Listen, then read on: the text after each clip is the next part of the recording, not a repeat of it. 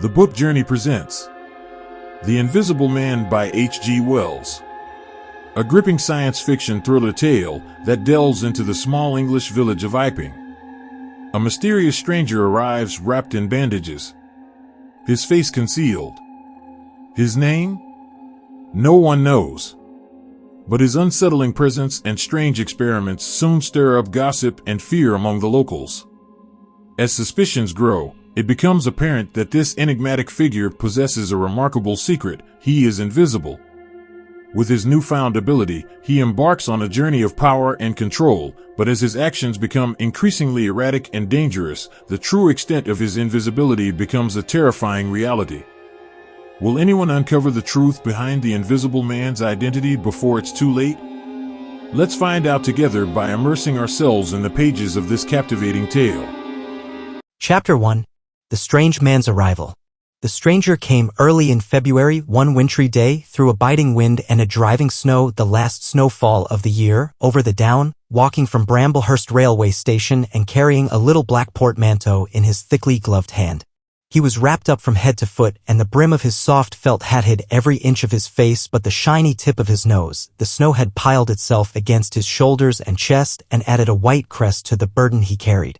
He staggered into the coach and horses more dead than alive and flung his portmanteau down. "A fire!" he cried in the name of human charity. "A room and a fire!" He stamped and shook the snow from off himself in the bar and followed Mrs. Hall into her guest parlor to strike his bargain. And with that much introduction, that and a couple of sovereigns flung upon the table, he took up his quarters in the inn. Mrs. Hall lit the fire and left him there while she went to prepare him a meal with her own hands. A guest to stop at Iping in the winter-time was an unheard-of piece of luck, let alone a guest who was no haggler, and she was resolved to show herself worthy of her good fortune. As soon as the bacon was well underway and Milly, her lymphatic maid, had been brisked up a bit by a few deftly chosen expressions of contempt, she carried the cloth, plates, and glasses into the parlor and began to lay them with the utmost éclat. Although the fire was burning up briskly, she was surprised to see that her visitor still wore his hat and coat, standing with his back to her and staring out of the window at the falling snow in the yard. His gloved hands were clasped behind him, and he seemed to be lost in thought. She noticed that the melting snow that still sprinkled his shoulders dripped upon her carpet. "Can I take your hat and coat, sir?" she said, "and give them a good dry in the kitchen?" "No," he said without turning. She was not sure she had heard him and was about to repeat her question. He turned his head and looked at her over his shoulder. "I prefer to keep them on," he said with emphasis, and she noticed that he wore big blue spectacles with sidelights and had a bush side whisker over his coat collar that completely hid his cheeks and face. "Very well, sir," she said. "As you like. In a bit the room will be warmer." He made no answer and had turned his face away from her again, and Mrs. Hall, feeling that her conversational advances were ill-timed, laid the rest of the table things in a quick staccato and whisked out of the room. When she returned, he was still standing there, like a man of stone, his back hunched, his collar turned up, his dripping hat brim turned down, hiding his face and ears completely. She put down the eggs and bacon with considerable emphasis and called rather than said to him, "Your lunch is served, sir." "Thank you," he said at the same time, and did not stir until she was closing the door. Then he swung round and approached the table with a certain eager quickness. As she went behind the bar to the kitchen, she heard a sound repeated at regular intervals. Chirk, chirk, chirk it went, the sound of a spoon being rapidly whisked round a basin. "That girl," she said. "There. I clean forgot it. It's her being so long." And while she herself finished mixing the mustard, she gave Milly a few verbal stabs for her excessive slowness. She had cooked the ham and eggs, laid the table, and done everything, while Milly, help indeed, had only succeeded in delaying the mustard. And him a new guest and wanting to stay.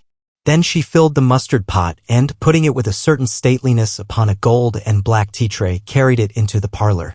She rapped and entered promptly. As she did so, her visitor moved quickly so that she got but a glimpse of a white object disappearing behind the table. It would seem he was picking something from the floor. She rapped down the mustard pot on the table, and then she noticed the overcoat and hat had been taken off and put over a chair in front of the fire, and a pair of wet boots threatened rust to her steel fender. She went to these things resolutely. "I suppose I may have them to dry now," she said in a voice that brooked no denial. "Leave the hat," said her visitor in a muffled voice, and turning she saw he had raised his head and was sitting and looking at her. For a moment she stood gaping at him, too surprised to speak.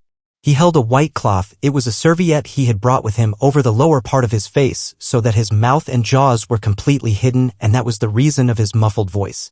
But it was not that which startled Mrs. Hall. It was the fact that all his forehead above his blue glasses was covered by a white bandage and that another covered his ears, leaving not a scrap of his face exposed excepting only his pink, peaked nose. It was bright, pink, and shiny just as it had been at first. He wore a dark brown velvet jacket with a high, black, linen-lined collar turned up about his neck. The thick black hair, escaping as it could below and between the cross bandages, projected in curious tails and horns, giving him the strangest appearance conceivable. This muffled and bandaged head was so unlike what she had anticipated that for a moment she was rigid. He did not remove the serviette but remained holding it as she saw now with a brown-gloved hand and regarding her with his inscrutable blue glasses. "Leave the hat," he said, speaking very distinctly through the white cloth. Her nerves began to recover from the shock they had received. She placed the hat on the chair again by the fire. "I didn't know, sir," she began that and she stopped embarrassed. "Thank you," he said drily, glancing from her to the door and then at her again.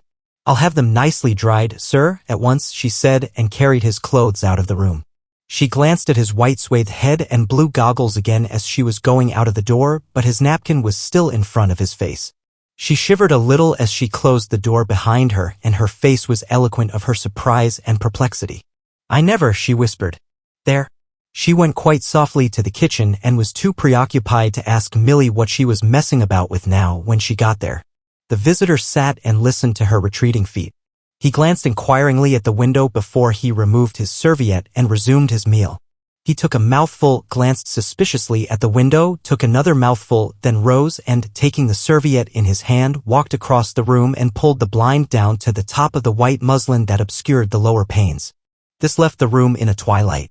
This done, he returned with an easier air to the table and his meal. "The poor souls had an accident or an operation or something," said Mrs. Hall. "What a turn them bandages did give me, to be sure." She put on some more coal, unfolded the clothes horse, and extended the traveler's coat upon this. "And they goggles.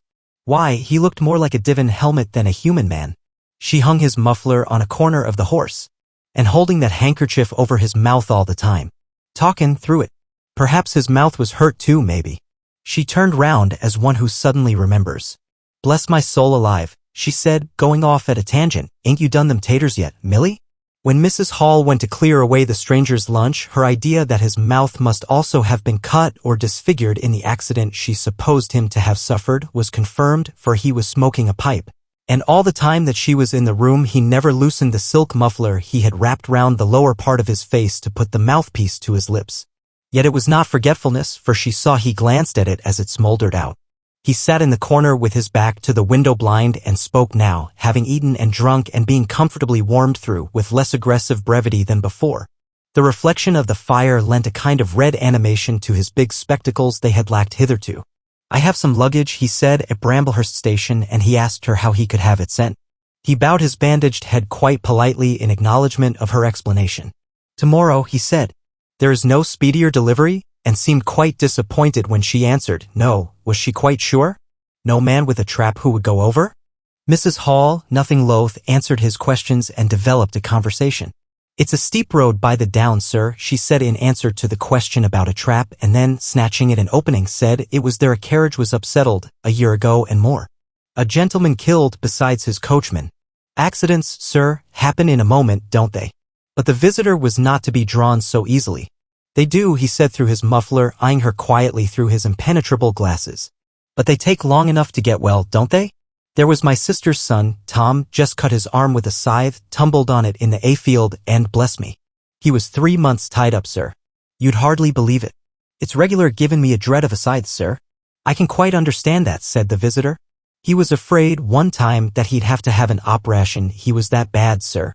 The visitor laughed abruptly, a bark of a laugh that he seemed to bite and kill in his mouth.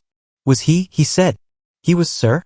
And no laughing matter to them as had the doing for him, as I had my sister being took up with her little ones so much. There was bandages to do, sir, and bandages to undo. So that if I may make so bold as to say it, sir." "Will you get me some matches?" said the visitor, quite abruptly. "My pipe is out." Mrs. Hall was pulled up suddenly. It was certainly rude of him after telling him all she had done. She gasped at him for a moment and remembered the 2 sovereigns. She went for the matches. "Thanks," he said concisely as she put them down and turned his shoulder upon her and stared out of the window again. It was altogether too discouraging.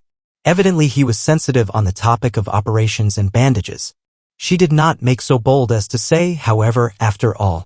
But his snubbing way had irritated her, and Millie had a hot time of it that afternoon. The visitor remained in the parlor until 4 o'clock without giving the ghost of an excuse for an intrusion. For the most part he was quite still during that time. It would seem he sat in the growing darkness smoking in the firelight, perhaps dozing.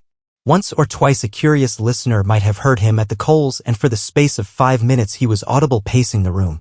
He seemed to be talking to himself. Then the armchair creaked as he sat down again. Chapter 2. Mr. Teddy Henfrey's First Impressions. At 4 o'clock, when it was fairly dark and Mrs. Hall was screwing up her courage to go in and ask her visitor if he would take some tea, Teddy Henfrey, the clock jobber, came into the bar. "My sakes, Mrs. Hall," said he, "but this is terrible weather for thin boots." The snow outside was falling faster. Mrs. Hall agreed and then noticed he had his bag with him. "Now you're here, Mr. Teddy," said she, "I'd be glad if you'd give th old clock in the parlor a bit of a look. 'Tis going, and it strikes well and hearty, but the hour hand won't do nothin' but point at 6. And leading the way, she went across to the parlor door and rapped and entered. Her visitor, she saw as she opened the door, was seated in the armchair before the fire, dozing it would seem, with his bandaged head drooping on one side. The only light in the room was the red glow from the fire, which lit his eyes like adverse railway signals but left his downcast face in darkness and the scanty vestiges of the day that came in through the open door. Everything was ruddy, shadowy, and indistinct to her, the more so since she had just been lighting the bar lamp and her eyes were dazzled. But for a second it seemed to her that the man she looked at had an enormous mouth wide open, a vast and incredible mouth that swallowed the whole of the lower portion of his face. It was the sensation of a moment, the white-bound head, the monstrous goggle eyes, and this huge yawn below it. Then he stirred, started up in his chair, put up his hand. She opened the door wide so that the room was lighter, and she saw him more clearly with the muffler held up to his face just as she had seen him hold the serviette before. The shadows, she fancied, had tricked her. "Would you mind, sir, this man coming to look at the clock, sir?" she said, recovering from the momentary shock. "Look at the clock?" he said, staring round in a drowsy manner and speaking over his hand, and then, getting more fully awake, "Certainly." Mrs. Hall went away to get a lamp and he rose and stretched himself. Then came the light, and Mr. Teddy Henfrey, entering, was confronted by this bandaged person. He was, he says, taken aback. "Good afternoon," said the stranger, regarding him as Mr. Henfrey says, with a vivid sense of the dark spectacles, like a lobster. "I hope," said Mr. Henfrey, "that it's no intrusion." "None whatever," said the stranger. "Though I understand," he said, turning to Mrs. Hall, "that this room is really to be mine for my own private use." "I thought, sir," said Mrs. Hall, "you'd prefer the clock." "Certainly," said the stranger, "certainly, but, as a rule, I like to be alone and undisturbed. But I'm really glad to have the clock seen to," he said, seeing a certain hesitation in Mr. Henfrey's manner. "Very glad." Mr. Henfrey had intended to apologize and withdraw, but this anticipation reassured him. The stranger turned round with his back to the fireplace and put his hands behind his back. "And presently," he said, "when the clock mending is over, I think I should like to have some tea." "But not till the clock mending is over." Mrs. Hall was about to leave the room. She made no conversational advances this time because she did not want to be snubbed in front of Mr. Henfrey when her visitor asked her if she had made any arrangements about his boxes at Bramblehurst. She told him she had mentioned the matter to the postman and that the carrier could bring them over on the morrow. "You are certain that is the earliest?" he said. She was certain, with a marked coldness. "I should explain," he added, "what I was really too cold and fatigued to do before, that I am an experimental investigator." "Indeed, sir," said Mrs. Hall, much impressed. "And my baggage contains apparatus and appliances." "Very useful things indeed they are, sir," said Mrs. Hall. "And I'm very naturally anxious to get on with my inquiries." "Of course, sir. My reason for coming to Iping," he proceeded, with a certain deliberation of manner, "was a desire for solitude. I do not wish to be disturbed in my work. In addition to my work, an accident." "I thought as much," said Mrs. Hall to herself. "Necessitates a certain retirement. My eyes are sometimes so weak and painful that I have to shut myself up in the dark for hours together. Lock myself up. Sometimes now and then. Not at present, certainly. At such times the slightest disturbance, the entry of a stranger into the room, is a source of excruciating annoyance to me. It is well these things should be understood." "Certainly, sir," said Mrs. Hall. "And if I might make so bold as to ask, That, I think, is all, said the stranger with that quietly irresistible air of finality he could assume at will.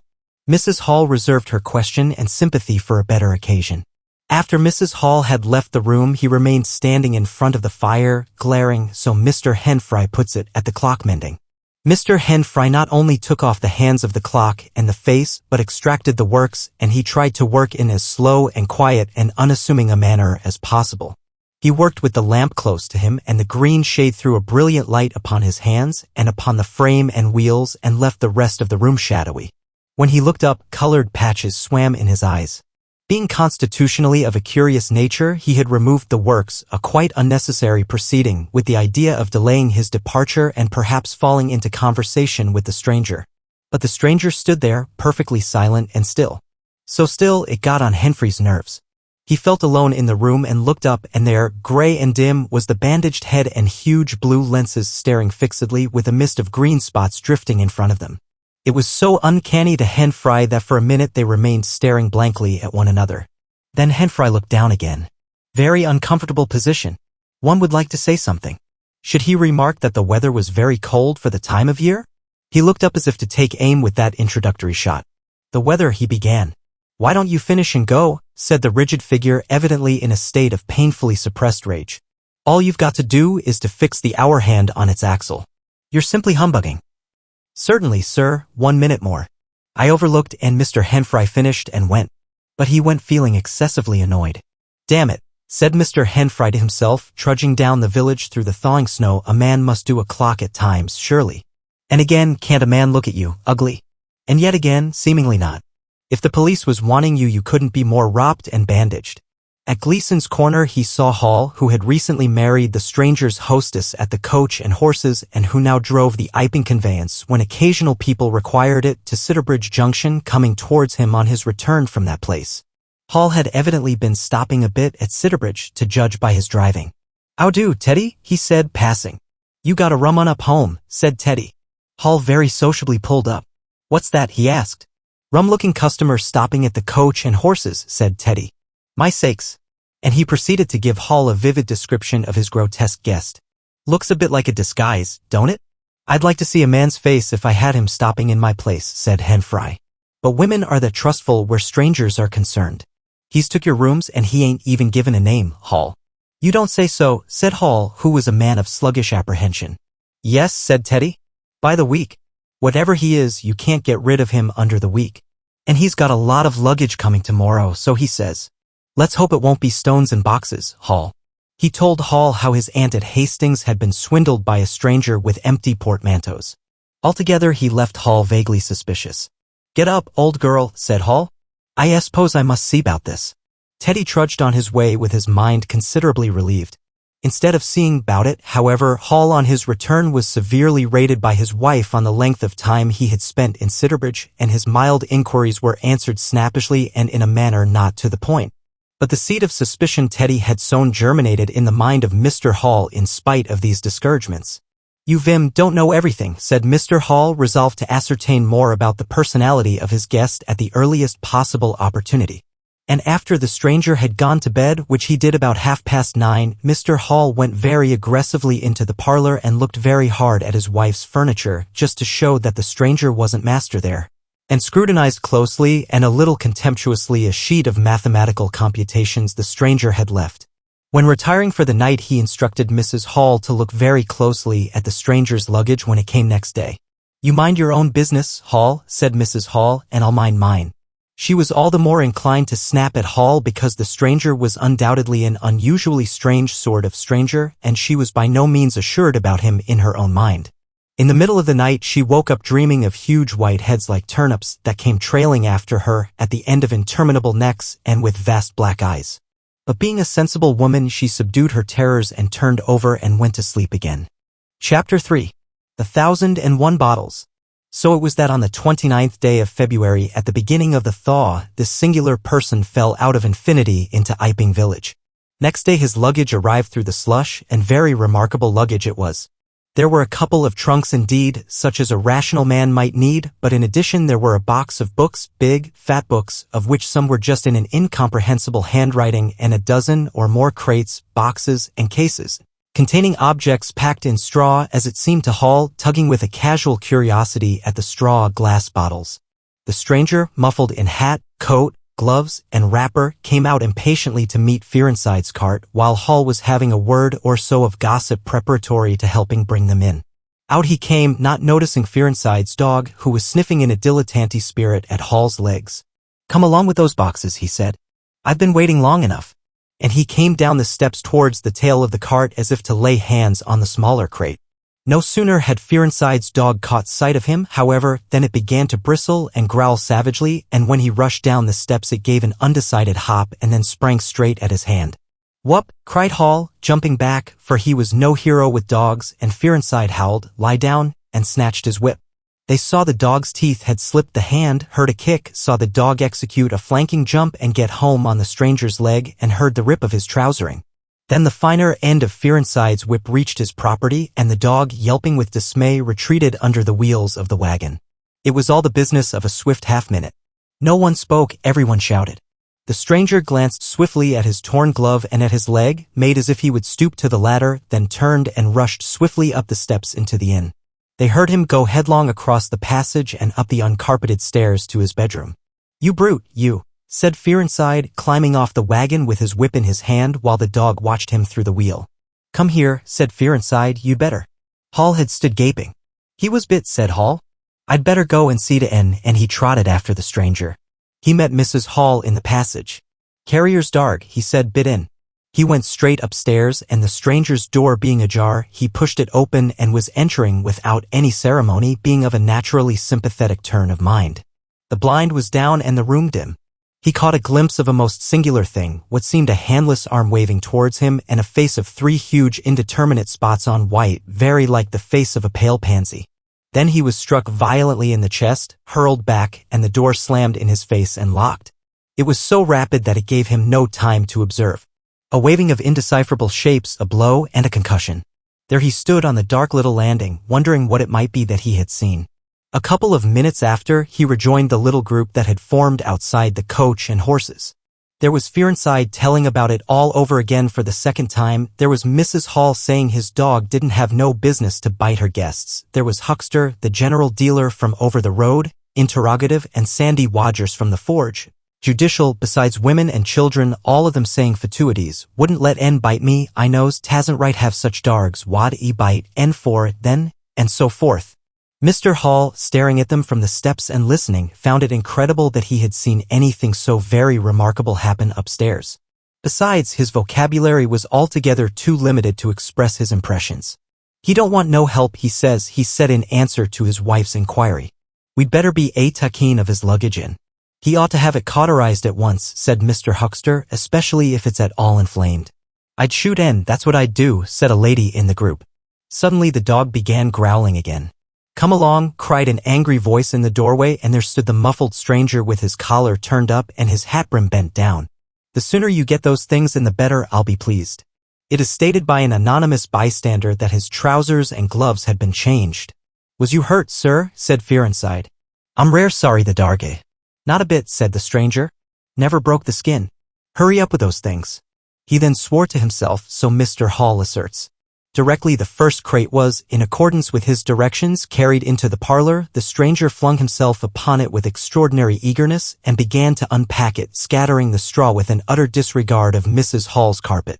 And from it he began to produce bottles, little fat bottles containing powders, small and slender bottles containing colored and white fluids, fluted blue bottles labeled poison, bottles with round bodies and slender necks, large green glass bottles, large white glass bottles, bottles with glass stoppers and frosted labels, bottles with fine corks, bottles with bungs, bottles with wooden caps, wine bottles, salad oil bottles, putting them in rows on the chiffonier, on the mantel, on the table, under the window, round the floor, on the bookshelf, everywhere. The chemist's shop in Bramblehurst could not boast half so many. Quite a sight it was. Crate after crate yielded bottles, until all 6 were empty and the table high with straw. The only things that came out of these crates besides the bottles were a number of test tubes and a carefully packed balance. And directly the crates were unpacked, the stranger went to the window and set to work, not troubling in the least about the litter of straw, the fire which had gone out, the box of books outside, nor for the trunks and other luggage that had gone upstairs.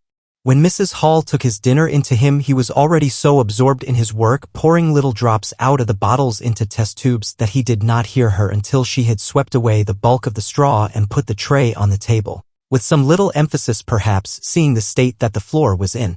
Then he half turned his head and immediately turned it away again. But she saw he had removed his glasses. They were beside him on the table, and it seemed to her that his eye sockets were extraordinarily hollow. He put on his spectacles again and then turned and faced her. She was about to complain of the straw on the floor when he anticipated her. "I wish you wouldn't come in without knocking," he said in the tone of abnormal exasperation that seemed so characteristic of him. "I knocked, but seemingly. Perhaps you did. But in my investigations, my really very urgent and necessary investigations, the slightest disturbance, the jar of a door, I must ask you." "Certainly, sir. You can turn the lock if you're like that, you know. Any time." "A very good idea," said the stranger. "This straw, sir, if I might make so bold as to remark, don't. If the straw makes trouble, put it down in the bill." And he mumbled at her, words suspiciously like curses. He was so odd, standing there, so aggressive and explosive, bottle in one hand and test tube in the other, that Mrs. Hall was quite alarmed. But she was a resolute woman. "In which case, I should like to know, sir, what you consider a shilling. Put down a shilling." "Surely a shilling's enough." "So be it," said Mrs. Hall, taking up the tablecloth and beginning to spread it over the table. "If you're satisfied, of course." He turned and sat down with his coat collar toward her. All the afternoon he worked with the door locked and, as Mrs. Hall testifies, for the most part in silence.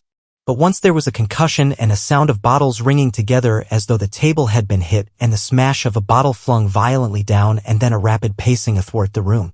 Fearing something was the matter, she went to the door and listened, not caring to knock. "I can't go on," he was raving. "I can't go on. 300,000, 400,000. The huge multitude. Cheated. All my life it may take me. Patience. Patience indeed. Fool. Fool." There was a noise of hobnails on the bricks in the bar, and Mrs. Hall had very reluctantly to leave the rest of his soliloquy.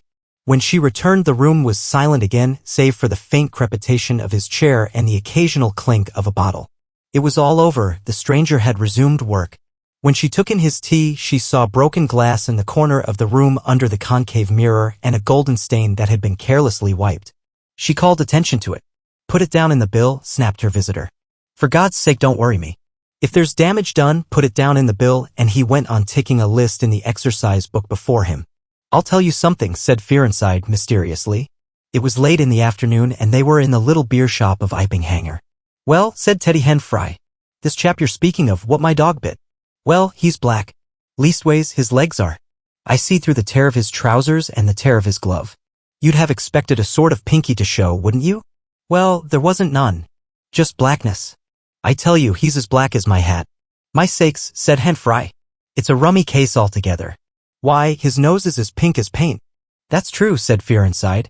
"I knows that. And I tell 'ee what I'm thinking. That marn's a piebald, Teddy. Black here and white there, in patches. And he's ashamed of it. He's a kind of half-breed and the colors come off patchy instead of mixing. I've heard of such things before. And it's the common way with horses, as anyone can see." Chapter 4. Mr. Cuss interviews the stranger. I have told the circumstances of the stranger's arrival in Iping with a certain fullness of detail in order that the curious impression he created may be understood by the reader. But excepting two odd incidents, the circumstances of his stay until the extraordinary day of the club festival may be passed over very cursorily. There were a number of skirmishes with Mrs. Hall on matters of domestic discipline, but in every case until late April, when the first signs of penury began, he overrode her by the easy expedient of an extra payment. Hall did not like him, and whenever he dared he talked of the advisability of getting rid of him, but he showed his dislike chiefly by concealing it ostentatiously and avoiding his visitor as much as possible. "Wait till the summer," said Mrs. Hall sagely, "when the artists are beginning to come. Then we'll see. He may be a bit overbearing, but Bill's settled punctual is Bill's settled punctual, whatever you'd like to say." The stranger did not go to church and indeed made no difference between Sunday and the irreligious days, even in costume. He worked, as Mrs. Hall thought, very fitfully. Some days he would come down early and be continuously busy. On others he would rise late, pace his room, fretting audibly for hours together, smoke, sleep in the armchair by the fire. Communication with the world beyond the village he had none. His temper continued very uncertain. For the most part his manner was that of a man suffering under almost unendurable provocation, and once or twice things were snapped, torn, crushed, or broken in spasmodic gusts of violence. He seemed under a chronic irritation of the greatest intensity. His habit of talking to himself in a low voice grew steadily upon him, but though Mrs. Hall listened conscientiously, she could make neither head nor tail of what she heard. He rarely went abroad by daylight, but at twilight he would go out muffled up invisibly whether the weather were cold or not, and he chose the loneliest paths and those most overshadowed by trees and banks. His goggling spectacles and ghastly bandaged face under the penthouse of his hat came with a disagreeable suddenness out of the darkness upon one or two homegoing laborers, and Teddy Henfrey, tumbling out of the scarlet coat one night at 9:30, was scared shamefully by the stranger's skull-like head. He was walking hat in hand, lit by the sudden light of the opened-in door. Such children as saw him at nightfall dreamt of bogies, and it seemed doubtful whether he disliked boys more than they disliked him, or the reverse, but there was certainly a vivid enough dislike on either side. It was inevitable that a person of so remarkable an appearance and bearing should form a frequent topic in such a village as Iping. Opinion was greatly divided about his occupation. Mrs. Hall was sensitive on the point. When questioned, she explained very carefully that he was an experimental investigator, going gingerly over the syllables as one who dreads pitfalls. When asked what an experimental investigator was, she would say with a touch of superiority that most educated people knew such things as that, and would thus explain that he discovered things. Her visitor had had an accident, she said, which temporarily discolored his face and hands, and being of a sensitive disposition, he was averse to any public notice of the fact. Out of her hearing there was a view largely entertained that he was a criminal trying to escape from justice by wrapping himself up so as to conceal himself altogether from the eye of the police. This idea sprang from the brain of Mr. Teddy Henfrey. No crime of any magnitude dating from the middle or end of February was known to have occurred. Elaborated in the imagination of Mr. Gould, the probationary assistant in the national school, this theory took the form that the stranger was an anarchist in disguise, preparing explosives, and he resolved to undertake such detective operations as his time permitted. These consisted for the most part in looking very hard at the stranger whenever they met, or in asking people who had never seen the stranger, leading questions about him. But he detected nothing. Another school of opinion followed Mr. Fearenside and either accepted the piebald view or some modification of it, as, for instance, Silas Durgan, who was heard to assert that, if he chooses to show himself at fairs he'd make his fortune in no time. And being a bit of a theologian, compared the stranger to the man with the one talent. Yet another view explained the entire matter by regarding the stranger as a harmless lunatic. That had the advantage of accounting for everything straight away. Between these main groups there were waverers and compromisers. Sussex folk have few superstitions, and it was only after the events of early April that the thought of the supernatural was first whispered in the village. Even then it was only credited among the womenfolk. But whatever they thought of him, people in Iping, on the whole, agreed in disliking him. His irritability, though it might have been comprehensible to an urban brainworker, was an amazing thing to these quiet Sussex villagers. The frantic gesticulations they surprised now and then, the headlong pace after nightfall that swept him upon them round quiet corners, the inhuman bludgeoning of all tentative advances of curiosity, the taste for twilight that led to the closing of doors, the pulling down of blinds, the extinction of candles and lamps, who could agree with such goings-on? They drew aside as he passed down the village, and when he had gone by, young humorists would up with coat collars and down with hat brims and go pacing nervously after him in imitation of his occult bearing. There was a song popular at that time called The Bogeyman. Miss Stachel sang it at the schoolroom concert in aid of the church lamps, and thereafter whenever one or two of the villagers were gathered together and the stranger appeared, a bar or so of this tune, more or less sharp or flat, was whistled in the midst of them. Also belated little children would call Bogeyman after him and make off tremulously elated. Cuss, the general practitioner, was devoured by curiosity. The bandages excited his professional interest, the report of the 1,001 bottles aroused his jealous regard. All through April and May he coveted an opportunity of talking to the stranger, and at last, towards Whitsuntide, he could stand it no longer but hit upon the subscription list for a village nurse as an excuse. He was surprised to find that Mr. Hall did not know his guest's name. "He give a name," said Mrs. Hall, an assertion which was quite unfounded, but I didn't rightly hear it. She thought it seemed so silly not to know the man's name. Cuss rapped at the parlor door and entered. There was a fairly audible imprecation from within. "Pardon my intrusion," said Cuss, and then the door closed and cut Mrs. Hall off from the rest of the conversation. She could hear the murmur of voices for the next 10 minutes, then a cry of surprise, a stirring of feet, a chair flung aside, a bark of laughter, quick steps to the door, and Cuss appeared, his face white, his eyes staring over his shoulder. He left the door open behind him and without looking at her strode across the hall and went down the steps, and she heard his feet hurrying along the road. He carried his hat in his hand. She stood behind the door, looking at the open door of the parlor. Then she heard the stranger laughing quietly, and then his footsteps came across the room. She could not see his face where she stood. The parlor door slammed and the place was silent again. Cuss went straight up the village to Bunting the vicar. "Am I mad?" Cuss began abruptly as he entered the shabby little study. "Do I look like an insane person?" "What's happened?" said the vicar, putting the ammonite on the loose sheets of his forthcoming sermon. "That chap at the inn." "Well, give me something to drink," said Cuss, and he sat down. When his nerves had been steadied by a glass of cheap sherry, the only drink the good vicar had available, he told him of the interview he had just had. When in, he gasped and began to demand a subscription for that nurse fund. He'd stuck his hands in his pockets as I came in, and he sat down lumpily in his chair. Sniffed. I told him I'd heard he took an interest in scientific things. He said yes. Sniffed again. Kept on sniffing all the time, evidently recently caught an infernal cold. No wonder, wrapped up like that. I developed the nurse idea and all the while kept my eyes open. Bottles, chemicals, everywhere. Balance, test tubes and stands, and a smell of evening primrose. Would he subscribe? Said he'd consider it. Asked him point blank was he researching. Said he was. A long research? Got quite cross. A damnable long research, said he, blowing the cork out, so to speak. Oh, said I. And out came the grievance. The man was just on the boil, and my question boiled him over. He had been given a prescription, most valuable prescription, what for he wouldn't say. Was it medical? Damn you. What are you fishing after? I apologized. Dignified sniff and cough.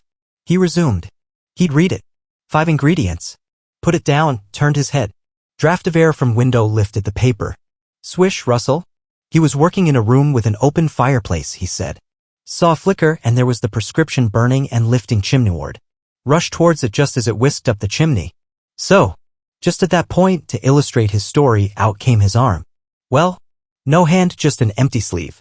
Lord, I thought that's a deformity. Got a cork arm, I suppose, and has taken it off. Then I thought there's something odd in that. What the devil keeps that sleeve up and open if there's nothing in it? There was nothing in it, I tell you. Nothing down it, right down to the joint. I could see right down it to the elbow, and there was a glimmer of light shining through a tear of the cloth. Good God, I said. Then he stopped. Stared at me with those black goggles of his and then at his sleeve. Well, that's all. He never said a word, just glared and put his sleeve back in his pocket quickly. I was saying, said he, that there was the prescription burning, wasn't I? Interrogative cough. How the devil, said I, can you move an empty sleeve like that? Empty sleeve? Yes, said I, an empty sleeve. It's an empty sleeve, is it? You saw it was an empty sleeve. He stood up right away. I stood up too. He came towards me in 3 very slow steps and stood quite close. Sniffed venomously. I didn't flinch, though I'm hanged if that bandaged knob of his and those blinkers aren't enough to unnerve anyone coming quietly up to you. You said it was an empty sleeve, he said. Certainly, I said. At staring and saying nothing, a barefaced man, unspectacled, starts scratch. Then very quietly he pulled his sleeve out of his pocket again and raised his arm towards me as though he would show it to me again. He did it very, very slowly. I looked at it. Seemed an age. Well, said I, clearing my throat, there's nothing in it. Had to say something. I was beginning to feel frightened. I could see right down it. He extended it straight towards me, slowly, slowly, just like that, until the cuff was 6 inches from my face. Queer thing to see an empty sleeve come at you like that. And then, well, something exactly like a finger and thumb it felt nipped my nose. Bunting began to laugh. There wasn't anything there, said Cuss, his voice running up into a shriek at the there. It's all very well for you to laugh, but I tell you I was so startled, I hit his cuff hard and turned around and cut out of the room. I left him, Cuss stopped. There was no mistaking the sincerity of his panic. He turned round in a helpless way and took a second glass of the excellent vicar's very inferior sherry. When I hit his cuff, said Cuss, I tell you it felt exactly like hitting an arm. And there wasn't an arm. There wasn't the ghost of an arm. Mr. Bunting thought it over. He looked suspiciously at Cuss. It's a most remarkable story, he said. He looked very wise and grave indeed. "It's really," said Mr. Bunting with judicial emphasis, "a most remarkable story." Chapter 5. The Burglary at the Vicarage. The facts of the burglary at the Vicarage came to us chiefly through the medium of the vicar and his wife. It occurred in the small hours of Whit Monday, the day devoted in Iping to the club festivities. Mrs. Bunting, it seems, woke up suddenly in the stillness that comes before the dawn with the strong impression that the door of their bedroom had opened and closed. She did not arouse her husband at first, but sat up in bed listening. She then distinctly heard the pad of bare feet coming out of the adjoining dressing room and walking along the passage towards the staircase. As soon as she felt assured of this, she aroused the Reverend Mr. Bunting as quietly as possible. He did not strike a light, but putting on his spectacles, her dressing gown and his bath slippers, he went out on the landing to listen. He heard quite distinctly a fumbling going on at his study desk downstairs and then a violent sneeze. At that he returned to his bedroom, armed himself with the most obvious weapon, the poker, and descended the staircase as noiselessly as possible. Mrs. Bunting came out on the landing. The hour was about 4 and the ultimate darkness of the night was past. There was a faint shimmer of light in the hall, but the study doorway yawned impenetrably black. Everything was still except the faint creaking of the stairs under Mr. Bunting's tread and the slight movements in the study. Then something snapped, the drawer was opened and there was a rustle of papers. Then came an imprecation and a match was struck and the study was flooded with yellow light. Mr. Bunting was now in the hall and through the crack of the door he could see the desk and the open drawer and a candle burning on the desk. But the robber he could not see. He stood there in the hall undecided what to do, and Mrs. Bunting, her face white and intent, crept slowly downstairs after him. One thing kept Mr. Bunting's courage, the persuasion that this burglar was a resident in the village. They heard the chink of money and realized that the robber had found the housekeeping reserve of gold, £2.10 in half-sovereigns altogether. At that sound Mr. Bunting was nerved to abrupt action. Gripping the poker firmly, he rushed into the room, closely followed by Mrs. Bunting. "Surrender," cried Mr. Bunting fiercely, and then stooped amazed. Apparently the room was perfectly empty. Yet their conviction that they had, that very moment, heard somebody moving in the room had amounted to a certainty. For half a minute, perhaps, they stood gaping, then Mrs. Bunting went across the room and looked behind the screen, while Mr. Bunting, by a kindred impulse, peered under the desk. Then Mrs. Bunting turned back the window curtains and Mr. Bunting looked up the chimney and probed it with the poker. Then Mrs. Bunting scrutinized the waste paper basket and Mr. Bunting opened the lid of the coal scuttle. Then they came to a stop and stood with eyes interrogating each other. "I could have sworn," said Mr. Bunting. "The candle," said Mr. Bunting. "Who lit the candle?" "The drawer," said Mrs. Bunting. "And the money's gone." She went hastily to the doorway. Of all the strange occurrences. There was a violent sneeze in the passage. They rushed out and as they did so the kitchen door slammed. "Bring the candle," said Mr. Bunting and led the way. They both heard a sound of bolts being hastily shot back. As he opened the kitchen door he saw through the scullery that the back door was just opening and the faint light of early dawn displayed the dark masses of the garden beyond.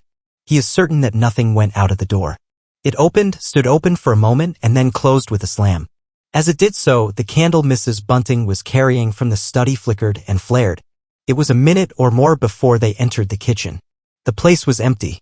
They refastened the back door, examined the kitchen, pantry, and scullery thoroughly, and at last went down into the cellar. There was not a soul to be found in the house, search as they would. Daylight found the vicar and his wife, a quaintly costumed little couple, still marveling about on their own ground floor by the unnecessary light of a guttering candle. Chapter 6. The Furniture That Went Mad. Now it happened that in the early hours of Whit Monday, before Milly was hunted out for the day, Mr. Hall and Mrs. Hall both rose and went noiselessly down into the cellar. Their business there was of a private nature and had something to do with the specific gravity of their beer. They had hardly entered the cellar when Mrs. Hall found she had forgotten to bring down a bottle of sarsaparilla from their joint room. As she was the expert and principal operator in this affair, Hall very properly went upstairs for it. On the landing he was surprised to see that the stranger's door was ajar. He went on into his own room and found the bottle as he had been directed. But returning with the bottle, he noticed that the bolts of the front door had been shot back, that the door was in fact simply on the latch. And with a flash of inspiration he connected this with the stranger's room upstairs and the suggestions of Mr. Teddy Henfrey. He distinctly remembered holding the candle while Mrs. Hall shot these bolts overnight. At the sight he stopped, gaping, then with the bottle still in his hand went upstairs again. He rapped at the stranger's door. There was no answer. He rapped again, then pushed the door wide open and entered. It was as he expected. The room also was empty. And what was stranger even to his heavy intelligence, on the bedroom chair and along the rail of the bed were scattered the garments, the only garments so far as he knew, and the bandages of their guest. His big slouch hat even was cocked jauntily over the bedpost. As Hall stood there, he heard his wife's voice coming out of the depth of the cellar with that rapid telescoping of the syllables and interrogative cocking up of the final words to a high note by which the West Sussex villager is wont to indicate a brisk impatience. "George, you gart what a wand." At that he turned and hurried down to her. "Janny," he said over the rail of the cellar steps, "'tas the truth what Henfrey says. 'E's not in Usie room, Ian. And the front door's unbolted." At first Mrs. Hall did not understand, and as soon as she did she resolved to see the empty room for herself. Hall, still holding the bottle, went first. "If he ain't there," he said, "is close are. And what's he doin' if out is close, then? 'Tas a most curious business." As they came up the cellar steps they both, it was afterwards ascertained, fancied they heard the front door open and shut, but seeing it closed and nothing there, neither said a word to the other about it at the time. Mrs. Hall passed her husband in the passage and ran on first upstairs. Someone sneezed on the staircase. Hall, following 6 steps behind, thought that he heard her sneeze. She, going on first, was under the impression that Hall was sneezing. She flung open the door and stood regarding the room. "Of all the curious," she said. She heard a sniff close behind her head as it seemed, and turning, was surprised to see Hall a dozen feet off on the topmost stair. But in another moment he was beside her. She bent forward and put her hand on the pillow and then under the clothes. "Cold," she said. "He's been up this hour or more." As she did so, a most extraordinary thing happened. The bedclothes gathered themselves together, leapt up suddenly into a sort of peak, and then jumped headlong over the bottom rail. It was exactly as if a hand had clutched them in the center and flung them aside. Immediately after, the strangers had hopped off the bedpost, described a whirling flight in the air through the better part of a circle, and then dashed straight at Mrs. Hall's face. Then as swiftly came the sponge from the washstand, and then the chair, flinging the stranger's coat and trousers carelessly aside, and laughing drilly in a voice singularly like the stranger's, turned itself up with its 4 legs at Mrs. Hall, seemed to take aim at her for a moment, and charged at her. She screamed and turned, and then the chair legs came gently but firmly against her back and impelled her and Hall out of the room. The door slammed violently and was locked.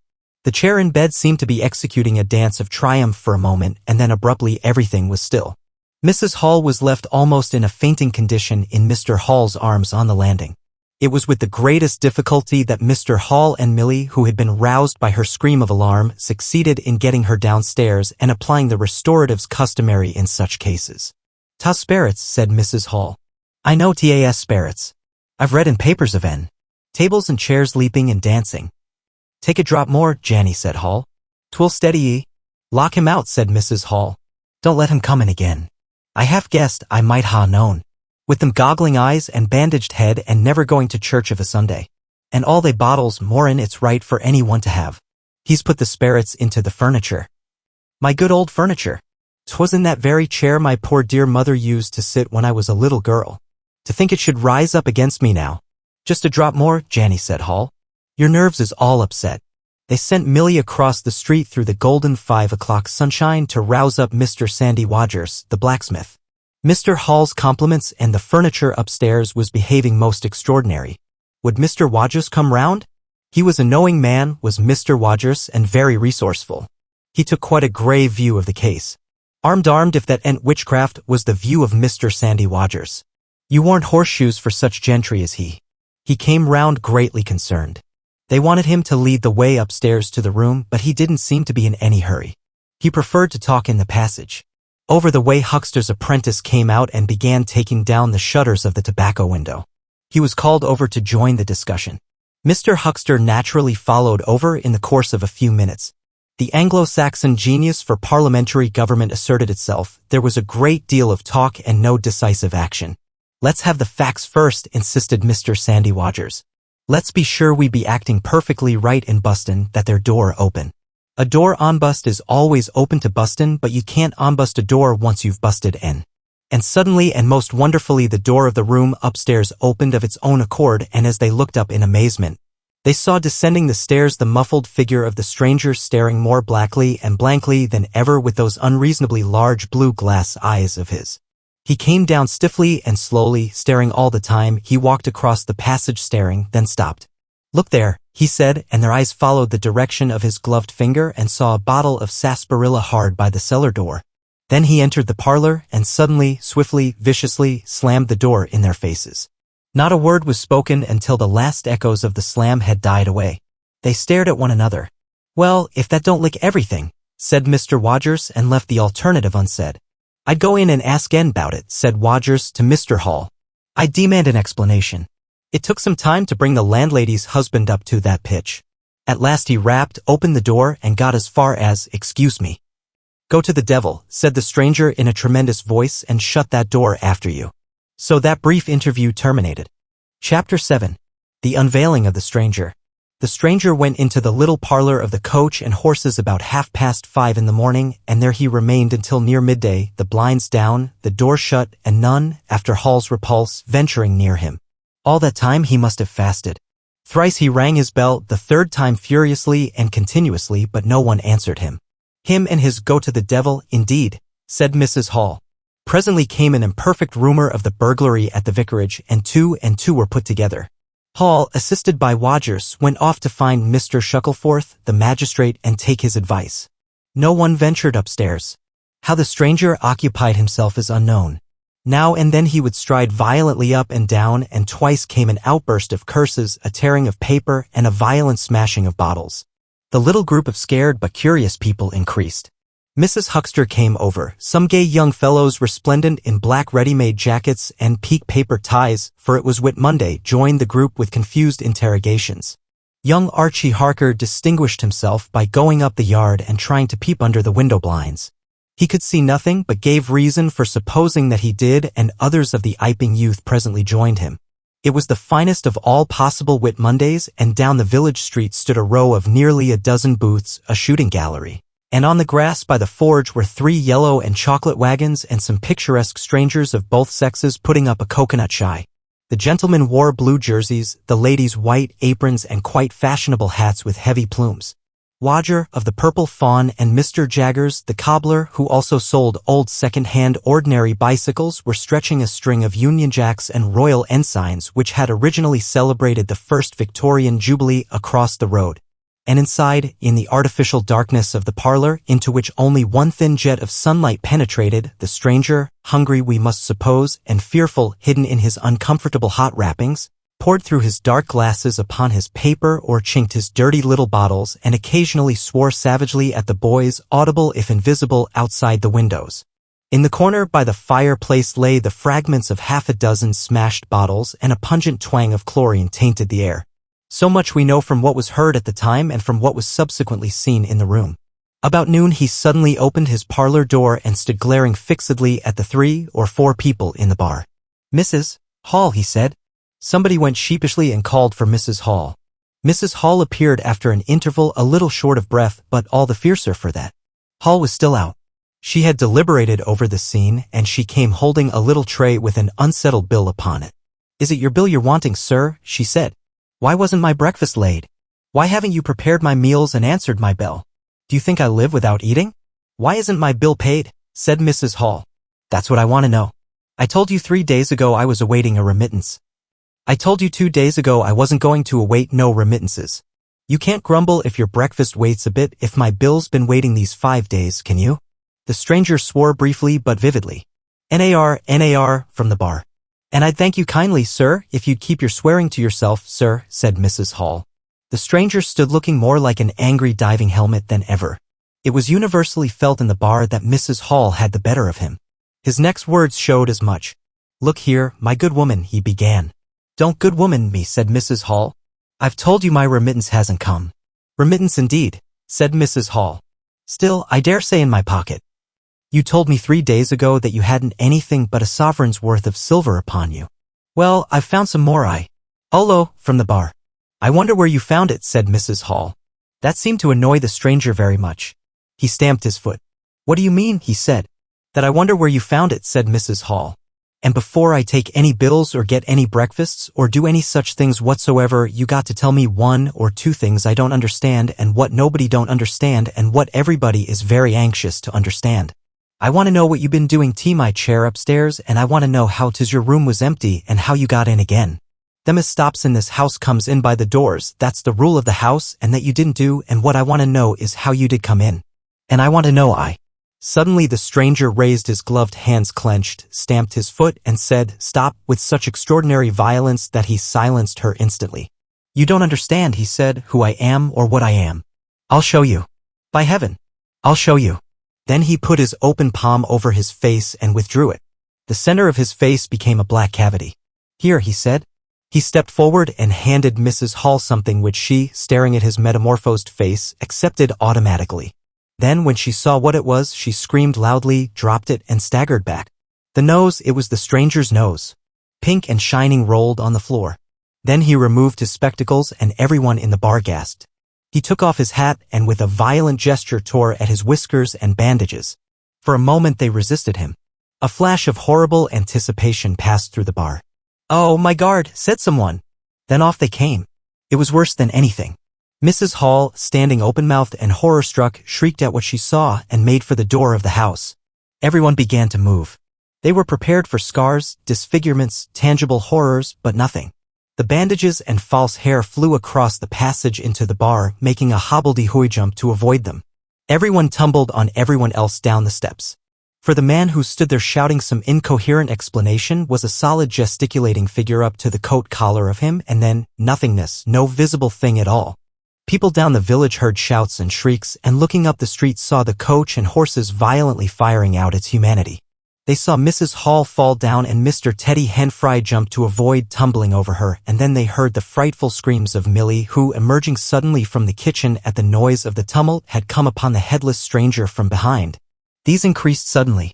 Forthwith everyone all down the street, the sweetstuff seller, coconut shy proprietor and his assistant, the swing man, little boys and girls, rustic dandies, smart wenches, smocked elders, and aproned gypsies began running towards the inn.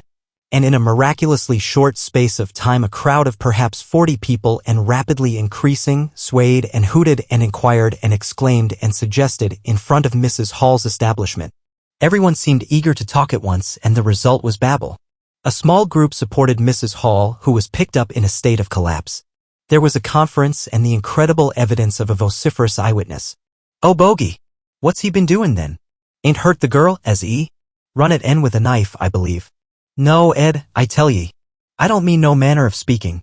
I mean marn ithout a Ed. Narnsense. 'Tis some conjuring trick. Fetched off his wrapping, he did." In its struggles to see in through the open door, the crowd formed itself into a straggling wedge, with the more adventurous apex nearest the inn. He stood for a moment, I heard the gal scream, and he turned. I saw her skirts whisk, and he went after her. Didn't take 10 seconds. Back he comes with a knife in usy hand and a loaf, stood just as if he was staring. "Not a moment ago. Went in that there door. I tell he ain't got no Ed at all. You just missed en." There was a disturbance behind, and the speaker stopped to step aside for a little procession that was marching very resolutely towards the house. First Mr. Hall, very red and determined, then Mr. Bobby Jaffers, the village constable, and then the wary Mr. Wodgert. They had come now armed with a warrant. People shouted conflicting information of the recent circumstances. "Ed or no Ed," said Jaffers, "I got to rest en, and rest en I will." Mr. Hall marched up the steps, marched straight to the door of the parlor and flung it open. "Constable," he said, "do your duty." Jaffers marched in. Hall next, Wodgers last. They saw in the dim light the headless figure facing them, with a gnawed crust of bread in one gloved hand and a chunk of cheese in the other. "That's him," said Hall. "What the devil's this?" came in a tone of angry expostulation from above the collar of the figure. "You're a damned rum customer, mister," said Mr. Jaffers. "But Ed or no Ed, the warrant says body, and duty's duty you." "Keep off," said the figure, starting back. Abruptly he whipped down the bread and cheese, and Mr. Hall just grasped the knife on the table in time to save it. Off came the stranger's left glove and was slapped in Jaffers' face. In another moment Jaffers, cutting short some statement concerning a warrant, had gripped him by the handless wrist and caught his invisible throat. He got a sounding kick on the shin that made him shout, but he kept his grip. Hall sent the knife sliding along the table to Wadges, who acted as goalkeeper for the offensive, so to speak, and then stepped forward as Jaffers and the stranger swayed and staggered towards him, clutching and hitting in. A chair stood in the way and went aside with a crash as they came down together.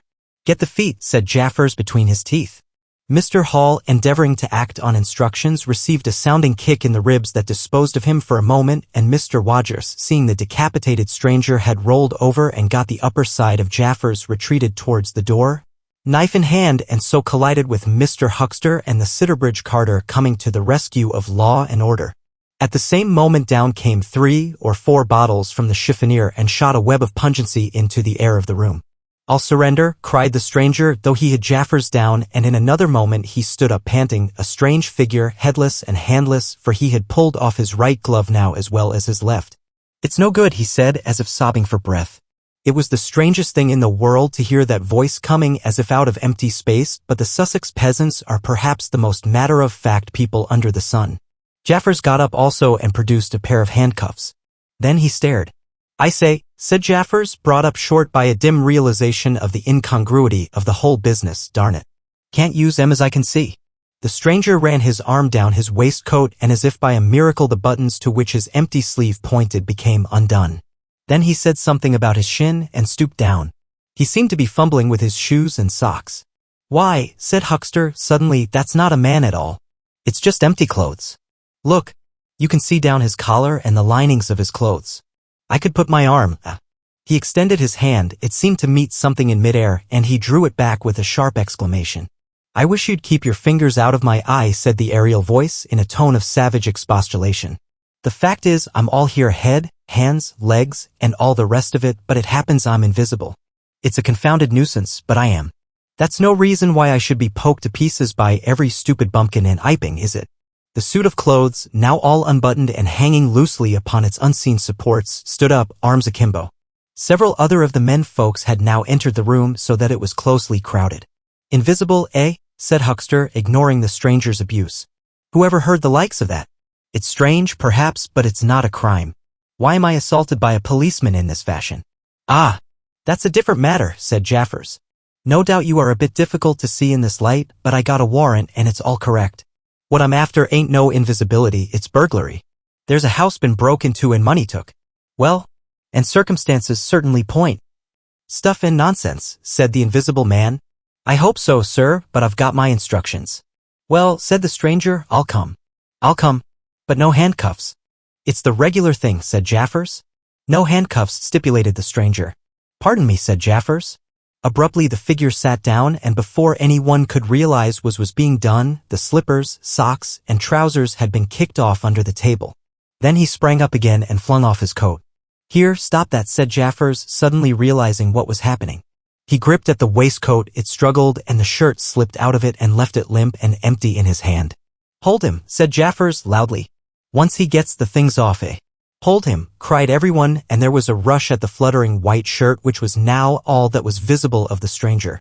The shirt sleeve planted a shrewd blow in Hall's face that stopped his open-armed advance and sent him backward into old Toothsome the sexton, and in another moment the garment was lifted up and became convulsed and vacantly flapping about the arms, even as a shirt that is being thrust over a man's head.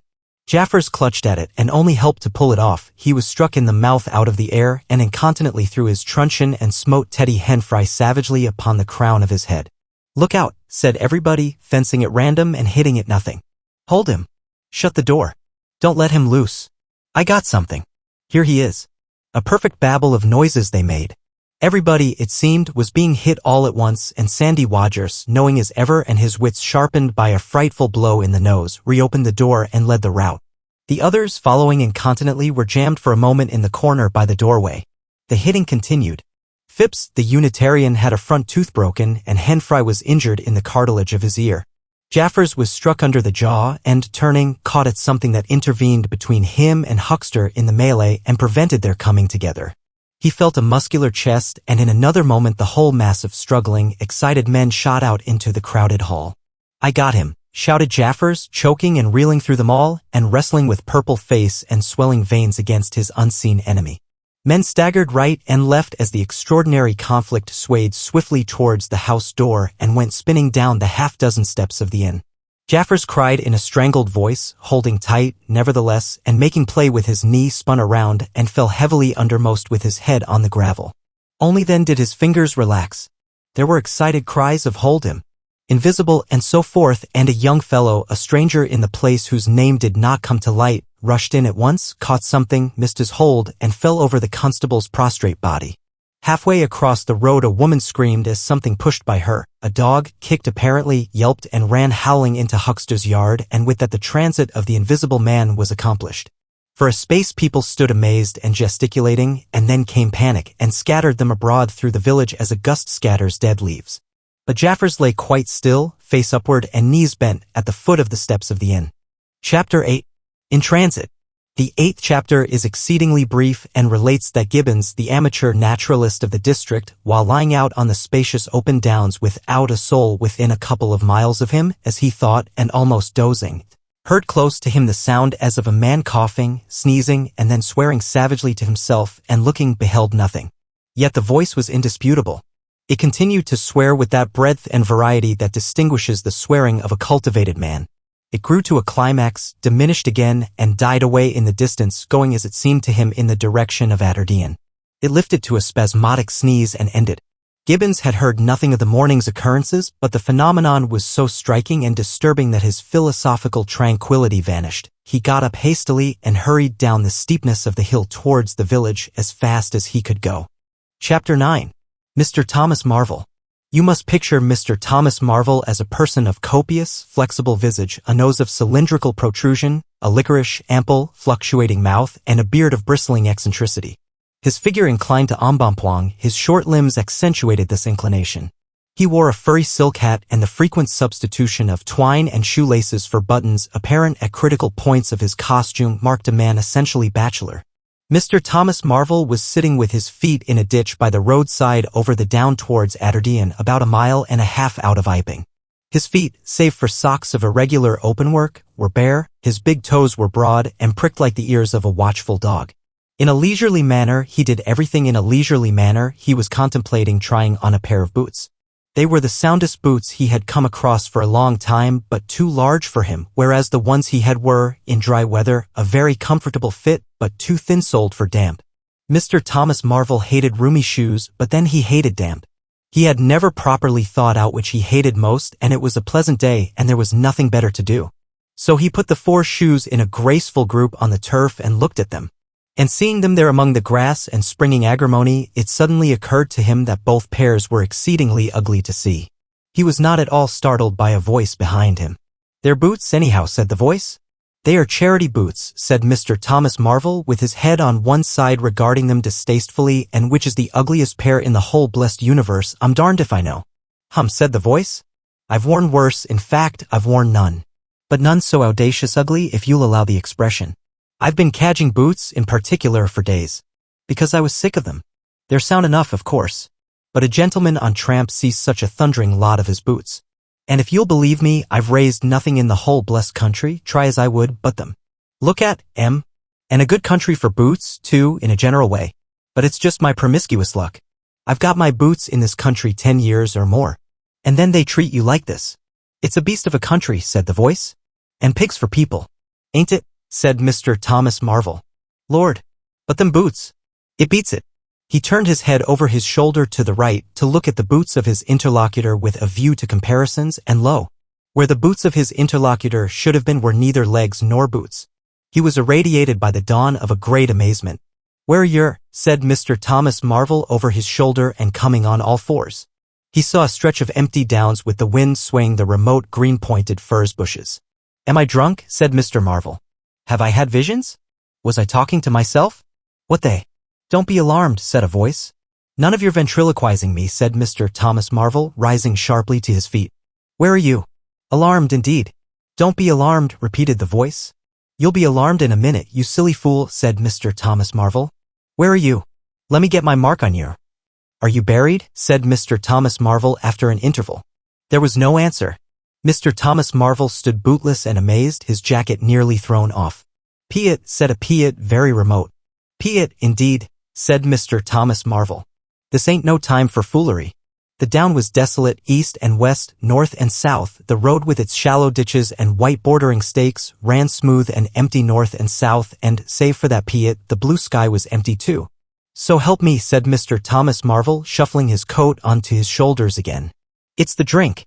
"I might ha known." "It's not the drink," said the voice. "You keep your nerves steady." "Ow," said Mr. Marvel, and his face grew white amidst its patches.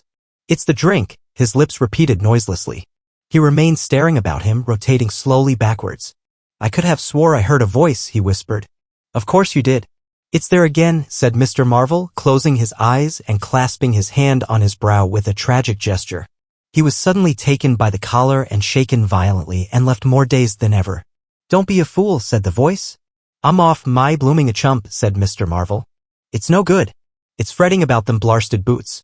I'm off my blessed blooming chump. Or it's spirits."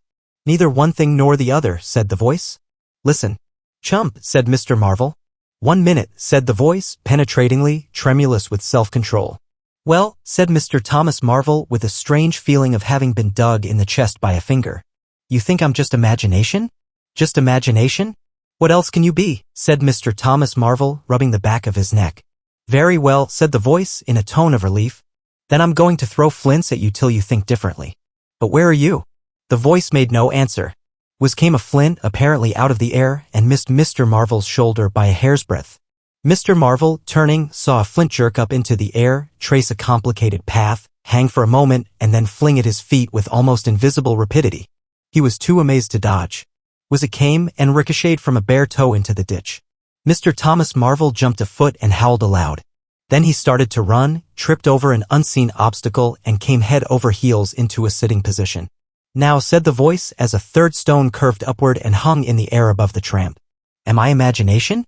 Mr. Marvel by way of reply struggled to his feet and was immediately rolled over again.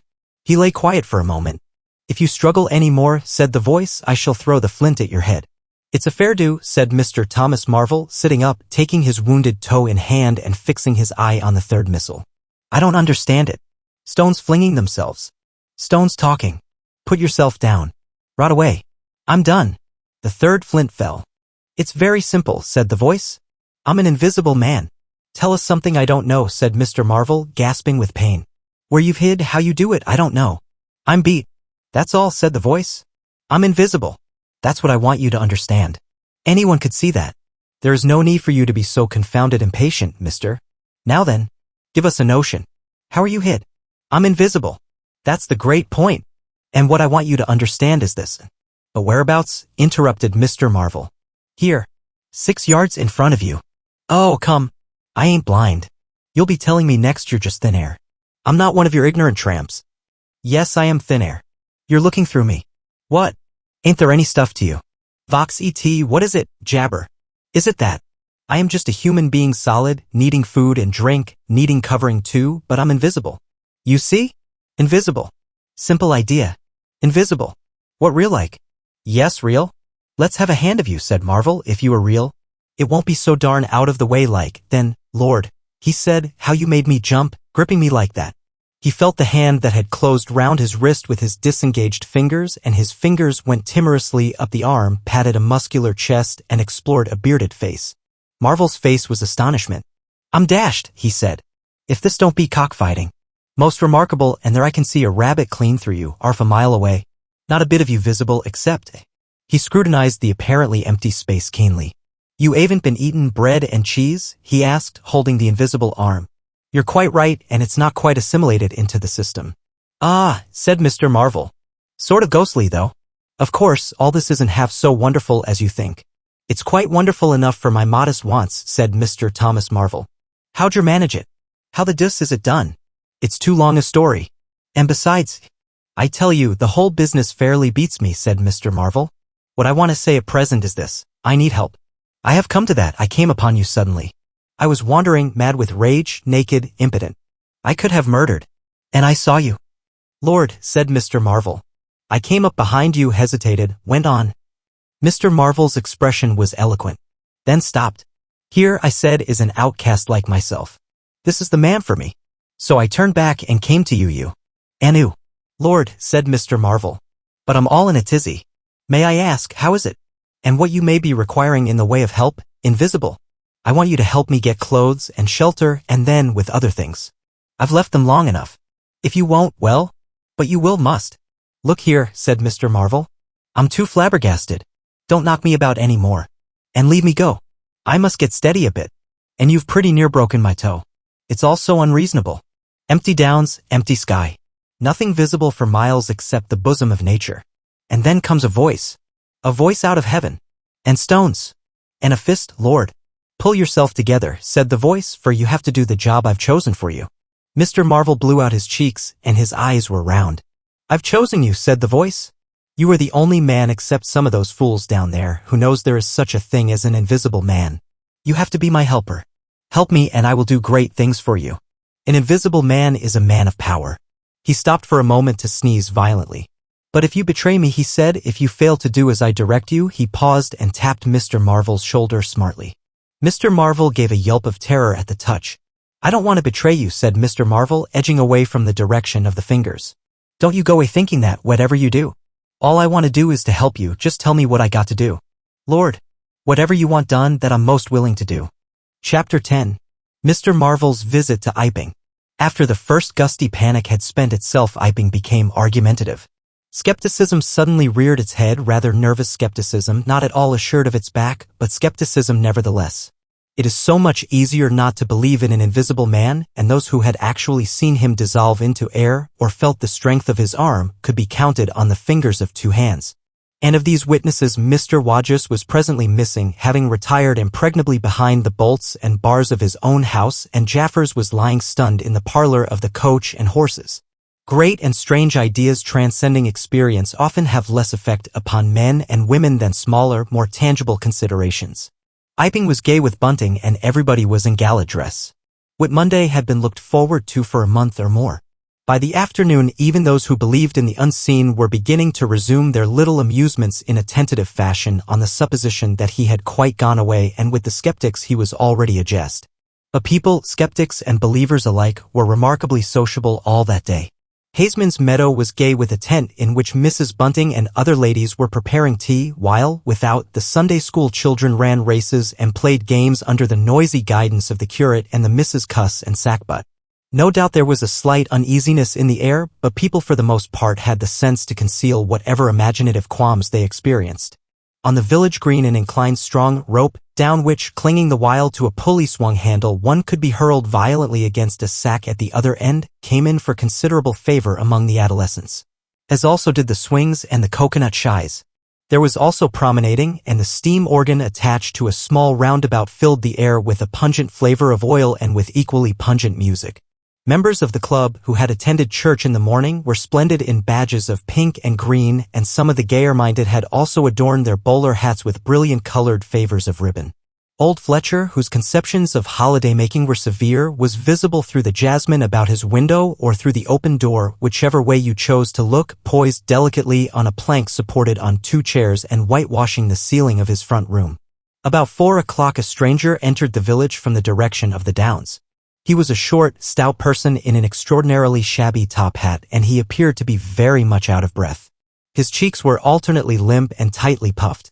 His mottled face was apprehensive, and he moved with a sort of reluctant alacrity. He turned the corner of the church and directed his way to the Coach and Horses. Among others, old Fletcher remembers seeing him, and indeed the old gentleman was so struck by his peculiar agitation that he inadvertently allowed a quantity of whitewash to run down the brush into the sleeve of his coat while regarding him. This stranger, to the perceptions of the proprietor of the Coconut Shy, appeared to be talking to himself, and Mr. Huckster remarked the same thing. He stopped at the foot of the Coach and Horses steps and, according to Mr. Huckster, appeared to undergo a severe internal struggle before he could induce himself to enter the house. Finally, he marched up the steps and was seen by Mr. Huckster to turn to the left and open the door of the parlor. Mr. Huckster heard voices from within the room and from the bar apprising the man of his error. "That room's private," said Hall, and the stranger shut the door clumsily and went into the bar. In the course of a few minutes he reappeared, wiping his lips with the back of his hand with an air of quiet satisfaction that somehow impressed Mr. Huckster as assumed. He stood looking about him for some moments, and then Mr. Huckster saw him walk in an oddly furtive manner towards the gates of the yard, upon which the parlor window opened. The stranger, after some hesitation, leant against one of the gate posts, produced a short clay pipe and prepared to fill it. His fingers trembled while doing so. He lit it clumsily and folding his arms began to smoke in a languid attitude, an attitude which his occasional glances up the yard altogether belied. All this Mr. Huckster saw over the canisters of the tobacco window, and the singularity of the man's behavior prompted him to maintain his observation. Presently the stranger stood up abruptly and put his pipe in his pocket. Then he vanished into the yard. Forthwith Mr. Huckster, conceiving he was witness of some petty larceny, leapt round his counter and ran out into the road to intercept the thief. As he did so, Mr. Marvel reappeared, his hat askew, a big bundle in a blue tablecloth in one hand, and 3 books tied together, as it proved afterwards with the vicar's braces, in the other. Directly he saw Huckster he gave a sort of gasp and turning sharply to the left, began to run. "Stop, thief!" cried Huckster and set off after him. Mr. Huckster's sensations were vivid but brief. He saw the man just before him and spurting briskly for the church corner and the hill road. He saw the village flags and festivities beyond, and a face or so turned towards him. He bawled, "Stop," again. He had hardly gone 10 strides before his shin was caught in some mysterious fashion, and he was no longer running but flying with inconceivable rapidity through the air. He saw the ground suddenly close to his face. The world seemed to splash into a million whirling specks of light, and subsequent proceedings interested him no more. Chapter 11. In the Coach and Horses. Now, in order clearly to understand what had happened in the inn, it is necessary to go back to the moment when Mr. Marvel first came into view of Mr. Huckster's window. At that precise moment Mr. Cuss and Mr. Bunting were in the parlor. They were seriously investigating the strange occurrences of the morning and were, with Mr. Hall's permission, making a thorough examination of the invisible man's belongings. Jaffers had partially recovered from his fall and had gone home in the charge of his sympathetic friends. The stranger's scattered garments had been removed by Mrs. Hall and the room tidied up. And on the table under the window where the stranger had been wont to work, Cuss had hit almost at once on 3 big books in manuscript labeled Diary. "Diary," said Cuss, putting the 3 books on the table. "Now, at any rate, we shall learn something." The vicar stood with his hands on the table. "Diary," repeated Cuss, sitting down, putting 2 volumes to support the 3rd, and opening it. No name on the flyleaf. Bother, cipher. And figures." The vicar came round to look over his shoulder. Cuss turned the pages over with a face suddenly disappointed. Dear me. It's all cipher, Bunting." "There are no diagrams?" asked Mr. Bunting. "No illustrations throwing light." "See for yourself," said Mr. Cuss. "Some of it's mathematical and some of it's Russian or some such language, to judge by the letters, and some of it's Greek." "Now the Greek I thought you."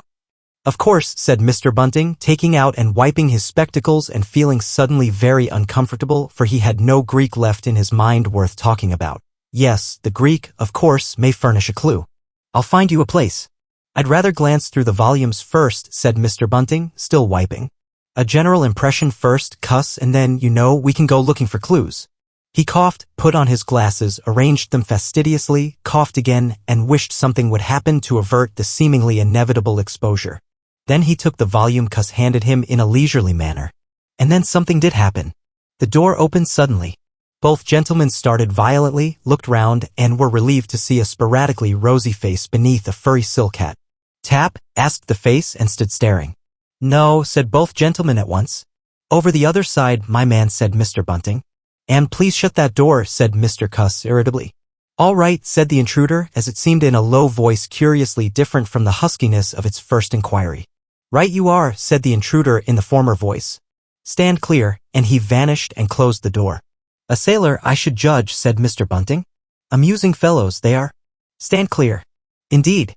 A nautical term referring to his getting back out of the room, I suppose." "I dare say so," said Cuss. "My nerves are all loose today. It quite made me jump, the door opening like that."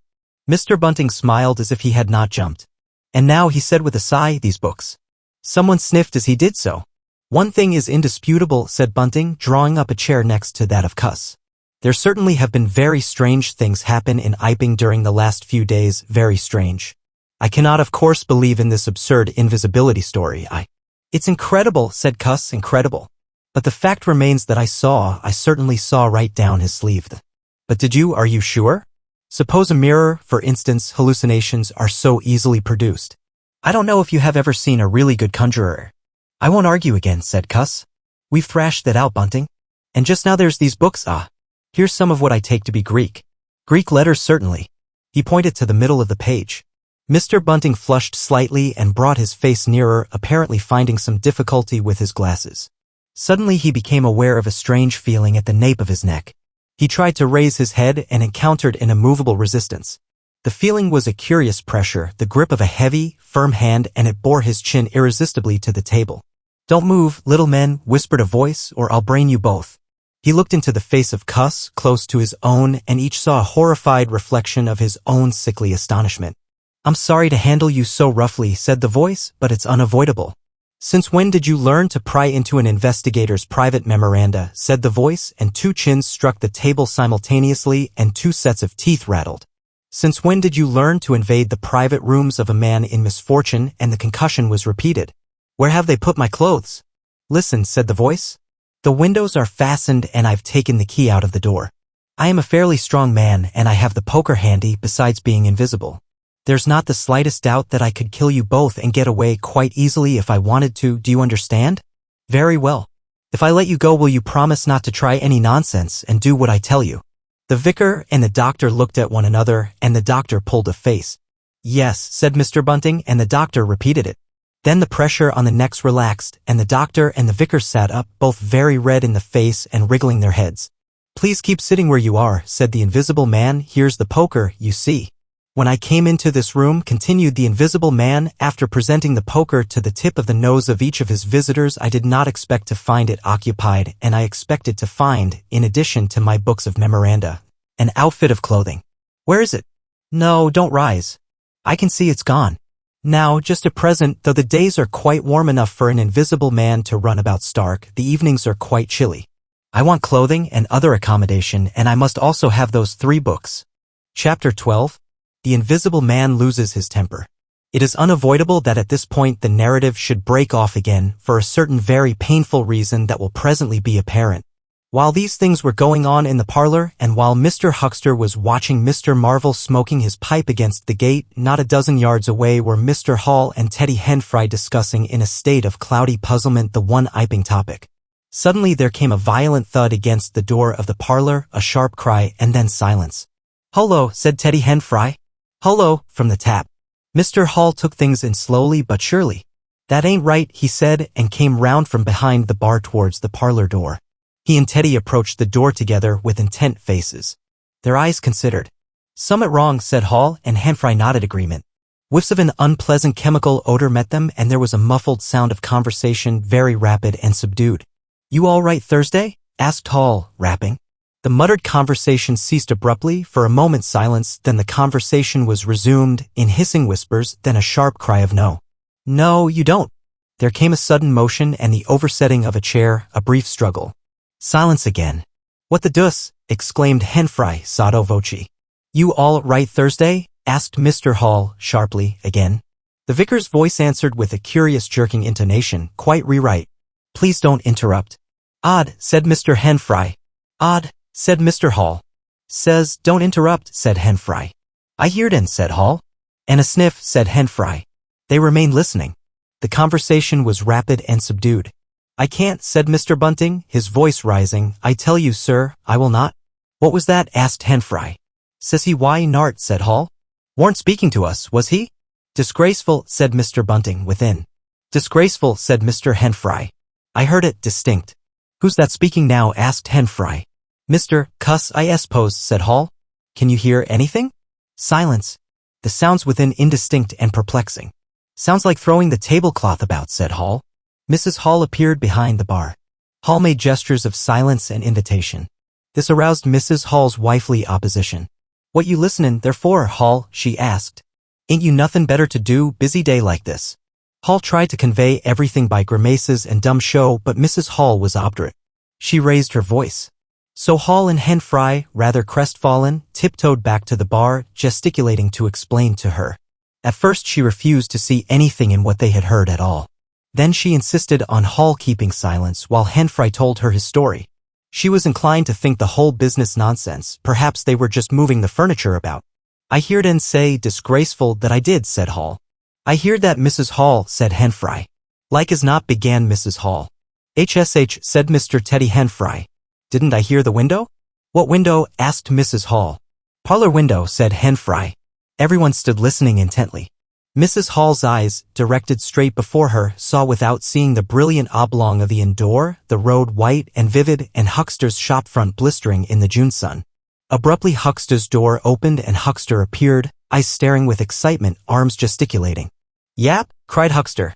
Stop, thief, and he ran obliquely across the oblong towards the yard gates and vanished. Simultaneously came a tumult from the parlor and a sound of windows being closed. Hall, Henfrey, and the human contents of the tap rushed out at once pell-mell into the street. They saw someone whisk round the corner towards the road and Mr. Huckster executing a complicated leap in the air that ended on his face and shoulder. Down the street people were standing astonished or running towards them. Mr. Huckster was stunned. Henfrey stopped to discover this, but Hall and the two laborers from the tap rushed at once to the corner, shouting incoherent things, and saw Mr. Marvel vanishing by the corner of the church wall. They appear to have jumped to the impossible conclusion that this was the invisible man suddenly become visible and set off at once along the lane in pursuit. But Hall had hardly run a dozen yards before he gave a loud shout of astonishment and went flying headlong sideways, clutching one of the laborers and bringing him to the ground. He had been charged just as one charges a man at football. The second laborer came round in a circle, stared, and conceiving that Hall had tumbled over of his own accord, turned to resume the pursuit, only to be tripped by the ankle just as Huckster had been. Then, as the first laborer struggled to his feet, he was kicked sideways by a blow that might have felled an ox. As he went down, the rush from the direction of the village green came round the corner. The first to appear was the proprietor of the Coconut Shy, a burly man in a blue jersey. He was astonished to see the lane empty save for 3 men sprawling absurdly on the ground. And then something happened to his rearmost foot and he went headlong and rolled sideways just in time to graze the feet of his brother and partner, following headlong. The two were then kicked, knelt on, fallen over, and cursed by quite a number of overhasty people. Now when Hall and Henfrey and the laborers ran out of the house, Mrs. Hall, who had been disciplined by years of experience, remained in the bar next the till. And suddenly the parlor door was opened and Mr. Cuss appeared and without glancing at her rushed at once down the steps toward the corner. Hold him, he cried. Don't let him drop that parcel. He knew nothing of the existence of Marvel. For the invisible man had handed over the books and bundle in the yard. The face of Mr. Cuss was angry and resolute, but his costume was defective, a sort of limp white kilt that could only have passed muster and grease. Hold him, he bawled. He's got my trousers. And every stitch of the vicar's clothes. Tend to him in a minute, he cried to Henfrey as he passed the prostrate Huckster and, coming round the corner to join the tumult, was promptly knocked off his feet into an indecorous sprawl. Somebody in full flight trod heavily on his finger. He yelled, struggled to regain his feet, was knocked against and thrown on all fours again, and became aware that he was involved not in a capture but a rout. Everyone was running back to the village. He rose again and was hit severely behind the ear. He staggered and set off back to the coach and horses forthwith, leaping over the deserted Huckster, who was now sitting up on his way. Behind him, as he was halfway up the inn steps, he heard a sudden yell of rage, rising sharply out of the confusion of cries, and a sounding smack in someone's face. He recognized the voice as that of the invisible man, and the note was that of a man suddenly infuriated by a painful blow. In another moment, Mr. Cuss was back in the parlor. He's coming back, Bunting, he said, rushing in. Save yourself. Mr. Bunting was standing in the window engaged in an attempt to clothe himself in the hearthrug and a West Surrey Gazette. Who's coming, he said, so startled that his costume narrowly escaped disintegration. Invisible man, said Cuss and rushed on to the window. We'd better clear out from here. He's fighting mad. Mad. In another moment he was out in the yard. Good heavens, said Mr. Bunting, hesitating between two horrible alternatives. He heard a frightful struggle in the passage of the inn and his decision was made. He clambered out of the window, adjusted his costume hastily, and fled up the village as fast as his fat little legs would carry him. From the moment when the invisible man screamed with rage and Mr. Bunting made his memorable flight up the village, it became impossible to give a consecutive account of affairs in Iping. Possibly the invisible man's original intention was simply to cover Marvel's retreat with the clothes and books. But his temper, at no time very good, seems to have gone completely at some chance blow, and forthwith he set to smiting and overthrowing for the mere satisfaction of hurting. You must figure the street full of running figures, of doors slamming and fights for hiding places. You must figure the tumult suddenly striking on the unstable equilibrium of old Fletcher's planks and 2 chairs with cataclysmic results. You must figure an appalled couple caught dismally in a swing. And then the whole tumultuous rush has passed and the Iping street with its gauds and flags is deserted save for the still raging unseen and littered with coconuts, overthrown canvas screens and the scattered stock in trade of a sweetstuff stall. Everywhere there is a sound of closing shutters and shoving bolts, and the only visible humanity is an occasional flitting eye under a raised eyebrow in the corner of a window pane. The invisible man amused himself for a little while by breaking all the windows in the coach and horses, and then he thrust a street lamp through the parlor window of Mrs. Gribble. He it must have been who cut the telegraph wire to Adderdean just beyond Higgins' cottage on the Adderdean road. And after that, as his peculiar qualities allowed, he passed out of human perceptions altogether, and he was neither heard, seen, nor felt in Iping anymore. He vanished absolutely. But it was the best part of 2 hours before any human being ventured out again into the desolation of Iping Street. Chapter 13. Mr. Marvel discusses his resignation. When the dusk was gathering and Iping was just beginning to peep timorously forth again upon the shattered wreckage of its bank holiday, a short, thick-set man in a shabby silk hat was marching painfully through the twilight behind the beechwoods on the road to Bramblehurst.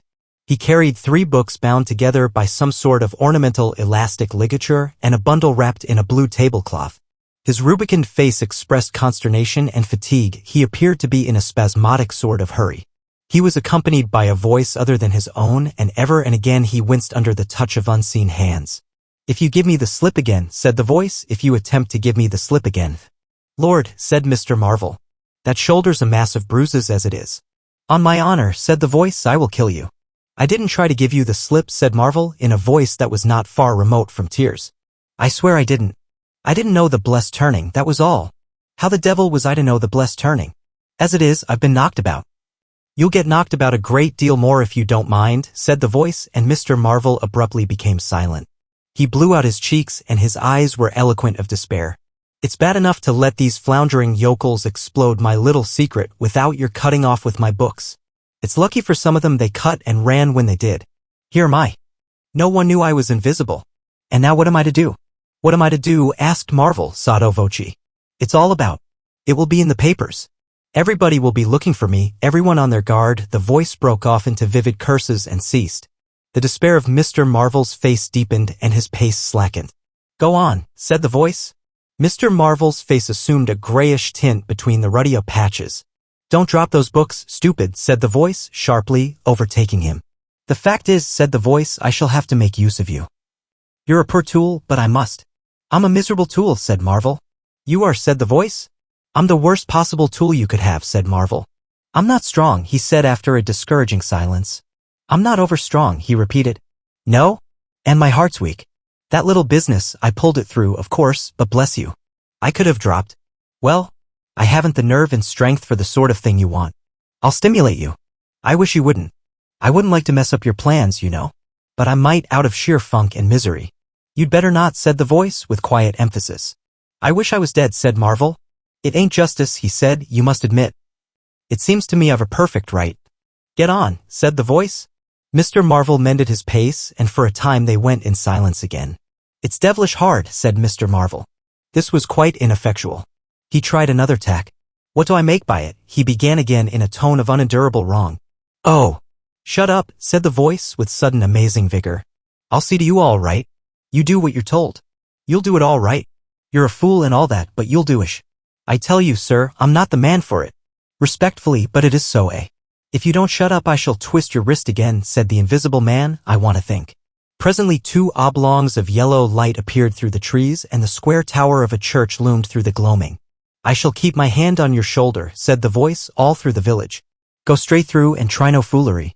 It will be the worse for you if you do." "I know that," sighed Mr. Marvel, "I know all that." The unhappy-looking figure in the obsolete silk hat passed up the street of the little village with his burdens and vanished into the gathering darkness beyond the lights of the windows. Chapter 14. At Portstowe.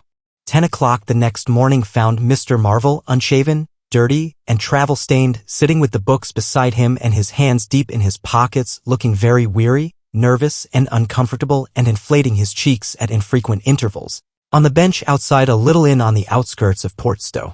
Beside him were the books, but now they were tied with string. The bundle had been abandoned in the pinewoods beyond Bramblehurst in accordance with a change in the plans of the Invisible Man. Mr. Marvel sat on the bench, and although no one took the slightest notice of him, his agitation remained at fever heat. His hands would go ever and again to his various pockets with a curious nervous fumbling. When he had been sitting for the best part of an hour, however, an elderly mariner, carrying a newspaper, came out of the inn and sat down beside him. "Pleasant day," said the mariner. Mr. Marvel glanced about him with something very like terror. "Very," he said. "Just seasonable weather for the time of year," said the mariner, taking no denial. "Quite," said Mr. Marvel. The mariner produced a toothpick and, saving his regard, was engrossed thereby for some minutes. His eyes meanwhile were at liberty to examine Mr. Marvel's dusty figure and the books beside him. As he had approached Mr. Marvel, he had heard a sound like the dropping of coins into a pocket. He was struck by the contrast of Mr. Marvel's appearance with this suggestion of opulence. Thence his mind wandered back again to a topic that had taken a curiously firm hold of his imagination. "Books," he said suddenly, noisily finishing with the toothpick. Mr. Marvel started and looked at them. "Oh, yes," he said. "Yes, they're books." "There's some extraordinary things in books," said the mariner. "I believe you," said Mr. Marvel. "And some extraordinary things out of 'em," said the mariner. "True likewise," said Mr. Marvel. He eyed his interlocutor and then glanced about him. "There's some extraordinary things in newspapers, for example," said the mariner. "There are." "In this newspaper," said the mariner. "Ah," said Mr. Marvel. "There's a story," said the mariner, fixing Mr. Marvel with an eye that was firm and deliberate. "There's a story about an invisible man, for instance." Mr. Marvel pulled his mouth askew and scratched his cheek and felt his ears glowing. "What will they be writing next?" he asked faintly. "Austria or America?" "Neither," said the mariner. "Here." "Lord," said Mr. Marvel, starting. "When I say here," said the mariner, to Mr. Marvel's intense relief, "I don't of course mean here in this place, I mean hereabouts." "An invisible man," said Mr. Marvel. "And what's he been up to?" "Everything," said the mariner, controlling Marvel with his eye and then amplifying every blessed thing. "I ain't seen a paper these 4 days," said Marvel. "Iping's the place he started at," said the mariner. "Indeed," said Mr. Marvel. "He started there. And where he came from nobody don't seem to know. Here it is, peculiar story from Iping. And it says in this paper that the evidence is extraordinary strong, extraordinary." "Lord," said Mr. Marvel. "But then it's an extraordinary story. There's a clergyman and a medical gent witnesses saw 'im all right and proper, or leastways didn't see 'im. He was staying, it says, at the Coach and Horses, and no one don't seem to have been aware of his misfortune, it says, aware of his misfortune until in an altercation in the inn, it says, his bandages on his head was torn off. It was then observed that his head was invisible. Attempts were at once made to secure him, but casting off his garments, it says, he succeeded in escaping, but not until after a desperate struggle in which he had inflicted serious injuries, it says, on our worthy and able constable, Mr. J. A. Jaffers. Pretty straight story, eh? Names and everything." "Lord," said Mr. Marvel, looking nervously about him, trying to count the money in his pockets by his unaided sense of touch and full of a strange and novel idea. "It sounds most astonishing. Don't it? Extraordinary, I call it. Never heard tell of invisible men before, I haven't, but nowadays one hears such a lot of extraordinary things that all he did?" asked Marvel, trying to seem at his ease. "It's enough, ain't it?" said the mariner. "Didn't go back by any chance?" asked Marvel. "Just escaped and that's all, eh?" "All," said the mariner. "Why, ain't it enough?" "Quite enough," said Marvel. "I should think it was enough," said the mariner. "I should think it was enough." "He didn't have any pals, it don't say he had any pals, does it?" asked Mr. Marvel, anxious. "Ain't one of a sort enough for you?" asked the mariner. "No, thank heaven, as one might say, he didn't." He nodded his head slowly. "It makes me regular uncomfortable, the bare thought of that chap running about the country. He is a president at large, and from certain evidence it is supposed that he has took, I suppose they mean, the road to Port Stowe. You see we're right in it. None of your American wonders, this time. And just think of the things he might do. Where'd you be if he took a drop over and above and had a fancy to go for you? Suppose he wants to rob, who can prevent him? He can trespass, he can burgle, he could walk through a cordon of policemen as easy as me, or you could give the slip to a blind man. Easier. For these here blind chaps here uncommon sharp, I'm told. And wherever there was liquor he fancied it. He's got a tremendous advantage, certainly, said Mr. Marvel. And well? You're right, said the mariner. He has. All this time Mr. Marvel had been glancing about him intently, listening for faint footfalls, trying to detect imperceptible movements. He seemed on the point of some great resolution. He coughed behind his hand. He looked about him again, listened, bent towards the mariner, and lowered his voice. The fact of it is, I happen to know just a thing or two about this invisible man. From private sources. Oh, said the mariner, interested. You? Yes, said Mr. Marvel. Me? Indeed, said the mariner. And may I ask? You'll be astonished, said Mr. Marvel behind his hand. It's tremendous. Indeed, said the mariner. The fact is, began Mr. Marvel eagerly in a confidential undertone. Suddenly his expression changed marvelously. Ow, he said. He rose stiffly in his seat. His face was eloquent of physical suffering. Wow, he said. What's up, said the mariner, concerned. Toothache, said Mr. Marvel, and put his hand to his ear. He caught hold of his books. I must be getting on, I think, he said. He edged in a curious way along the seat away from his interlocutor. But you was just going to tell me about this here invisible man, protested the mariner. Mr. Marvel seemed to consult with himself. Hoax, said a voice. It's a hoax, said Mr. Marvel. But it's in the paper, said the mariner. Hoax all the same, said Marvel. I know the chap that started the lie. There ain't no invisible man whatsoever, blimey. But how about this paper? D'you mean to say? Not a word of it, said Marvel stoutly. The mariner stared, paper in hand. Mr. Marvel jerkily faced about. Wait a bit, said the mariner, rising and speaking slowly. D'you mean to say? I do, said Mr. Marvel. Then why did you let me go on and tell you all this blarsted stuff then? What do you mean by letting a man make a fool of himself like that for? Eh? Mr. Marvel blew out his cheeks. The mariner was suddenly very red indeed. He clenched his hands. I've been talking here this 10 minutes, he said, and you little pot-bellied, leathery-faced son of an old boot, couldn't have the elementary manners. Don't you come bandying words with me, said Mr. Marvel. Bandying words? I'm a jolly good mind. Come up, said a voice, and Mr. Marvel was suddenly whirled about and started marching off in a curious spasmodic manner. You'd better move on, said the mariner. Who's moving on, said Mr. Marvel. He was receding obliquely with a curious hurrying gait, with occasional violent jerks forward. Some way along the road he began a muttered monologue, protests and recriminations. Silly devil, said the mariner, legs wide apart, elbows akimbo, watching the receding figure. I'll show you, you silly ass, hoaxing me. It's here, on the paper. Mr. Marvel retorted incoherently and, receding, was hidden by a bend in the road, but the mariner still stood magnificent in the midst of the way until the approach of a butcher's cart dislodged him. Then he turned himself towards Port Stowe. Full of extraordinary asses, he said softly to himself. Just to take me down a bit, that was his silly game, it's on the paper. And there was another extraordinary thing he was presently to hear that had happened quite close to him. And that was a vision of a fistful of money, no less, traveling without visible agency along by the wall at the corner of St. Michael's Lane. A brother mariner had seen this wonderful sight that very morning. He had snatched at the money forthwith and had been knocked headlong, and when he had got to his feet the butterfly money had vanished. Our mariner was in the mood to believe anything, he declared, but that was a bit too stiff. Afterwards, however, he began to think things over. The story of the flying money was true. And all about that neighborhood, even from the August London and Country Banking Company, from the tills of shops and inns, doors standing that sunny weather entirely open, money had been quietly and dexterously making off that day in handfuls and rouleaus, floating quietly along by walls and shady places, dodging quickly from the approaching eyes of men. And it had, though no man had traced it, invariably ended its mysterious flight in the pocket of that agitated gentleman in the obsolete silk hat sitting outside the little inn on the outskirts of Port Stowe. It was 10 days after, and indeed only when the Burdock story was already old, that the mariner collated these facts and began to understand how near he had been to the wonderful invisible man. Chapter 15. The Man Who Was Running. In the early evening time, Dr. Kemp was sitting in his study in the belvedere on the hill overlooking Burdock. It was a pleasant little room with 3 windows, north, west, and south, and bookshelves covered with books and scientific publications, and a broad writing table, and, under the north window, a microscope, glass slips, minute instruments, some cultures, and scattered bottles of reagents. Dr. Kemp's solar lamp was lit, albeit the sky was still bright with the sunset light, and his blinds were up because there was no offense of peering outsiders to require them pulled down.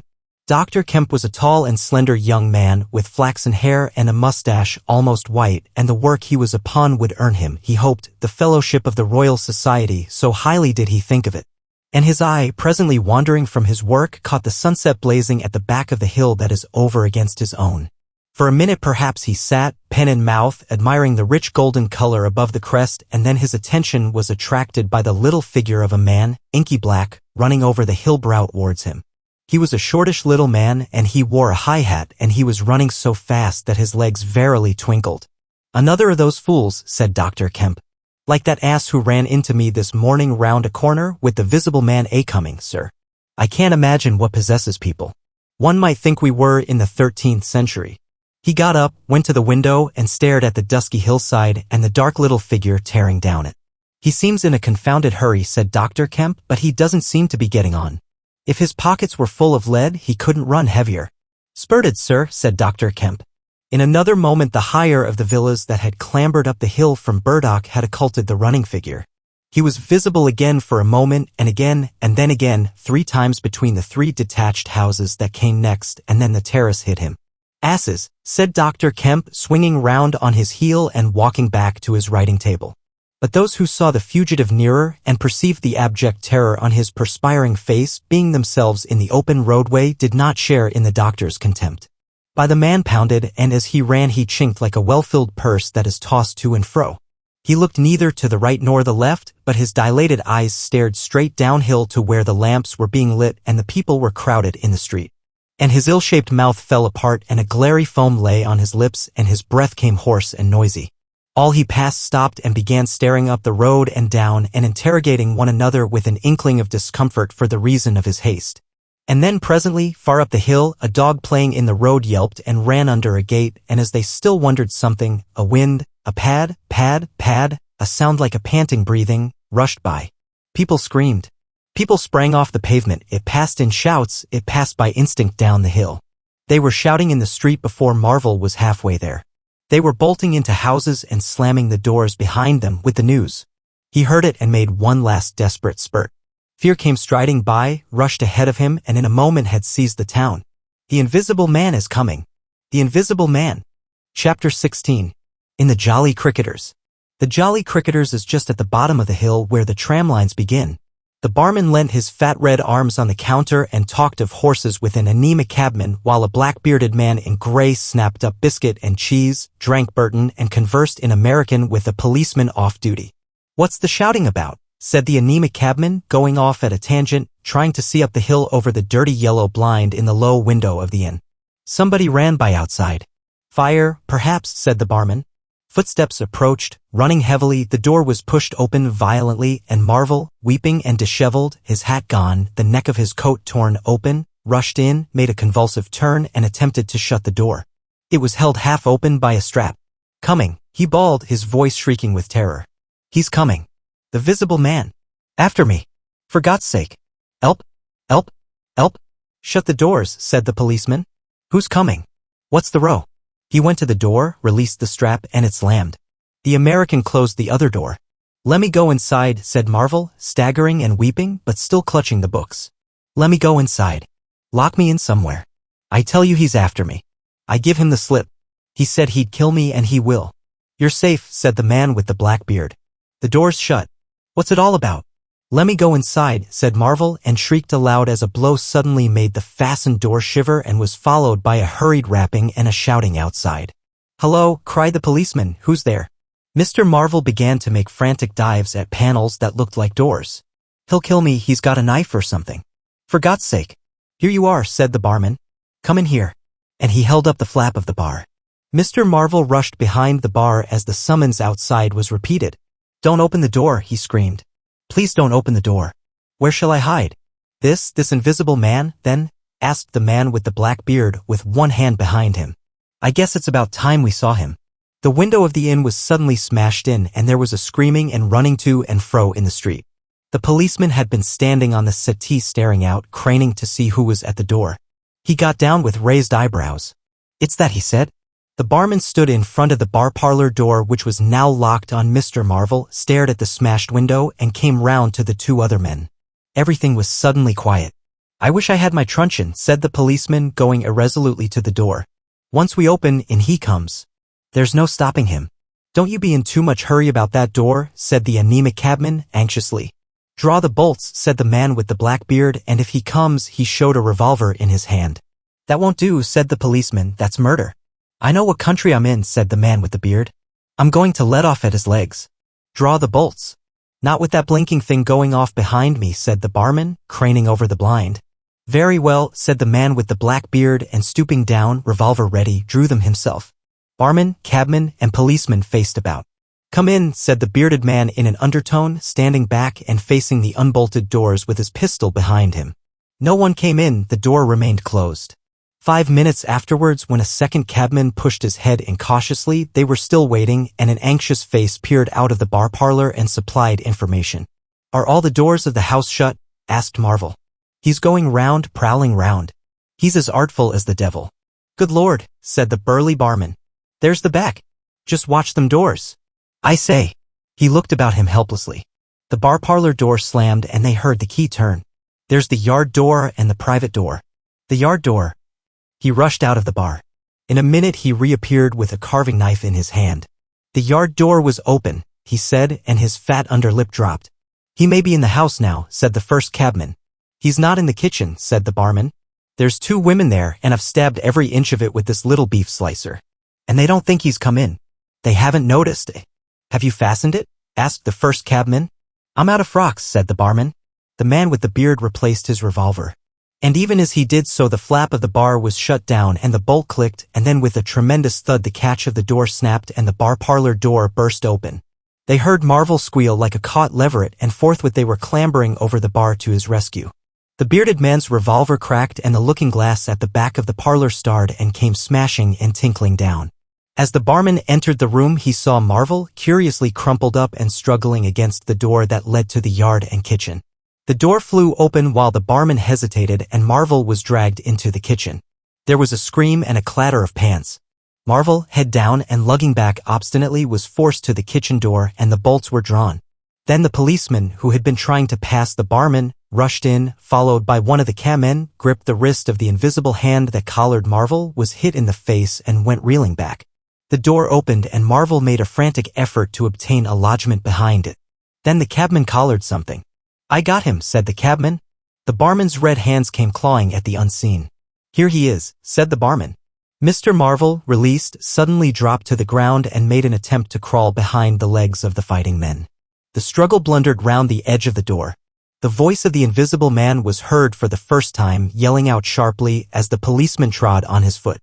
Then he cried out passionately and his fists flew round like flails. The cabman suddenly whooped and doubled up, kicked under the diaphragm. The door into the bar parlor from the kitchen slammed and covered Mr. Marvel's retreat. The men in the kitchen found themselves clutching at and struggling with empty air. "Where's he gone?" cried the man with the beard. "Out. This way," said the policeman, stepping into the yard and stopping. A piece of tile whizzed by his head and smashed among the crockery on the kitchen table. "I'll show him," shouted the man with the black beard, and suddenly a steel barrel shone over the policeman's shoulder, and 5 bullets had followed one another into the twilight whence the missile had come.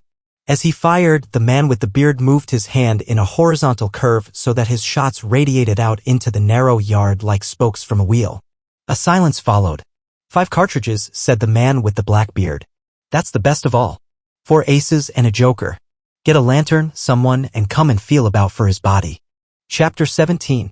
Dr. Kemp's Visitor. Dr. Kemp had continued writing in his study until the shots aroused him. Crack, crack, crack, they came one after the other.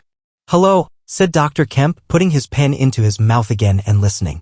"Who's letting off revolvers in Burdock? What are the asses at now?" He went to the south window, threw it up, and leaning out stared down on the network of windows, beaded gas lamps, and shops with its black interstices of roof and yard that made up the town at night. "Looks like a crowd down the hill," he said, by the cricketers, and remained watching. Thence his eyes wandered over the town to far away where the ship's lights shone and the pier glowed, a little illuminated, faceted pavilion like a gem of yellow light.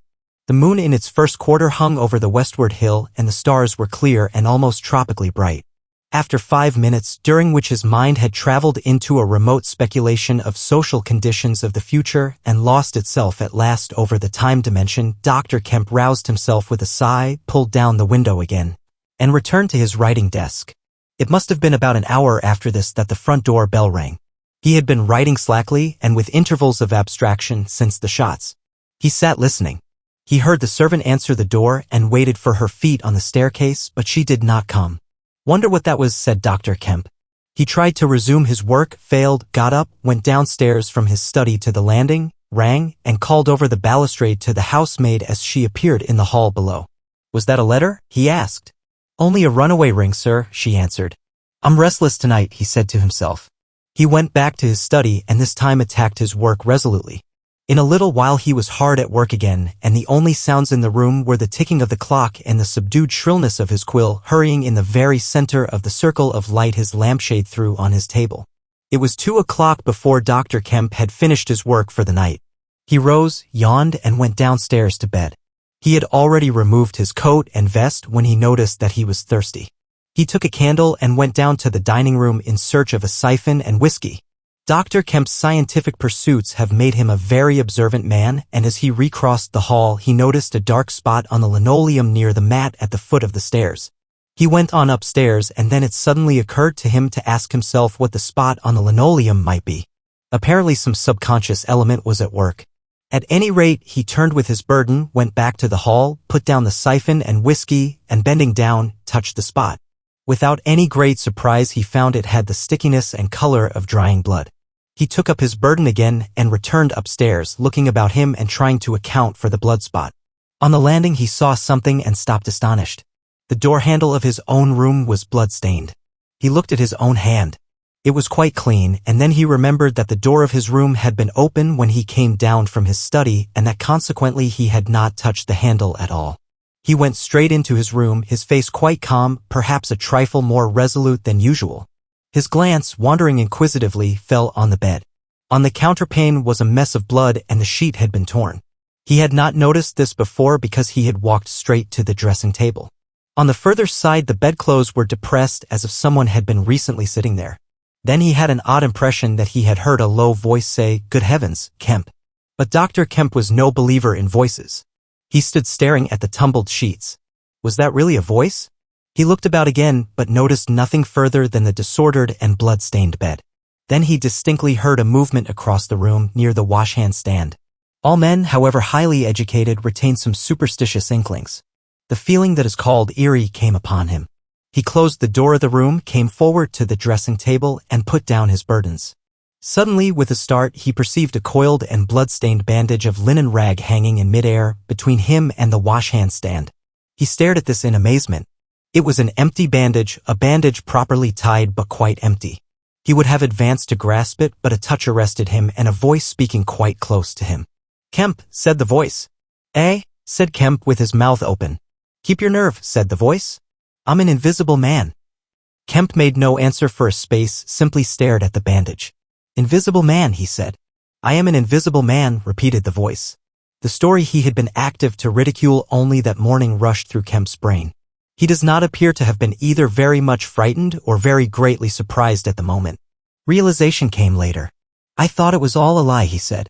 The thought uppermost in his mind was the reiterated arguments of the morning. "Have you a bandage on?" he asked.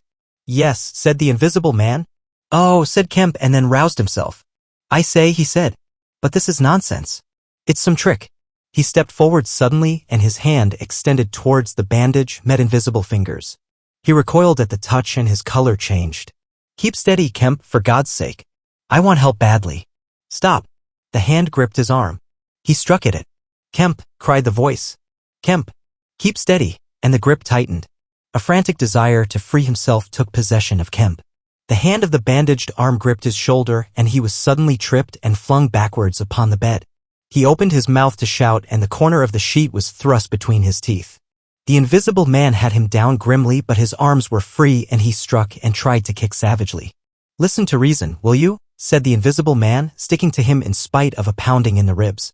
"By heaven, you'll madden me in a minute." "Lie still, you fool," bawled the invisible man in Kemp's ear. Kemp struggled for another moment and then lay still. "If you shout, I'll smash your face," said the invisible man, relieving his mouth. "I'm an invisible man. It's no foolishness and no magic. I really am an invisible man. And I want your help. I don't want to hurt you, but if you behave like a frantic rustic, I must. Don't you remember me, Kemp? Griffin of University College?" "Let me get up," said Kemp. "I'll stop where I am. And let me sit quiet for a minute." He sat up and felt his neck. I am Griffin of University College, and I have made myself invisible. I am just an ordinary man, a man you have known, made invisible. Griffin, said Kemp. Griffin, answered the voice. A younger student than you were, almost an albino, 6 feet high and broad, with a pink and white face and red eyes, who won the medal for chemistry. I am confused, said Kemp. My brain is rioting. What has this to do with Griffin? I am Griffin. Kemp thought. It's horrible, he said. But what devilry must happen to make a man invisible? It's no devilry. It's a process sane and intelligible enough. It's horrible, said Kemp. How on earth? It's horrible enough. But I'm wounded and in pain and tired. Great God. Kemp, you are a man. Take it steady. Give me some food and drink and let me sit down here. Kemp stared at the bandage as it moved across the room, then saw a basket chair dragged across the floor and come to rest near the bed. It creaked and the seat was depressed the quarter of an inch or so. He rubbed his eyes and felt his neck again. This beats ghosts, he said and laughed stupidly. That's better. Thank heaven, you're getting sensible. Or silly, said Kemp and knuckled his eyes. Give me some whiskey. I'm near dead. It didn't feel so. Where are you? If I get up, shall I run into you? There. All right. Whiskey? Here. Where shall I give it to you? The chair creaked and Kemp felt the glass drawn away from him. He let go by an effort, his instinct was all against it. It came to rest poised 20 inches above the front edge of the seat of the chair. He stared at it in infinite perplexity. This must be hypnotism. You have suggested you are invisible. Nonsense, said the voice. It's frantic. Listen to me. I demonstrated conclusively this morning, began Kemp, that invisibility. Never mind what you've demonstrated. I'm starving, said the voice, and the night is chilly to a man without clothes. Food, said Kemp. The tumbler of whiskey tilted itself. Yes, said the invisible man, wrapping it down. Have you a dressing gown? Kemp made some exclamation in an undertone. He walked to a wardrobe and produced a robe of dingy scarlet. This do? He asked. It was taken from him. It hung limp for a moment in midair, fluttered weirdly, stood full and decorous buttoning itself, and sat down in his chair. Drawers, socks, slippers would be a comfort, said the unseen, curtly. And food. Anything. But this is the insanest thing I ever was in my life. He turned out his drawers for the articles and then went downstairs to ransack his larder. He came back with some cold cutlets and bread, pulled up a light table, and placed them before his guest. Never mind knives, said his visitor, and a cutlet hung in midair with a sound of gnawing. Invisible, said Kemp, and sat down on a bedroom chair. I always like to get something about me before I eat, said the invisible man, with a full mouth, eating greedily. Queer fancy. I suppose that wrist is all right, said Kemp. Trust me, said the invisible man. Of all the strange and wonderful. Exactly. But it's odd I should blunder into your house to get my bandaging. My first stroke of luck. Anyhow, I meant to sleep in this house tonight. You must stand that. It's a filthy nuisance, my blood showing, isn't it? Quite a clot over there. Gets visible as it coagulates, I see. It's only the living tissue I've changed, and only for as long as I'm alive. I've been in the house 3 hours. But how's it done? Began Kemp in a tone of exasperation. Confound it. The whole business, it's unreasonable from beginning to end. Quite reasonable, said the invisible man, perfectly reasonable. He reached over and secured the whiskey bottle. Kemp stared at the devouring dressing gown. A ray of candlelight penetrating a torn patch in the right shoulder made a triangle of light under the left ribs. What were the shots? He asked. How did the shooting begin? There was a real fool of a man, a sort of confederate of mine, curse him, who tried to steal my money. Has done so. Is he invisible too? No. Well, can't I have some more to eat before I tell you all that? I'm hungry in pain. And you want me to tell stories? Kemp got up. You didn't do any shooting? He asked. Not me, said his visitor. Some fool I'd never seen fired at random. A lot of them got scared. They all got scared at me. Curse them. I say I want more to eat than this, Kemp. I'll see what there is to eat downstairs, said Kemp. Not much, I'm afraid. After he had done eating and he made a heavy meal, the invisible man demanded a cigar. He bit the end savagely before Kemp could find a knife and cursed when the outer leaf loosened. It was strange to see him smoking. His mouth and throat, pharynx and nares, became visible as a sort of whirling smoke cast. This blessed gift of smoking, he said, and puffed vigorously. I'm lucky to have fallen upon you, Kemp. You must help me. Fancy tumbling on you just now. I'm in a devilish scrape. I've been mad, I think. The things I have been through. But we will do things yet. Let me tell you, He helped himself to more whiskey and soda. Kemp got up, looked about him, and fetched a glass from his spare room. It's wild, but I suppose I may drink. You haven't changed much, Kemp, these dozen years. You fair men don't. Cool and methodical after the first collapse. I must tell you. We will work together. But how was it all done? Said Kemp, and how did you get like this? For God's sake, let me smoke in peace for a little while.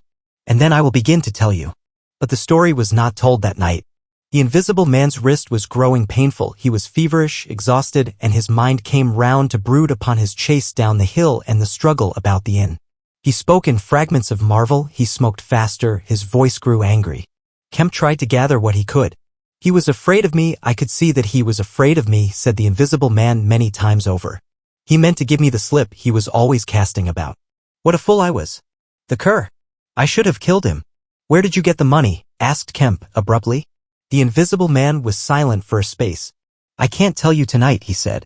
He groaned suddenly and leant forward, supporting his invisible head on invisible hands. Kemp, he said, I've had no sleep for near 3 days, except a couple of dozes of an hour or so. I must sleep soon. Well, have my room have this room. But how can I sleep? If I sleep, he will get away. Ugh! What does it matter? What's the shot wound? Asked Kemp abruptly. Nothing, scratch and blood. Oh, God! How I want sleep. Why not? The invisible man appeared to be regarding Kemp. Because I've a particular objection to being caught by my fellow men, he said slowly. Kemp started. Fool that I am, said the invisible man, striking the table smartly. I've put the idea into your head. Chapter 18. The invisible man sleeps. Exhausted and wounded as the invisible man was, he refused to accept Kemp's word that his freedom should be respected. He examined the 2 windows of the bedroom, drew up the blinds, and opened the sashes to confirm Kemp's statement that a retreat by them would be possible. Outside the night was very quiet and still, and the new moon was setting over the down. Then he examined the keys of the bedroom and the 2 dressing room doors to satisfy himself that these also could be made an assurance of freedom. Finally he expressed himself satisfied. He stood on the hearthrug and Kemp heard the sound of a yawn. I'm sorry, said the invisible man, if I cannot tell you all that I have done tonight. But I am worn out. It's grotesque, no doubt. It's horrible. But believe me, Kemp, in spite of your arguments of this morning, it is quite a possible thing. I have made a discovery. I meant to keep it to myself. I can't. I must have a partner.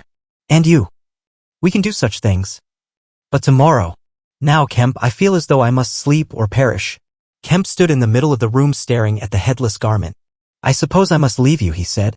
It's incredible. 3 things happening like this, overturning all my preconceptions, would make me insane. But it's real. Is there anything more that I can get you? Only bid me good night, said Griffin. Good night, said Kemp, and shook an invisible hand. He walked sideways to the door. Suddenly the dressing gown walked quickly towards him. Understand me, said the dressing gown. No attempts to hamper me or capture me. Kemp's face changed a little. I thought I gave you my word, he said. Kemp closed the door softly behind him and the key was turned upon him forthwith. Then, as he stood with an expression of passive amazement on his face, the rapid feet came to the door of the dressing room and that too was locked. Kemp slapped his brow with his hand. Am I dreaming? Has the world gone mad, or have I? He laughed and put his hand to the locked door. Barred out of my own bedroom by a flagrant absurdity, he said. He walked to the head of the staircase, turned, and stared at the locked doors. It's fact, he said. He put his fingers to his slightly bruised neck. Undeniable fact. He shook his head hopelessly, turned, and went downstairs. He lit the dining room lamp, got out a cigar, and began pacing the room, ejaculating. Now and then he would argue with himself. Invisible, he said. Is there such a thing as an invisible animal? In the sea, yes. Thousands, millions. All the larvae, all the little nauplii and tornarius, all the microscopic things, the jellyfish. In the sea there are more things invisible than visible. I never thought of that before. And in the ponds too. All those little pond-life things, specks of colorless translucent jelly. But in air? No. It can't be. But after all, why not? If a man was made of glass he would still be visible. His meditation became profound. The bulk of 3 cigars had passed into the invisible or diffused as a white ash over the carpet before he spoke again. Then it was merely an exclamation. He turned aside, walked out of the room, and went into his little consulting room and lit the gas there. It was a little room because Dr. Kemp did not live by practice, and in it were the day's newspapers. The morning's paper lay carelessly opened and thrown aside. He caught it up, turned it over, and read the account of a strange story from Iping that the mariner at Port Stowe had spelt over so painfully to Mr. Marvel. Kemp read it swiftly. Wrapped up, said Kemp. Disguised. Hiding it. No one seems to have been aware of his misfortune. What the devil is his game? He dropped the paper and his eye went seeking. Ah, he said and caught up the St. James Gazette lying folded up as it arrived. Now we shall get at the truth, said Dr. Kemp. He rent the paper open, a couple of columns confronted him. An entire village in Sussex goes mad was the heading. Good heavens, said Kemp, reading eagerly an incredulous account of the events in Iping of the previous afternoon that have already been described. Over the leaf the report in the morning paper had been reprinted. He reread it. Ran through the streets striking right and left. Jaffers insensible. Mr. Huckster in great pain, still unable to describe what he saw. Painful humiliation, Vicar. Woman ill with terror. Windows smashed. This extraordinary story probably a fabrication. Too good not to print, come grano. He dropped the paper and stared blankly in front of him. Probably a fabrication. He caught up the paper again and reread the whole business. But when does the tramp come in? Why the deuce was he chasing a tramp? He sat down abruptly on the surgical bench. He's not only invisible, he said, but he's mad. Homicidal. When dawn came to mingle its pallor with the lamplight and cigar smoke of the dining room, Kemp was still pacing up and down, trying to grasp the incredible. He was altogether too excited to sleep. His servants, descending sleepily, discovered him and were inclined to think that overstudy had worked this ill on him. He gave them extraordinary but quite explicit instructions to lay breakfast for two in the Belvedere study and then to confine themselves to the basement and ground floor. Then he continued to pace the dining room until the morning's paper came. That had much to say and little to tell beyond the confirmation of the evening before and a very badly written account of another remarkable tale from Port Burdock. This gave Kemp the essence of the happenings at the Jolly Cricketers and the name of Marvel. He has made me keep with him 24 hours, Marvel testified. Certain minor facts were added to the Iping story, notably the cutting of the village telegraph wire. But there was nothing to throw light on the connection between the Invisible Man and the tramp, for Mr. Marvel had supplied no information about the 3 books or the money with which he was lined. The incredulous tone had vanished and a shoal of reporters and inquirers were already at work elaborating the matter. Kemp read every scrap of the report and sent his housemaid out to get every one of the morning papers she could. These also he devoured. He is invisible, he said. And it reads like rage growing to mania. The things he may do. The things he may do. And he's upstairs free as the air. What on earth ought I to do? For instance, would it be a breach of faith if? No. He went to a little untidy desk in the corner and began a note. He tore this up half-written and wrote another. He read it over and considered it. Then he took an envelope and addressed it to Colonel Addy, Port Burdock. The Invisible Man awoke even as Kemp was doing this. He awoke in an evil temper, and Kemp, alert for every sound, heard his pattering feet rush suddenly across the bedroom overhead. Then a chair was flung over and the wash-hand stand tumbler smashed. Kemp hurried upstairs and rapped eagerly. Chapter 19. Certain First Principles. What's the matter? Asked Kemp when the Invisible Man admitted him. Nothing was the answer. But confound it. The smash? Fit of temper, said the Invisible Man, forgot this arm and it's sore. You're rather liable to that sort of thing. I am. Kemp walked across the room and picked up the fragments of broken glass. All the facts are out about you, said Kemp, standing up with the glass in his hand, all that happened in Iping and down the hill. The world has become aware of its invisible citizen. But no one knows you are here. The Invisible Man swore. The secret's out. I gather it was a secret. I don't know what your plans are, but of course I'm anxious to help you. The Invisible Man sat down on the bed. There's breakfast upstairs, said Kemp, speaking as easily as possible, and he was delighted to find his strange guest rose willingly. Kemp led the way up the narrow staircase to the Belvedere. Before we can do anything else, said Kemp, I must understand a little more about this invisibility of yours. He had sat down after one nervous glance out of the window with the air of a man who is talking to do. His doubts of the sanity of the entire business flashed and vanished again as he looked across to where Griffin sat at the breakfast table, a headless, handless dressing gown, wiping unseen lips on a miraculously held serviette. It's simple enough and credible enough, said Griffin, putting the serviette aside and leaning the invisible head on an invisible hand. No doubt to you, but Kemp laughed. Well, yes, to me it seemed wonderful at first, no doubt. But now, great God. But we will do great things yet. I came on the stuff first at Chesilstowe. Chesilstowe? I went there after I left London. You know I dropped medicine and took up physics? No, well, I did. Light fascinated me. Ah, optical density. The whole subject is a network of riddles, a network with solutions glimmering elusively through. And being but 22 and full of enthusiasm, I said, I will devote my life to this. This is worthwhile. You know what fools we are at 22. Fools then or fools now, said Kemp. As though knowing could be any satisfaction to a man. But I went to work like a slave. And I had hardly worked and thought about the matter 6 months before light came through one of the meshes suddenly blindingly. I found a general principle of pigments and refraction, a formula, a geometrical expression involving 4 dimensions. Fools, common men, even common mathematicians do not know anything of what some general expression may mean to the student of molecular physics. In the books that Tramp has hidden, there are marvels, miracles. But this was not a method, it was an idea that might lead to a method by which it would be possible without changing any other property of matter except, in some instances, colors to lower the refractive index of a substance, solid or liquid, to that of air, so far as all practical purposes are concerned. Phew, said Kemp. That's odd. But still I don't see quite. I can understand that thereby you could spoil a valuable stone, but personal invisibility is a far cry. Precisely, said Griffin. But consider, visibility depends on the action of the visible bodies on light. Either a body absorbs light, or it reflects or refracts it, or does all these things. If it neither reflects nor refracts nor absorbs light, it cannot of itself be visible. You see an opaque red box, for instance, because the color absorbs some of the light and reflects the rest, all the red part of the light, to you. If it did not absorb any particular part of the light, but reflected it all, then it would be a shining white box. Silver.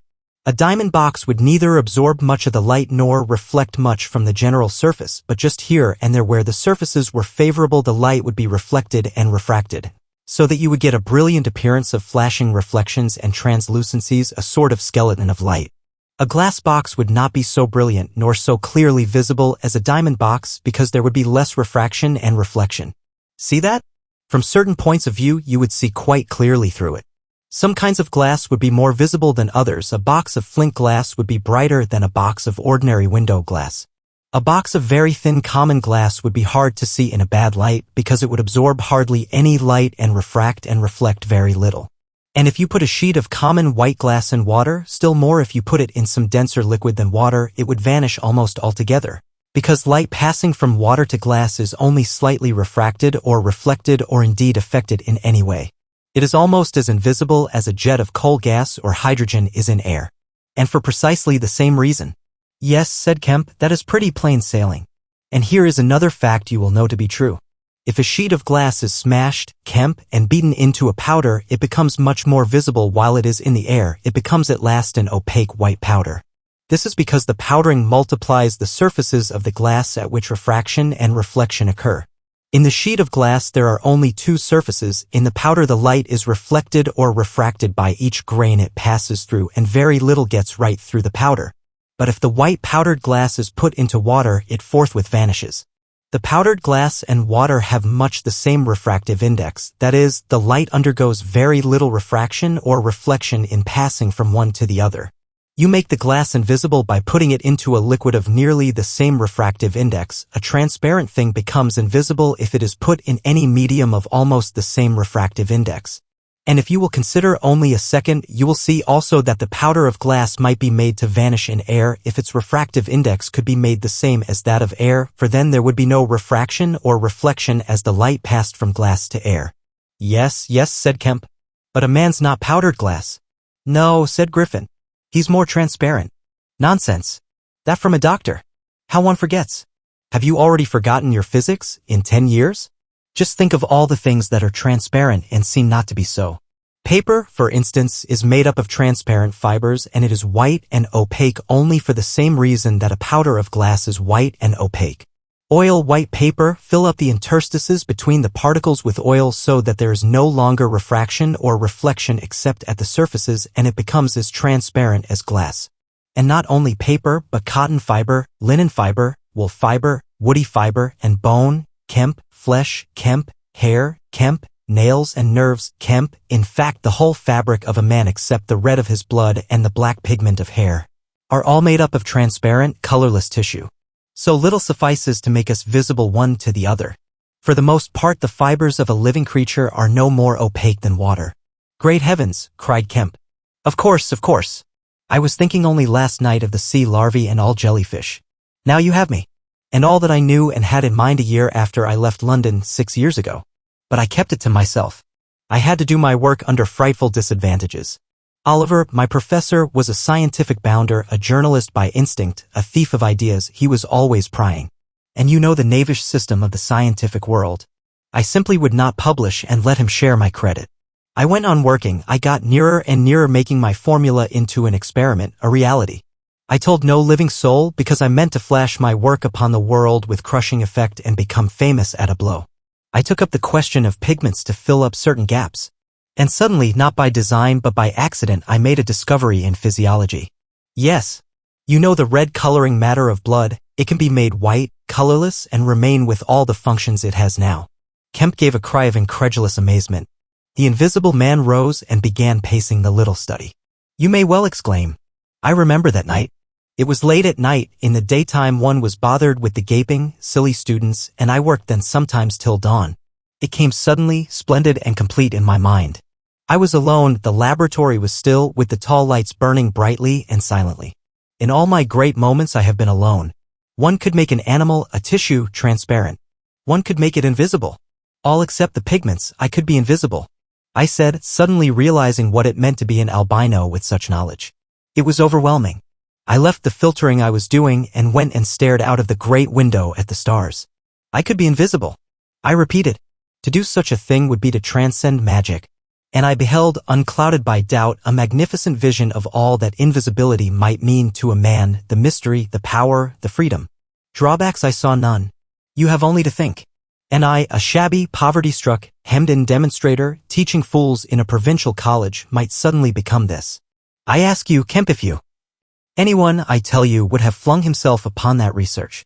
And I worked 3 years, and every mountain of difficulty I toiled over showed another from its summit. The infinite details. And the exasperation. A professor, a provincial professor, always prying. When are you going to publish this work of yours, was his everlasting question. And the students, the cramped means. 3 years I had of it. And after 3 years of secrecy and exasperation, I found that to complete it was impossible. How, asked Kemp. Money, said the invisible man, and went again to stare out of the window. He turned around abruptly. I robbed the old man, robbed my father. The money was not his, and he shot himself. Chapter 20. At the house in Great Portland Street. For a moment Kemp sat in silence, staring at the back of the headless figure at the window. Then he started, struck by a thought, rose, took the invisible man's arm, and turned him away from the outlook. You are tired, he said, and while I sit, you walk about. Have my chair? He placed himself between Griffin and the nearest window. For a space Griffin sat silent, and then he resumed abruptly. I had left the Stowe cottage already, he said, when that happened. It was last December. I had taken a room in London, a large unfurnished room in a big ill-managed lodging house in a slum near Great Portland Street. The room was soon full of the appliances I had bought with his money. The work was going on steadily, successfully, drawing near an end. I was like a man emerging from a thicket and suddenly coming on some unmeaning tragedy. I went to bury him. My mind was still on this research and I did not lift a finger to save his character. I remember the funeral, the cheap hearse, the scant ceremony, the windy frost-bitten hillside, and the old college friend of his who read the service over him, a shabby, black, bent old man with a sniveling cold. I remember walking back to the empty house, through the place that had once been a village and was now patched and tinkered by the jerry builders into the ugly likeness of a town. Every way the roads ran out at last into the desecrated fields and ended in rubble heaps and rank wet weeds. I remember myself as a gaunt black figure going along the slippery, shiny pavement and the strange sense of detachment I felt from the squalid respectability, the sordid commercialism of the place. I did not feel a bit sorry for my father. He seemed to me to be the victim of his own foolish sentimentality. The current cant required my attendance at his funeral, but it was really not my affair. But going along the high street, my old life came back to me for a space, for I met the girl I had known 10 years since. Our eyes met. Something moved me to turn back and talk to her. She was a very ordinary person. It was all like a dream, that visit to the old places. I did not feel then that I was lonely, that I had come out from the world into a desolate place. I appreciated my loss of sympathy, but I put it down to the general inanity of things. Re-entering my room seemed like the recovery of reality. There were the things I knew and loved. There stood the apparatus, the experiments arranged and waiting. and now there was scarcely a difficulty left beyond the planning of details. I will tell you, Kemp, sooner or later, all the complicated processes. We need not go into that now. For the most part, saving certain gaps I chose to remember, they are written in cipher in those books that Tramp has hidden. We must hunt him down. We must get those books again. But the essential phase was to place the transparent object whose refractive index was to be lowered between two radiating centers of a sort of ethereal vibration, of which I will tell you more fully later. No, not those Runken vibrations. I don't know that these others of mine have been described. Yet they are obvious enough. I needed 2 little dynamos, and these I worked with a cheap gas engine. My first experiment was with a bit of white wool fabric. It was the strangest thing in the world to see it in the flicker of the flashes soft and white, and then to watch it fade like a wreath of smoke and vanish. I could scarcely believe I had done it. I put my hand into the emptiness, and there was the thing as solid as ever. I felt it awkwardly and threw it on the floor. I had a little trouble finding it again. And then came a curious experience. I heard a meow behind me and turning, saw a lean white cat, very dirty, on the cistern cover outside the window. A thought came into my head. "Everything ready for you?" I said, and went to the window, opened it, and called softly. She came in, purring. The poor beast was starving, and I gave her some milk. All my food was in a cupboard in the corner of the room. After that she went smelling round the room, evidently with the idea of making herself at home. The invisible rag upset her a bit. You should have seen her spit at it. But I made her comfortable on the pillow of my truckle bed. And I gave her butter to get her to wash. "And you processed her?" "I processed her. But giving drugs to a cat is no joke, Kemp. And the process failed." "Failed?" "In 2 particulars. These were the claws and the pigment stuff. What is it? At the back of the eye in a cat. You know. Tapetum." "Yes, the tapetum. It didn't go. After I'd given the stuff to bleach the blood and done certain other things to her, I gave the beast opium and put her and the pillow she was sleeping on the apparatus. And after all the rest had faded and vanished, there remained 2 little ghosts of her eyes. Odd. I can't explain it. She was bandaged and clamped, of course, so I had her safe, but she woke while she was still misty and meowed dismally, and someone came knocking. It was an old woman from downstairs who suspected me of vivisecting a drink-sodden old creature with only a white cat to care for in all the world. I whipped out some chloroform, applied it, and answered the door. "Did I hear a cat?" she asked. "My cat." "Not here," said I very politely. She was a little doubtful and tried to peer past me into the room, strange enough to her no doubt, bare walls, uncurtained windows, truckle bed, with the gas engine vibrating, and the seethe of the radiant points, and that faint ghastly stinging of chloroform in the air. She had to be satisfied at last and went away again. "How long did it take?" asked Kemp.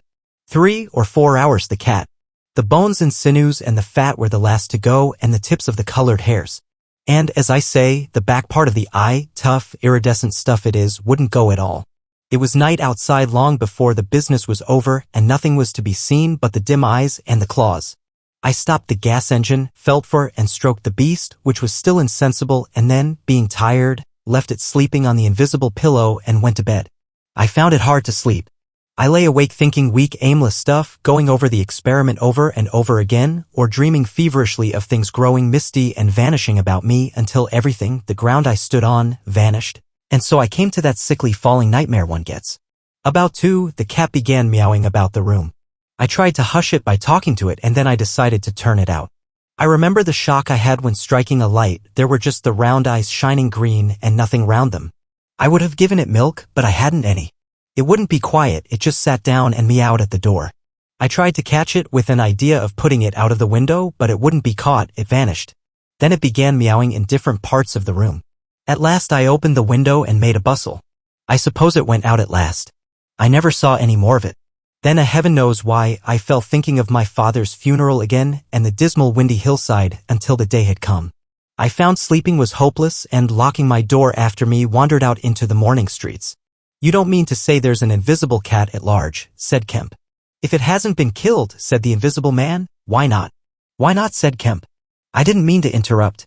"It's very probably been killed," said the invisible man. "It was alive 4 days after, I know, and down a grating in Great Titchfield Street, because I saw a crowd round the place trying to see whence the meowing came."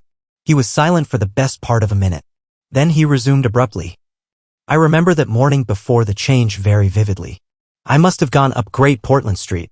I remember the barracks in Albany Street and the horse soldiers coming out, and at last I found the summit of Primrose Hill. It was a sunny day in January, one of those sunny, frosty days that came before the snow this year. My weary brain tried to formulate the position, to plot out a plan of action. I was surprised to find, now that my prize was within my grasp, how inconclusive its attainment seemed. As a matter of fact, I was worked out. The intense stress of nearly 4 years' continuous work left me incapable of any strength of feeling. I was apathetic, and I tried in vain to recover the enthusiasm of my first inquiries, the passion of discovery that had enabled me to compass even the downfall of my father's gray hairs. Nothing seemed to matter. I saw pretty clearly this was a transient mood due to overwork and want of sleep, and that either by drugs or rest it would be possible to recover my energies. All I could think clearly was that the thing had to be carried through. The fixed idea still ruled me. And soon, for the money I had was almost exhausted. I looked about me at the hillside, with children playing and girls watching them, and tried to think of all the fantastic advantages an invisible man would have in the world. After a time I crawled home, took some food and a strong dose of strychnine, and went to sleep in my clothes on my unmade bed. Strychnine is a grand tonic, Kemp, to take the flabbiness out of a man. It's the devil, said Kemp. It's the Paleolithic in a bottle. I awoke vastly invigorated and rather irritable. I know the stuff. And there was someone rapping at the door.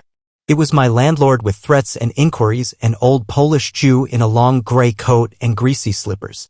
I had been tormenting a cat in the night. He was sure the old woman's tongue had been busy. He insisted on knowing all about it. The laws in this country against vivisection were very severe. He might be liable. I denied the cat. Then the vibration of the little gas engine could be felt all over the house, he said. That was true, certainly. He edged round me into the room, peering about over his German silver spectacles, and a sudden dread came into my mind that he might carry away something of my secret. I tried to keep between him and the concentrating apparatus I had arranged, and that only made him more curious. What was I doing? Why was I always alone and secretive? Was it legal? Was it dangerous? I paid nothing but the usual rent. His had always been a most respectable house in a disreputable neighborhood. Suddenly my temper gave way. I told him to get out. He began to protest, to jabber of his right of entry. In a moment I had him by the collar, something ripped, and he went spinning out into his own passage. I slammed and locked the door and sat down quivering. He made a fuss outside, which I disregarded, and after a time he went away. But this brought matters to a crisis. I did not know what he would do, nor even what he had the power to do.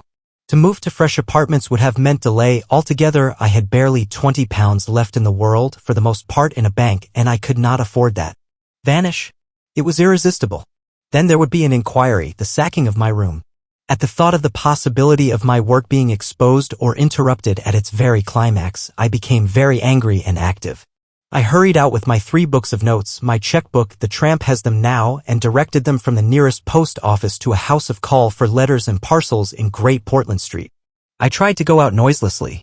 Coming in, I found my landlord going quietly upstairs. He had heard the door close, I suppose. You would have laughed to see him jump aside on the landing as I came tearing after him. He glared at me as I went by him, and I made the house quiver with the slamming of my door. I heard him come shuffling up to my floor, hesitate, and go down. I set to work upon my preparations forthwith. It was all done that evening and night. While I was still sitting under the sickly, drowsy influence of the drugs that decolorize blood, there came a repeated knocking at the door. It ceased, footsteps went away and returned, and the knocking was resumed. There was an attempt to push something under the door, a blue paper. Then in a fit of irritation I rose and went and flung the door wide open. Now then, said I. It was my landlord with a notice of ejectment or something. He held it out to me, saw something odd about my hands, I expect, and lifted his eyes to my face. For a moment he gaped. Then he gave a sort of inarticulate cry, dropped candle and writ together, and went blundering down the dark passage to the stairs. I shut the door, locked it, and went to the looking-glass. Then I understood his terror. My face was white, like white stone. But it was all horrible. I had not expected the suffering. A night of racking anguish, sickness, and fainting. I set my teeth, though my skin was presently afire, all my body afire, but I lay there like grim death. I understood now how it was the cat had howled until I chloroformed it. Lucky it was I lived alone and untended in my room. There were times when I sobbed and groaned and talked. But I stuck to it. I became insensible and woke languid in the darkness. The pain had passed. I thought I was killing myself, and I did not care.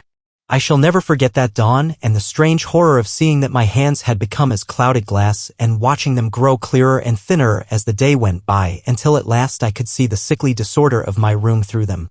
Though I closed my transparent eyelids, my limbs became glassy, the bones and arteries faded, vanished, and the little white nerves went last. I gritted my teeth and stayed there to the end. At last only the dead tips of the fingernails remained, pallid and white, and the brown stain of some acid upon my fingers. I struggled up. At first I was as incapable as a swathed infant, stepping with limbs I could not see. I was weak and very hungry. I went and stared at nothing in my shaving glass, at nothing save where an attenuated pigment still remained behind the retina of my eyes, fainter than mist. I had to hang on to the table and press my forehead against the glass. It was only by a frantic effort of will that I dragged myself back to the apparatus and completed the process. I slept during the forenoon, pulling the sheet over my eyes to shut out the light, and about midday I was awakened again by a knocking. My strength had returned. I sat up and listened and heard a whispering. I sprang to my feet and as noiselessly as possible began to detach the connections of my apparatus and to distribute it about the room so as to destroy the suggestions of its arrangement. Presently the knocking was renewed and voices called, first my landlord's and then two others. To gain time I answered them. The invisible rag and pillow came to hand and I opened the window and pitched them out onto the cistern cover. As the window opened, a heavy crash came at the door. Someone had charged it with the idea of smashing the lock. But the stout bolts I had screwed up some days before stopped him. That startled me, made me angry. I began to tremble and do things hurriedly. I tossed together some loose paper, straw, packing paper, and so forth in the middle of the room and turned on the gas. Heavy blows began to rain upon the door. I could not find the matches. I beat my hands on the wall with rage. I turned down the gas again, stepped out of the window on the cistern cover, very softly lowered the sash, and sat down, secure and invisible, but quivering with anger, to watch events. They split a panel, I saw, and in another moment they had broken away the staples of the bolts and stood in the open doorway. It was the landlord and his two stepsons, sturdy young men of 3 or 4 and 20. Behind them fluttered the old hag of a woman from downstairs. You may imagine their astonishment to find the room empty. One of the younger men rushed to the window at once, flung it up and stared out. His staring eyes and thick-lipped bearded face came a foot from my face. I was half-minded to hit his silly countenance, but I arrested my doubled fist. He stared right through me. So did the others as they joined him. The old man went and peered under the bed and then they all made a rush for the cupboard. They had to argue about it at length in Yiddish and Cockney English. They concluded I had not answered them, that their imagination had deceived them. A feeling of extraordinary elation took the place of my anger as I sat outside the window and watched these 4 people, for the old lady came in, glancing suspiciously about her like a cat, trying to understand the riddle of my behavior. The old man, so far as I could understand his patois, agreed with the old lady that I was a vivisectionist. The sons protested in garbled English that I was an electrician and appealed to the dynamos and radiators. They were all nervous about my arrival, although I found subsequently that they had bolted the front door. The old lady peered into the cupboard and under the bed, and one of the young men pushed up the register and stared up the chimney. One of my fellow lodgers, a costermonger who shared the opposite room with a butcher, appeared on the landing, and he was called in and told incoherent things. It occurred to me that the radiators, if they fell into the hands of some acute, well-educated person, would give me away too much, and watching my opportunity, I came into the room and tilted one of the little dynamos off its fellow on which it was standing and smashed both apparatus. Then, while they were trying to explain the smash, I dodged out of the room and went softly downstairs. I went into one of the sitting rooms and waited until they came down, still speculating and argumentative, all a little disappointed at finding no horrors and all a little puzzled how they stood legally towards me.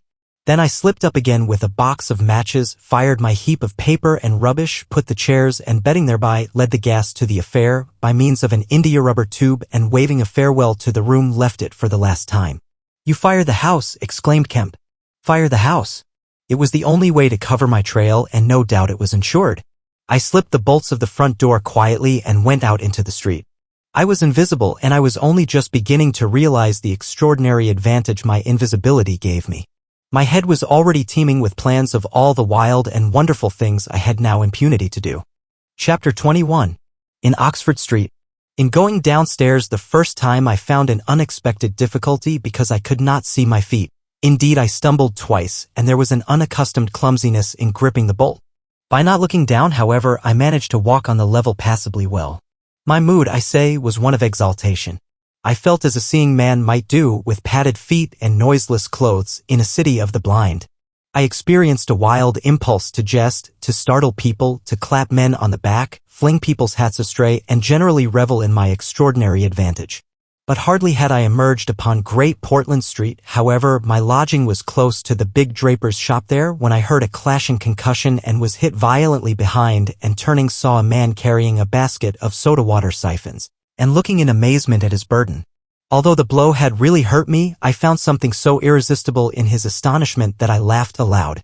"The devil's in the basket," I said, and suddenly twisted it out of his hand. He let go incontinently, and I swung the whole weight into the air. But a fool of a cabman, standing outside a public house, made a sudden rush for this, and his extending fingers took me with excruciating violence under the ear. I let the whole down with a smash on the cabman, and then, with shouts and the clatter of feet about me, people coming out of shops, vehicles pulling up, I realized what I had done for myself, and cursing my folly, backed against a shop window and prepared to dodge out of the confusion. In a moment I should be wedged into a crowd and inevitably discovered. I pushed by a butcher boy who luckily did not turn to see the nothingness that shoved him aside, and dodged behind the cabman's four-wheeler. I do not know how they settled the business. I hurried straight across the road, which was happily clear, and hardly heeding which way I went, in the fright of detection the incident had given me, plunged into the afternoon throng of Oxford Street. I tried to get into the stream of people, but they were too thick for me, and in a moment my heels were being trodden upon. I took to the gutter, the roughness of which I found painful to my feet, and forthwith the shaft of a crawling hansom dug me forcibly under the shoulder blade, reminding me that I was already bruised severely. I staggered out of the way of the cab, avoided a perambulator by a convulsive movement, and found myself behind the hansom. A happy thought saved me, and as this drove slowly along I followed in its immediate wake, trembling and astonished at the turn of my adventure. And not only trembling but shivering. It was a bright day in January, and I was stark naked, and the thin slime of mud that covered the road was freezing. Foolish as it seems to me now, I had not reckoned that, transparent or not, I was still amenable to the weather and all its consequences. Then suddenly a bright idea came into my head. I ran round and got into the cab. And so, shivering, scared, and sniffing with the first intimations of a cold, and with the bruises in the small of my back growing upon my attention, I drove slowly along Oxford Street and past Tottenham Court Road. My mood was as different from that in which I had sallied forth 10 minutes ago as it is possible to imagine. This invisibility indeed. The one thought that possessed me was, how was I to get out of the scrape I was in? We crawled past Moody's, and there a tall woman with 5 or 6 yellow-labeled books hailed my cab, and I sprang out just in time to escape her, shaving a railway van narrowly in my flight. I made off up the roadway to Bloomsbury Square, intending to strike north past the museum and so get into the quiet district. I was now cruelly chilled, and the strangeness of my situation so unnerved me that I whimpered as I ran. At the northward corner of the square a little white dog ran out of the Pharmaceutical Society's offices and incontinently made for me, nose down. I had never realized it before, but the nose is to the mind of a dog what the eye is to the mind of a seeing man. Dogs perceive the scent of a man moving as men perceive his vision. This brute began barking and leaping, showing, as it seemed to me, only too plainly that he was aware of me. I crossed Great Russell Street, glancing over my shoulder as I did so, and went some way along Montague Street before I realized what I was running towards. Then I became aware of a blare of music, and looking along the street saw a number of people advancing out of Russell Square, red shirts, and the banner of the Salvation Army to the fore. Such a crowd, chanting in the roadway and scoffing on the pavement, I could not hope to penetrate, and dreading to go back and farther from home again, and deciding on the spur of the moment, I ran up the white steps of a house facing the museum railings, and stood there until the crowd should have passed. Happily the dog stopped at the noise of the band too, hesitated, and turned tail, running back to Bloomsbury Square again. On came the band, bawling with unconscious irony some hymn about, "When shall we see his face?" and it seemed an interminable time to me before the tide of the crowd washed along the pavement by me. Thud, thud, thud, came the drum with a vibrating resonance, and for the moment I did not notice 2 urchins stopping at the railings by me. "See 'em," said one. "See what?" said the other. "Why, them footmarks, bear. Like what you makes in mud." I looked down and saw the youngsters had stopped and were gaping at the muddy footmarks I had left behind me up the newly whitened steps. The passing people elbowed and jostled them, but their confounded intelligence was arrested. Thud, thud, thud, when, thud, shall we see, thud, His face, thud, thud. "There's a barefoot man gone up them steps or I don't know nothing," said one. "And he ain't never come down again." And his foot was bleeding. The thick of the crowd had already passed. "Looky there, Ted," quoth the younger of the detectives with the sharpness of surprise in his voice, and pointed straight to my feet. I looked down and saw at once the dim suggestion of their outlines sketched in splashes of mud. For a moment I was paralyzed. "Why, that's rum," said the elder. "Dashed rum. It's just like the ghost of a foot, ain't it?" He hesitated and advanced with outstretched hand. A man pulled up short to see what he was catching, and then a girl. In another moment he would have touched me. Then I saw what to do. I made a step, the boy started back with an exclamation, and with a rapid movement I swung myself over into the portico of the next house. But the smaller boy was sharp-eyed enough to follow the movement, and before I was well down the steps and upon the pavement, he had recovered from his momentary astonishment and was shouting out that the feet had gone over the wall. They rushed round and saw my new footmarks flash into being on the lower step and upon the pavement. "What's up?" asked someone. "Feet. Look. Feet running." Everybody in the road, except my 3 pursuers, was pouring along after the Salvation Army, and this blow not only impeded me but them. There was an eddy of surprise and interrogation. At the cost of bowling over one young fellow I got through, and in another moment I was rushing headlong round the circuit of Russell Square, with 6 or 7 astonished people following my footmarks. There was no time for explanation, or else the whole host would have been after me. Twice I doubled round corners, thrice I crossed the road and came back upon my tracks, and then, as my feet grew hot and dry, the damp impressions began to fade. At last I had a breathing space and rubbed my feet clean with my hands, and so got away altogether. The last I saw of the chase was a little group of a dozen people perhaps, studying with infinite perplexity a slowly drying footprint that had resulted from a puddle in Tavistock Square. A footprint as isolated and incomprehensible to them as Crusoe's solitary discovery. This running warmed me to a certain extent, and I went on with a better courage through the maze of less frequented roads that runs hereabouts. My back had now become very stiff and sore, my tonsils were painful from the cabman's fingers, and the skin of my neck had been scratched by his nails, my feet hurt exceedingly, and I was lame from a little cut on one foot. I saw in time a blind man approaching me, and fled limping, for I feared his subtle intuitions. Once or twice accidental collisions occurred, and I left people amazed, with unaccountable curses ringing in their ears. Then came something silent and quiet against my face, and across the square fell a thin veil of slowly falling flakes of snow. I had caught a cold, and do as I would I could not avoid an occasional sneeze. And every dog that came in sight, with its pointing nose and curious sniffing, was a terror to me. Then came men and boys running, first one and then others, and shouting as they ran. It was a fire. They ran in the direction of my lodging, and looking back down a street I saw a mass of black smoke streaming up above the roofs and telephone wires. It was my lodging burning, my clothes, my apparatus, all my resources indeed, except my checkbook and the 3 volumes of memoranda that awaited me in Great Portland Street, were there. Burning. I had burnt my boats, if ever a man did. The place was blazing. The invisible man paused and thought. Kemp glanced nervously out of the window. "Yes," he said. "Go on." Chapter 22. In the Emporium. So last January, with the beginning of a snowstorm in the air about me, and if it settled on me it would betray me. Weary, cold, painful, inexpressibly wretched, and still but half convinced of my invisible quality, I began this new life to which I am committed. I had no refuge, no appliances, no human being in the world in whom I could confide. To have told my secret would have given me away, made a mere show and rarity of me. Nevertheless, I was half-minded to accost some passer-by and throw myself upon his mercy. But I knew too clearly the terror and brutal cruelty my advances would evoke. I made no plans in the street. My sole object was to get shelter from the snow, to get myself covered and warm, then I might hope to plan. But even to me, an invisible man, the rows of London houses stood latched, barred, and bolted impregnably. Only one thing could I see clearly before me, the cold exposure and misery of the snowstorm and the night. And then I had a brilliant idea.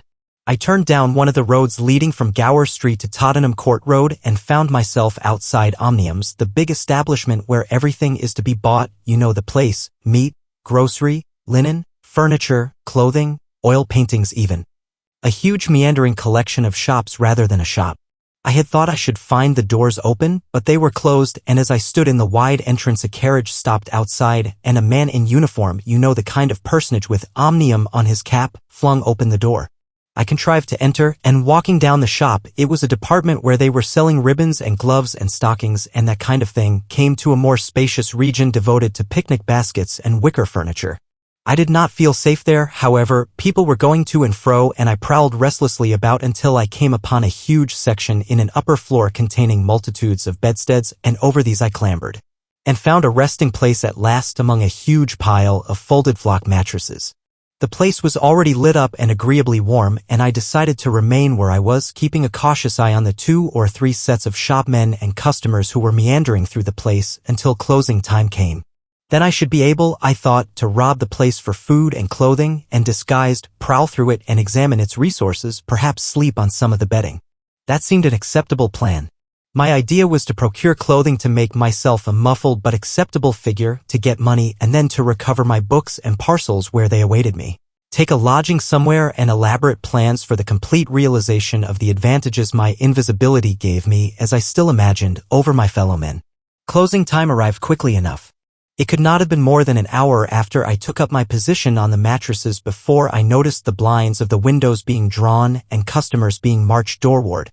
And then a number of brisk young men began with remarkable alacrity to tidy up the goods that remained disturbed. I left my lair as the crowds diminished and prowled cautiously out into the less desolate parts of the shop. I was really surprised to observe how rapidly the young men and women whipped away the goods displayed for sale during the day. All the boxes of goods, the hanging fabrics, the festoons of lace, the boxes of sweets in the grocery section, the displays of this and that, were being whipped down, folded up, slapped into tidy receptacles. And everything that could not be taken down and put away had sheets of some coarse stuff like sacking flung over them. Finally, all the chairs were turned up onto the counters, leaving the floor clear. Directly each of these young people had done, he or she made promptly for the door with such an expression of animation as I have rarely observed in a shop assistant before. Then came a lot of youngsters scattering sawdust and carrying pails and brooms. I had to dodge to get out of the way, and as it was, my ankle got stung with the sawdust. For some time, wandering through the swathed and darkened departments, I could hear the brooms at work. And at last, a good hour or more after the shop had been closed, came a noise of locking doors. Silence came upon the place, and I found myself wandering through the vast and intricate shops, galleries, showrooms of the place, alone. It was very still. In one place I remember passing near one of the Tottenham Court Road entrances and listening to the tapping of boot heels of the passers-by. My first visit was to the place where I had seen stockings and gloves for sale.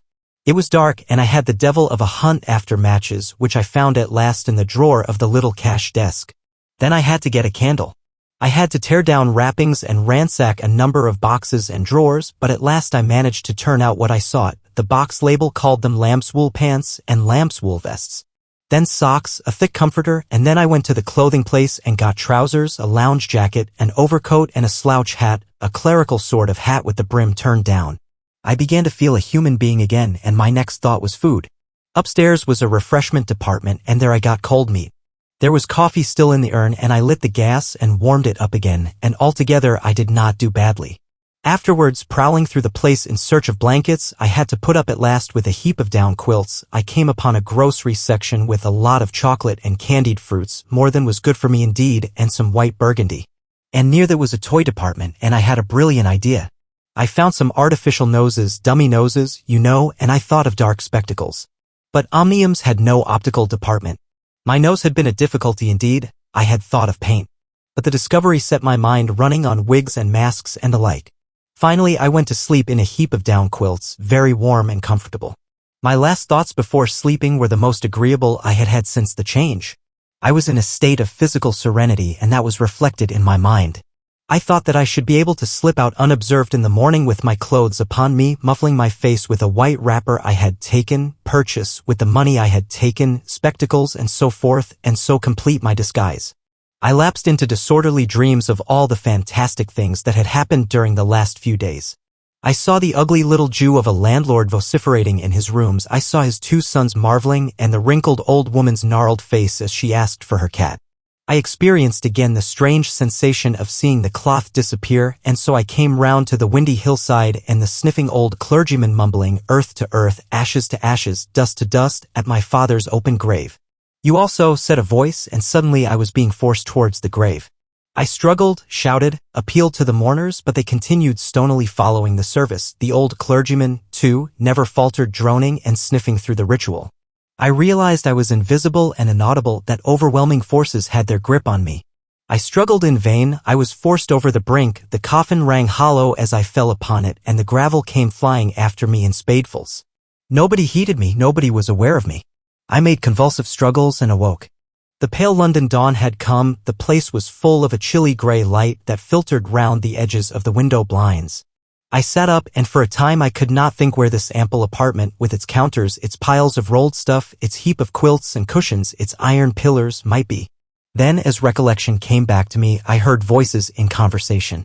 Then far down the place, in the brighter light of some department which had already raised its blinds, I saw two men approaching.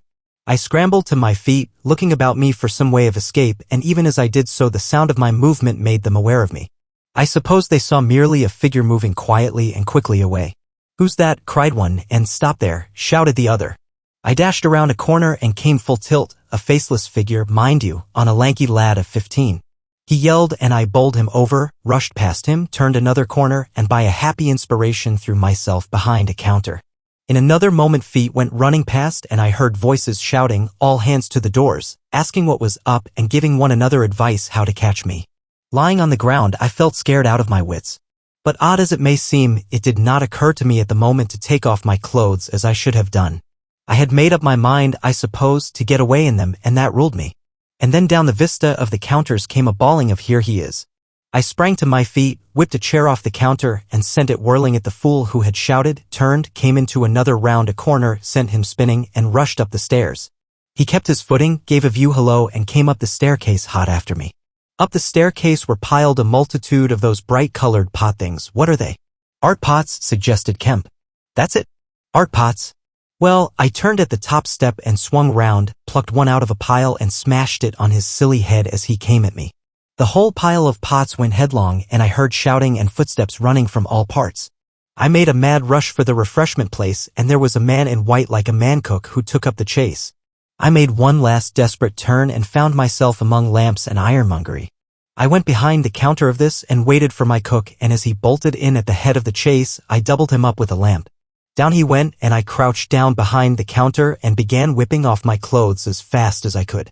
Coat, jacket, trousers, shoes were all right, but a lamb's wool vest fits a man like a skin. I heard more men coming. My cook was lying quiet on the other side of the counter, stunned or scared, speechless, and I had to make another dash for it like a rabbit hunted out of a woodpile. "This way, policeman." I heard someone shouting. I found myself in my bedstead storeroom again, and at the end of a wilderness of wardrobes. I rushed among them, went flat, got rid of my vest after infinite wriggling, and stood a free man again, panting and scared, as the policeman and 3 of the shopmen came round the corner.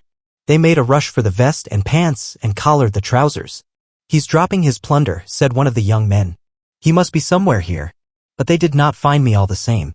I stood watching them hunt for me for a time and cursing my ill luck in losing the clothes.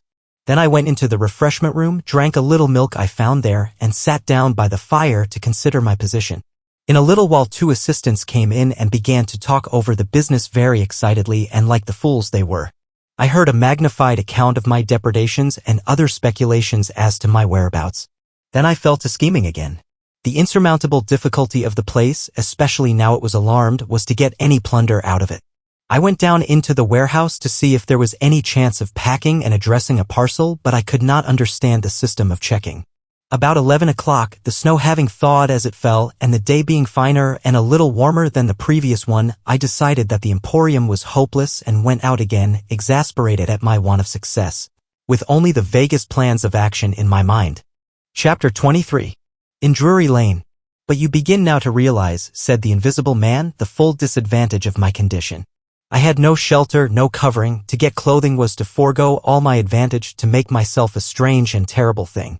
I was fasting, for to eat, to fill myself with unassimilated matter, would be to become grotesquely visible again." "I never thought of that," said Kemp. "Nor had I. And the snow had warned me of other dangers. I could not go abroad in snow, it would settle on me and expose me. Rain, too, would make me a watery outline, a glistening surface of a man, a bubble. And fog, I should be like a fainter bubble in a fog, a surface, a greasy glimmer of humanity. Moreover, as I went abroad in the London air, I gathered dirt about my ankles, floating smuts, and dust upon my skin.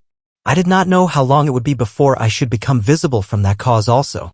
But I saw clearly it could not be for long. Not in London at any rate. I went into the slums towards Great Portland Street and found myself at the end of the street in which I had lodged.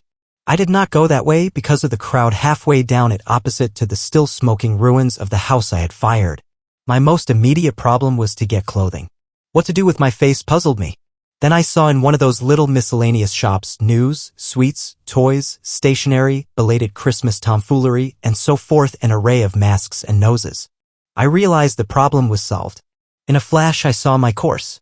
I turned about, no longer aimless, and went circuitously in order to avoid the busy ways towards the back streets north of the Strand, for I remembered, though not very distinctly where, that some theatrical costumiers had shops in that district. The day was cold, with a nipping wind down the northward running streets. I walked fast to avoid being overtaken. Every crossing was a danger, every passenger a thing to watch alertly. One man, as I was about to pass him at the top of Bedford Street, turned upon me abruptly and came into me, sending me into the road and almost under the wheel of a passing hansom. The verdict of the cab rank was that he had had some sort of stroke. I was so unnerved by this encounter that I went into Covent Garden Market and sat down for some time in a quiet corner by a stall of violets, panting and trembling. I found I had caught a fresh cold and had to turn out after a time lest my sneezes should attract attention. At last I reached the object of my quest, a dirty, fly-blown little shop in a byway near Drury Lane, with a window full of tinsel robes, sham jewels, wigs, slippers, dominoes, and theatrical photographs. The shop was old-fashioned and low and dark, and the house rose above it for 4 stories, dark and dismal. I peered through the window and, seeing no one within, entered.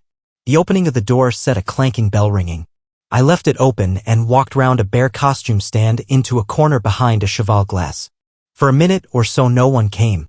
Then I heard heavy feet striding across a room and a man appeared down the shop. My plans were now perfectly definite.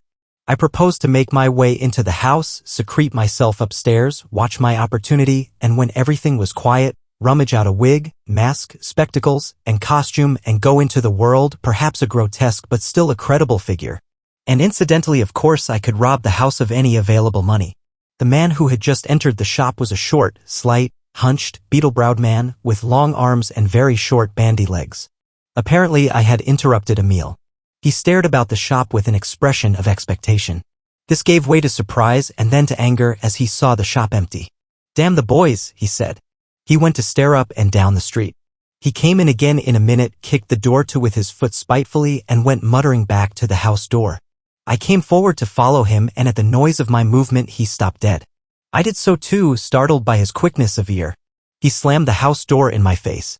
I stood hesitating. Suddenly I heard his quick footsteps returning and the door reopened. He stood looking about the shop like one who was still not satisfied. Then, murmuring to himself, he examined the back of the counter and peered behind some fixtures. Then he stood doubtful. He had left the house door open and I slipped into the inner room. It was a queer little room, poorly furnished and with a number of big masks in the corner. On the table was his belated breakfast, and it was a confoundedly exasperating thing for me, Kemp, to have to sniff his coffee and stand watching while he came in and resumed his meal. And his table manners were irritating. 3 doors opened into the little room, one going upstairs and one down, but they were all shut. I could not get out of the room while he was there. I could scarcely move because of his alertness, and there was a draft down my back. Twice I strangled a sneeze just in time. The spectacular quality of my sensations was curious and novel, but for all that I was heartily tired and angry long before he had done his eating. But at last he made an end, and putting his beggarly crockery on the black tin tray upon which he had had his teapot, and gathering all the crumbs up on the mustard-stained cloth, he took the whole lot of things after him. His burden prevented his shutting the door behind him as he would have done. I never saw such a man for shutting doors, and I followed him into a very dirty underground kitchen and scullery. I had the pleasure of seeing him begin to wash up, and then, finding no good in keeping down there, and the brick floor being cold on my feet, I returned upstairs and sat in his chair by the fire. It was burning low, and scarcely thinking, I put on a little coal. The noise of this brought him up at once, and he stood aglare. He peered about the room and was within an ace of touching me. Even after that examination he scarcely seemed satisfied. He stopped in the doorway and took a final inspection before he went down. I waited in the little parlor for an age, and at last he came up and opened the upstairs door. I just managed to get by him. On the staircase he stopped suddenly so that I very nearly blundered into him. He stood looking back right into my face and listening. I could have sworn, he said. His long hairy hand pulled at his lower lip. His eye went up and down the staircase. Then he grunted and went on up again. His hand was on the handle of a door, and then he stopped again with the same puzzled anger on his face. He was becoming aware of the faint sounds of my movements about him. The man must have had diabolically acute hearing. He suddenly flashed into rage. "If there's anyone in this house," he cried with an oath and left the threat unfinished. He put his hand in his pocket, failed to find what he wanted, and rushing past me went blundering noisily and pugnaciously downstairs. But I did not follow him. I sat on the head of the staircase until his return. Presently he came up again, still muttering. He opened the door of the room and before I could enter, slammed it in my face. I resolved to explore the house and spent some time in doing so as noiselessly as possible. The house was very old and tumble down, damp so that the paper in the attics was peeling from the walls and rat-infested. Some of the door handles were stiff and I was afraid to turn them. Several rooms I did inspect were unfurnished and others were littered with theatrical lumber bought second-hand, I judged, from its appearance. In one room next to his I found a lot of old clothes. I began routing among these and in my eagerness forgot again the evident sharpness of his ears. I heard a stealthy footstep and, looking up just in time, saw him peering in at the tumbled heap and holding an old-fashioned revolver in his hand. I stood perfectly still while he stared about open-mouthed and suspicious. "It must have been her," he said slowly. "Damn her." He shut the door quietly and immediately I heard the key turn in the lock. Then his footsteps retreated. I realized abruptly that I was locked in. For a minute I did not know what to do. I walked from door to window and back and stood perplexed. A gust of anger came upon me. But I decided to inspect the clothes before I did anything further, and my first attempt brought down a pile from an upper shelf. This brought him back, more sinister than ever. That time he actually touched me, jumped back with amazement, and stood astonished in the middle of the room. Presently he calmed a little. "Rats," he said in an undertone, fingers on lips. He was evidently a little scared. I edged quietly out of the room, but a plank creaked. Then the infernal little brute started going all over the house, revolver in hand and locking door after door and pocketing the keys. When I realized what he was up to, I had a fit of rage. I could hardly control myself sufficiently to watch my opportunity. By this time I knew he was alone in the house, and so I made no more ado but knocked him on the head. "Knocked him on the head?" exclaimed Kemp. "Yes, stunned him as he was going downstairs. Hit him from behind with a stool that stood on the landing. He went downstairs like a bag of old boots. But I say, the common conventions of humanity are all very well for common people. But the point was, Kemp, that I had to get out of that house in a disguise without his seeing me. I couldn't think of any other way of doing it. And then I gagged him with a Louis Quatorze vest and tied him up in a sheet. Tied him up in a sheet. Made a sort of bag of it. It was rather a good idea to keep the idiot scared and quiet, and a devilish hard thing to get out of head away from the string. My dear Kemp, it's no good you're sitting glaring as though I was a murderer. It had to be done. He had his revolver. If once he saw me he would be able to describe me. But still, said Kemp, in England today. And the man was in his own house and you were, well, robbing. Robbing. Confound it. You'll call me a thief next. Surely, Kemp, you're not fool enough to dance on the old strings. Can't you see my position? And his too, said Kemp. The invisible man stood up sharply. What do you mean to say? Kemp's face grew a trifle hard. He was about to speak and checked himself. I suppose, after all, he said with a sudden change of manner, the thing had to be done. You were in a fix. But still, of course I was in a fix, an infernal fix. And he made me wild too, hunting me about the house, fooling about with his revolver, locking and unlocking doors. He was simply exasperating. You don't blame me, do you? You don't blame me? I never blame anyone, said Kemp. It's quite out of fashion. What did you do next? I was hungry. Downstairs I found a loaf and some rank cheese, more than sufficient to satisfy my hunger. I took some brandy and water and then went up past my impromptu bag. He was lying quite still, to the room containing the old clothes. This looked out upon the street, two lace curtains brown with dirt guarding the window. I went and peered out through their interstices.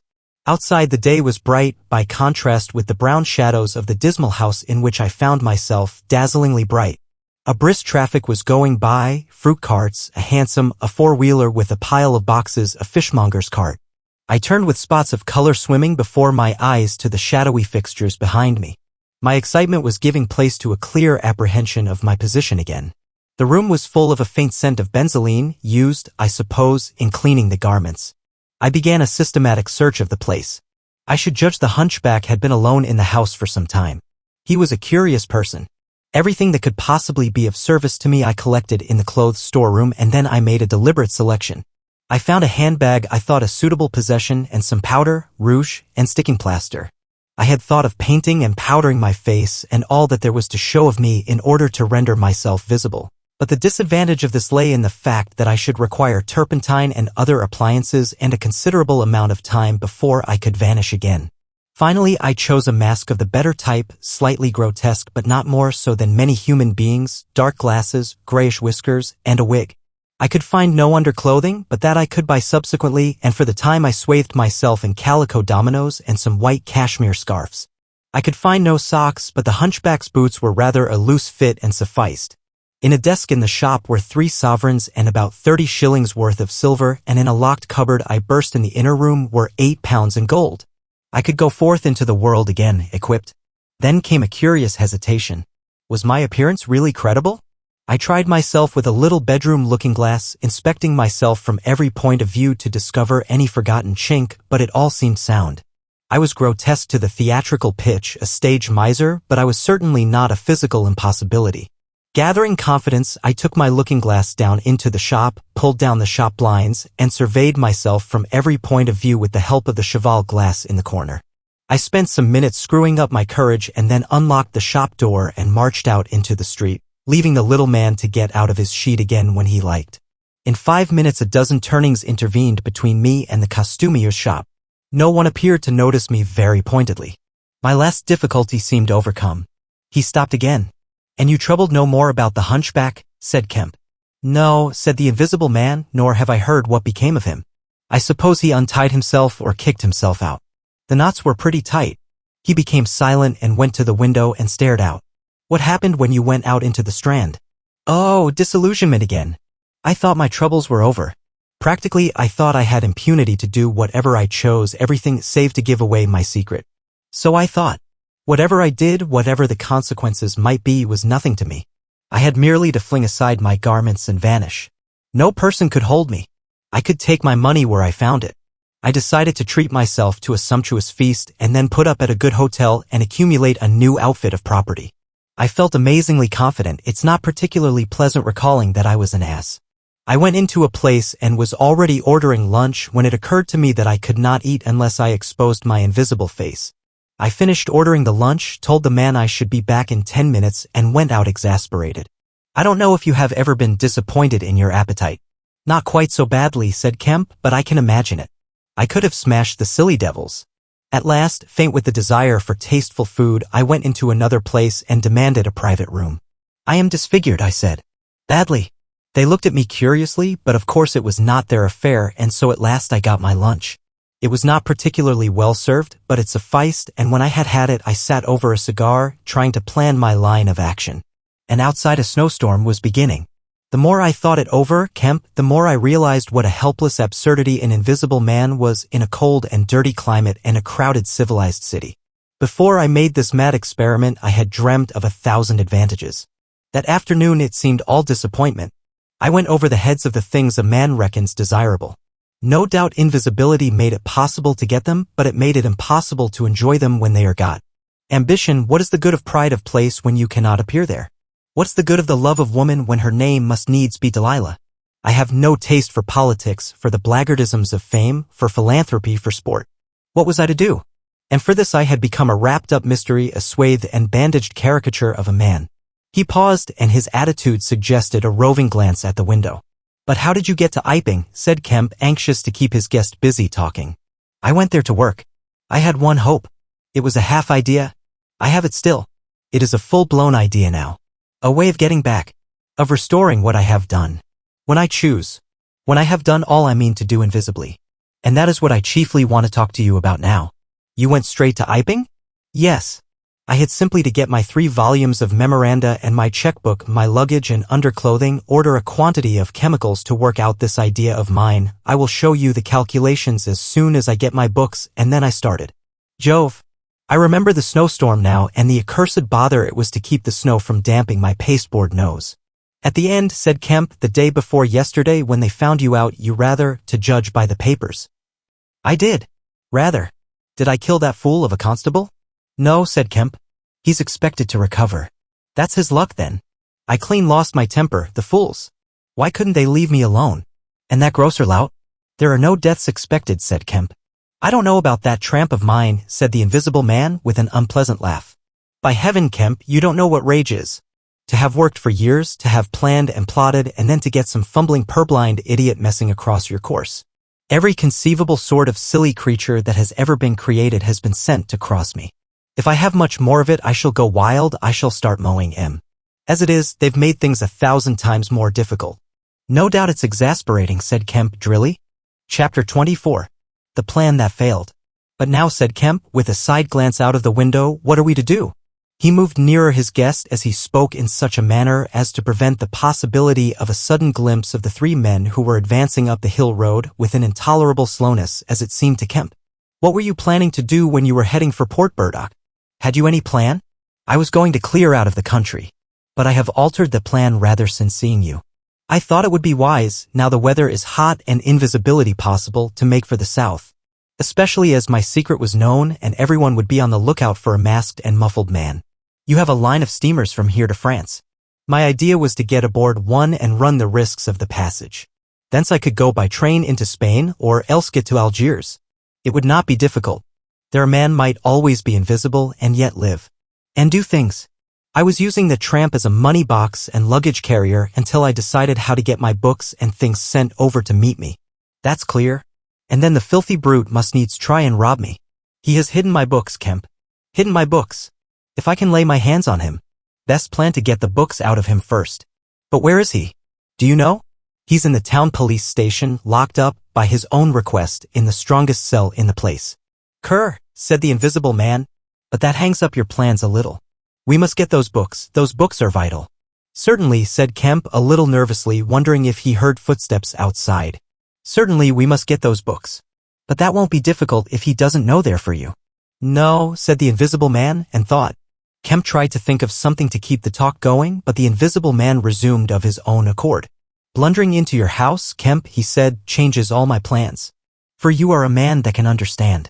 In spite of all that has happened, in spite of this publicity, of the loss of my books, of what I have suffered, there still remain great possibilities, huge possibilities.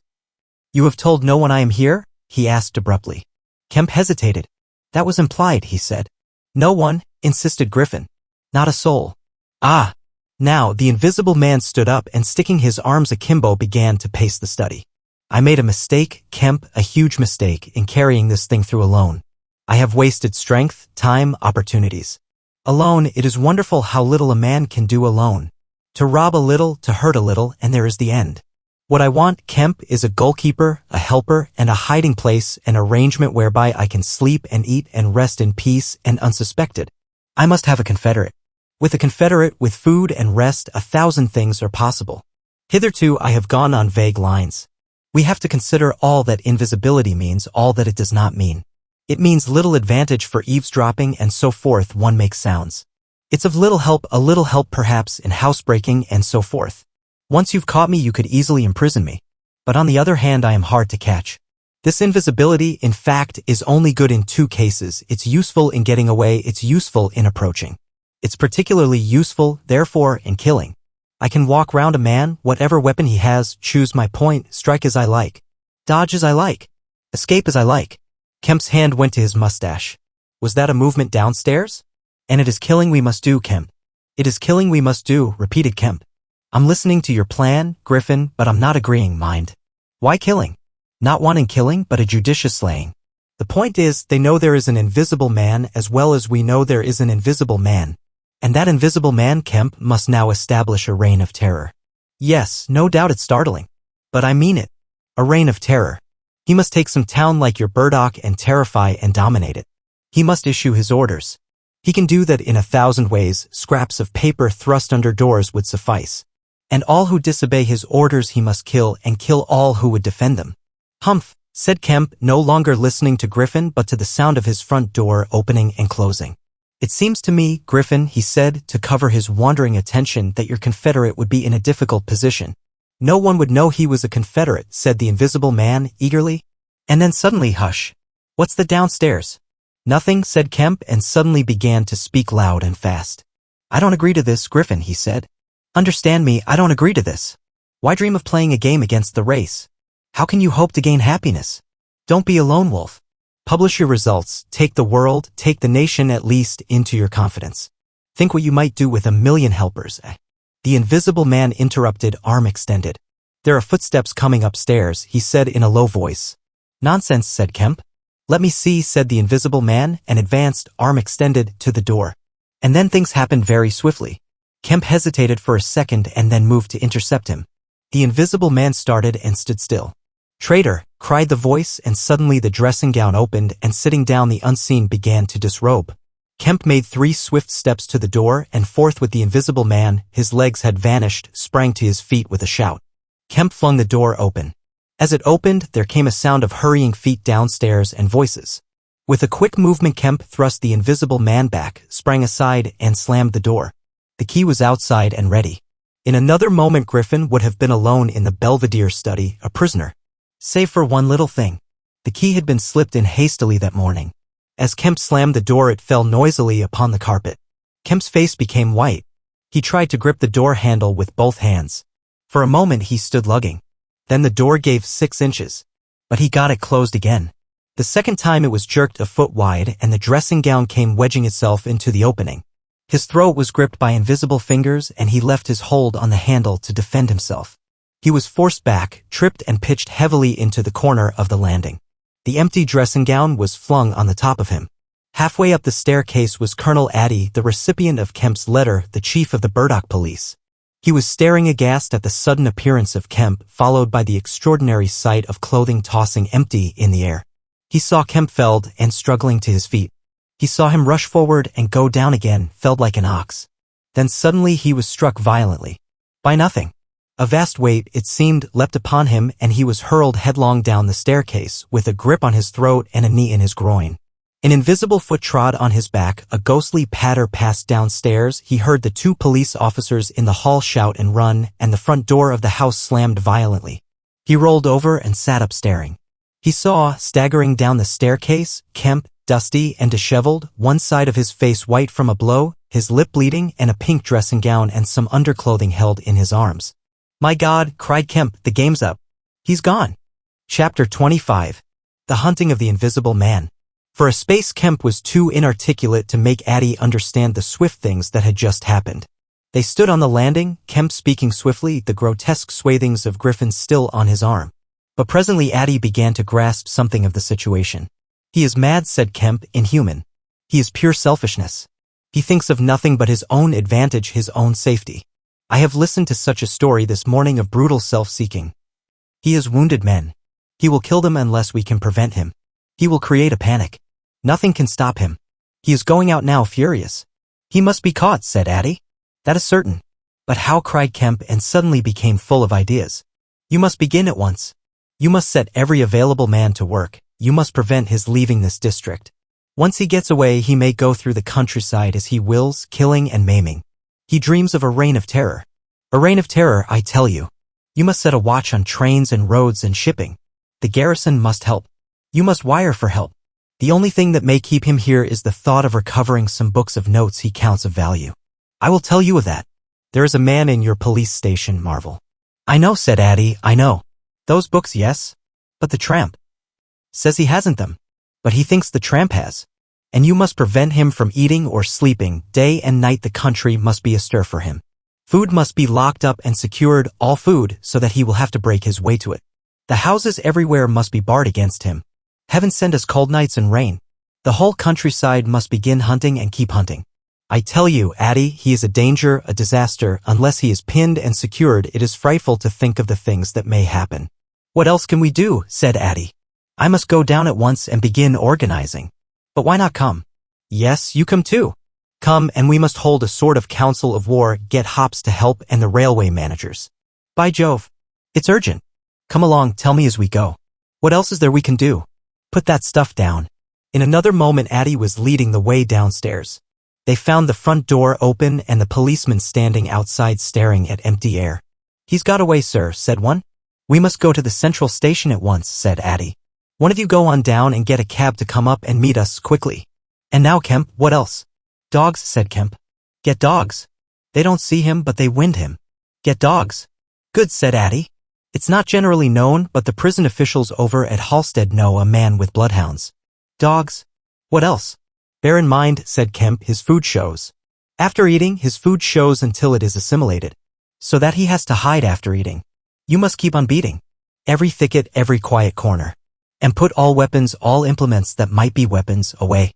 He can't carry such things for long.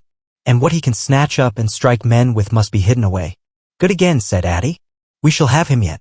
"And on the roads," said Kemp, and hesitated. "Yes," said Addie. "Powdered glass," said Kemp. "It's cruel, I know. But think of what he may do." Addie drew the air in sharply between his teeth. "It's unsportsmanlike. I don't know. But I'll have powdered glass got ready. If he goes too far." "The man's become inhuman, I tell you," said Kemp. "I am as sure he will establish a reign of terror so soon as he has got over the emotions of this escape as I am sure I am talking to you. Our only chance is to be ahead. He has cut himself off from his kind. His blood be upon his own head." Chapter 26. The Wicksteed Murder. The Invisible Man seems to have rushed out of Kemp's house in a state of blind fury. A little child playing near Kemp's gateway was violently caught up and thrown aside so that its ankle was broken, and thereafter for some hours the Invisible Man passed out of human perceptions. No one knows where he went nor what he did, but one can imagine him hurrying through the hot June forenoon up the hill and on to the open downland behind Port Burdock, raging and despairing at his intolerable fate and sheltering at last, heated and weary amid the thickets of Hintendine, to piece together again his shattered schemes against his species. That seems the most probable refuge for him, for there it was he reasserted himself in a grimly tragical manner about 2 in the afternoon. One wonders what his state of mind may have been during that time and what plans he devised. No doubt he was almost ecstatically exasperated by Kemp's treachery, and though we may be able to understand the motives that led to that deceit, we may still imagine and even sympathize a little with the fury the attempted surprise must have occasioned. Perhaps something of the stunned astonishment of his Oxford Street experiences may have returned to him, for he had evidently counted on Kemp's cooperation in his brutal dream of a terrorized world. At any rate, he vanished from human ken about midday, and no living witness can tell what he did until about 2:30. It was a fortunate thing, perhaps, for humanity, but for him it was a fatal inaction. During that time a growing multitude of men scattered over the countryside were busy. In the morning he had still been simply a legend, a terror. In the afternoon, by virtue chiefly of Kemp's drily worded proclamation, he was presented as a tangible antagonist, to be wounded, captured, or overcome. And the countryside began organizing itself with inconceivable rapidity. By 2 o'clock even he might still have removed himself out of the district by getting aboard a train, but after 2 that became impossible. Every passenger train along the lines on a great parallelogram between Southampton, Manchester, Brighton and Horsham traveled with locked doors, and the goods traffic was almost entirely suspended. And in a great circle of 20 miles round Port Burdock, men armed with guns and bludgeons were presently setting out in groups of 3 and 4, with dogs, to beat the roads and fields. Mounted policemen rode along the country lanes, stopping at every cottage and warning the people to lock up their houses and keep indoors unless they were armed, and all the elementary schools had broken up by 3 o'clock, and the children, scared and keeping together in groups, were hurrying home. Kemp's proclamation, signed indeed by Addie, was posted over almost the whole district by 4 or 5 o'clock in the afternoon. It gave briefly but clearly all the conditions of the struggle: the necessity of keeping the Invisible Man from food and sleep, the necessity for incessant watchfulness and for a prompt attention to any evidence of his movements.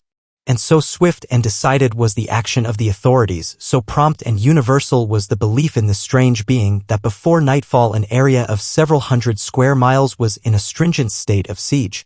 And before nightfall, too, a thrill of horror went through the whole watching, nervous countryside.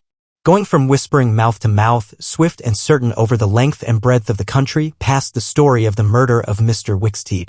If our supposition that the Invisible Man's refuge was the Hintendine thickets, then we must suppose that in the early afternoon he sallied out again bent upon some project that involved the use of a weapon.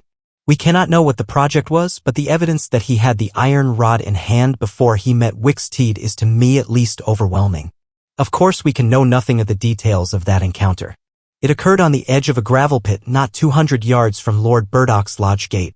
Everything points to a desperate struggle, the trampled ground, the numerous wounds Mr. Wicksteed received, his splintered walking stick, but why the attack was made, save in a murderous frenzy, it is impossible to imagine. Indeed, the theory of madness is almost unavoidable. Mr. Wicksteed was a man of 45 or 46, steward to Lord Burdock, of inoffensive habits and appearance, the very last person in the world to provoke such a terrible antagonist. Against him it would seem the invisible man used an iron rod dragged from a broken piece of fence. He stopped this quiet man, going quietly home to his midday meal, attacked him, beat down his feeble defenses, broke his arm, felled him, and smashed his head to a jelly. Of course, he must have dragged this rod out of the fencing before he met his victim. He must have been carrying it ready in his hand. Only two details beyond what has already been stated seem to bear on the matter. One is the circumstance that the gravel pit was not in Mr. Wicksteed's direct path home, but nearly a couple of 100 yards out of his way. The other is the assertion of a little girl to the effect that, going to her afternoon school, she saw the murdered man trotting in a peculiar manner across a field towards the gravel pit. Her pantomime of his actions suggests a man pursuing something on the ground before him and striking at it ever and again with his walking stick. She was the last person to see him alive. He passed out of her sight to his death, the struggle being hidden from her only by a clump of beech trees and a slight depression in the ground. Now this, to the present writer's mind at least, lifts the murder out of the realm of the absolutely wanton. We may imagine that Griffin had taken the rod as a weapon indeed, but without any deliberate intention of using it in murder. Wicksteed may then have come by and noticed this rod inexplicably moving through the air. Without any thought of the invisible man, for Port Burdock is 10 miles away, he may have pursued it. It is quite conceivable that he may not even have heard of the invisible man. One can then imagine the invisible man making off quietly in order to avoid discovering his presence in the neighborhood, and Wicksteed, excited and curious, pursuing this unaccountably locomotive object, finally striking at it. No doubt the invisible man could easily have distanced his middle-aged pursuer under ordinary circumstances, but the position in which Wicksteed's body was found suggests that he had the ill luck to drive his quarry into a corner between a drift of stinging nettles and the gravel pit. To those who appreciate the extraordinary irascibility of the invisible man, the rest of the encounter will be easy to imagine. But this is pure hypothesis. The only undeniable facts, for stories of children are often unreliable, are the discovery of Wicksteed's body, done to death, and of the blood-stained iron rod flung among the nettles. The abandonment of the rod by Griffin suggests that in the emotional excitement of the affair, the purpose for which he took it, if he had a purpose, was abandoned. He was certainly an intensely egotistical and unfeeling man, but the sight of his victim, his first victim, bloody and pitiful at his feet, may have released some long-pent fountain of remorse which for a time may have flooded whatever scheme of action he had contrived.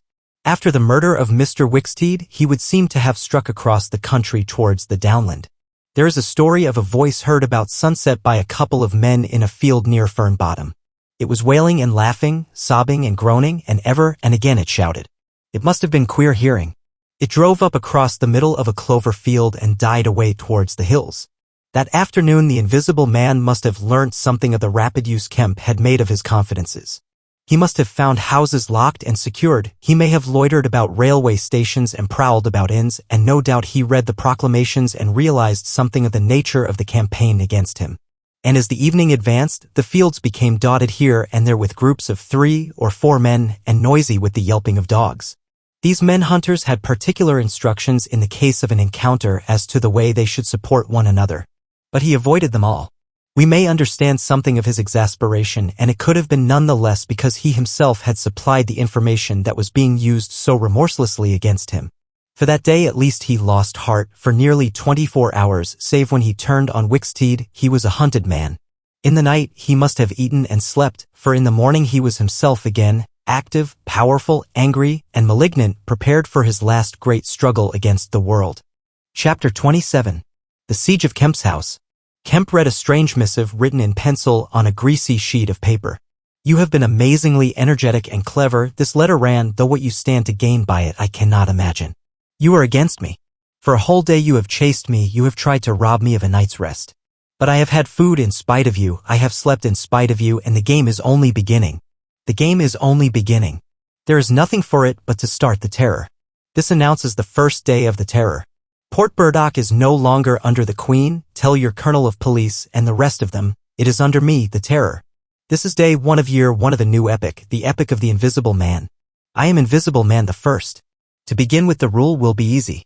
The first day there will be one execution for the sake of example, a man named Kemp. Death starts for him today. He may lock himself away, hide himself away, get guards about him, put on armor if he likes. Death, the unseen death, is coming. Let him take precautions, it will impress my people. Death starts from the pillar box by midday. The letter will fall in as the postman comes along, then off. The game begins. Death starts. Help him not, my people, lest death fall upon you also. Today Kemp is to die.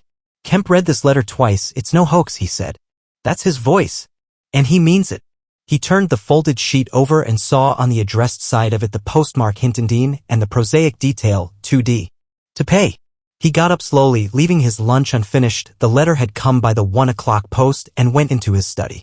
He rang for his housekeeper and told her to go round the house at once, examine all the fastenings of the windows and close all the shutters. He closed the shutters of his study himself. From a locked drawer in his bedroom he took a little revolver, examined it carefully, and put it into the pocket of his lounge jacket. He wrote a number of brief notes, one to Colonel Addie, gave them to his servant to take with explicit instructions as to her way of leaving the house. There is no danger, he said, and added a mental reservation to you. He remained meditative for a space after doing this and then returned to his cooling lunch. He ate with gaps of thought.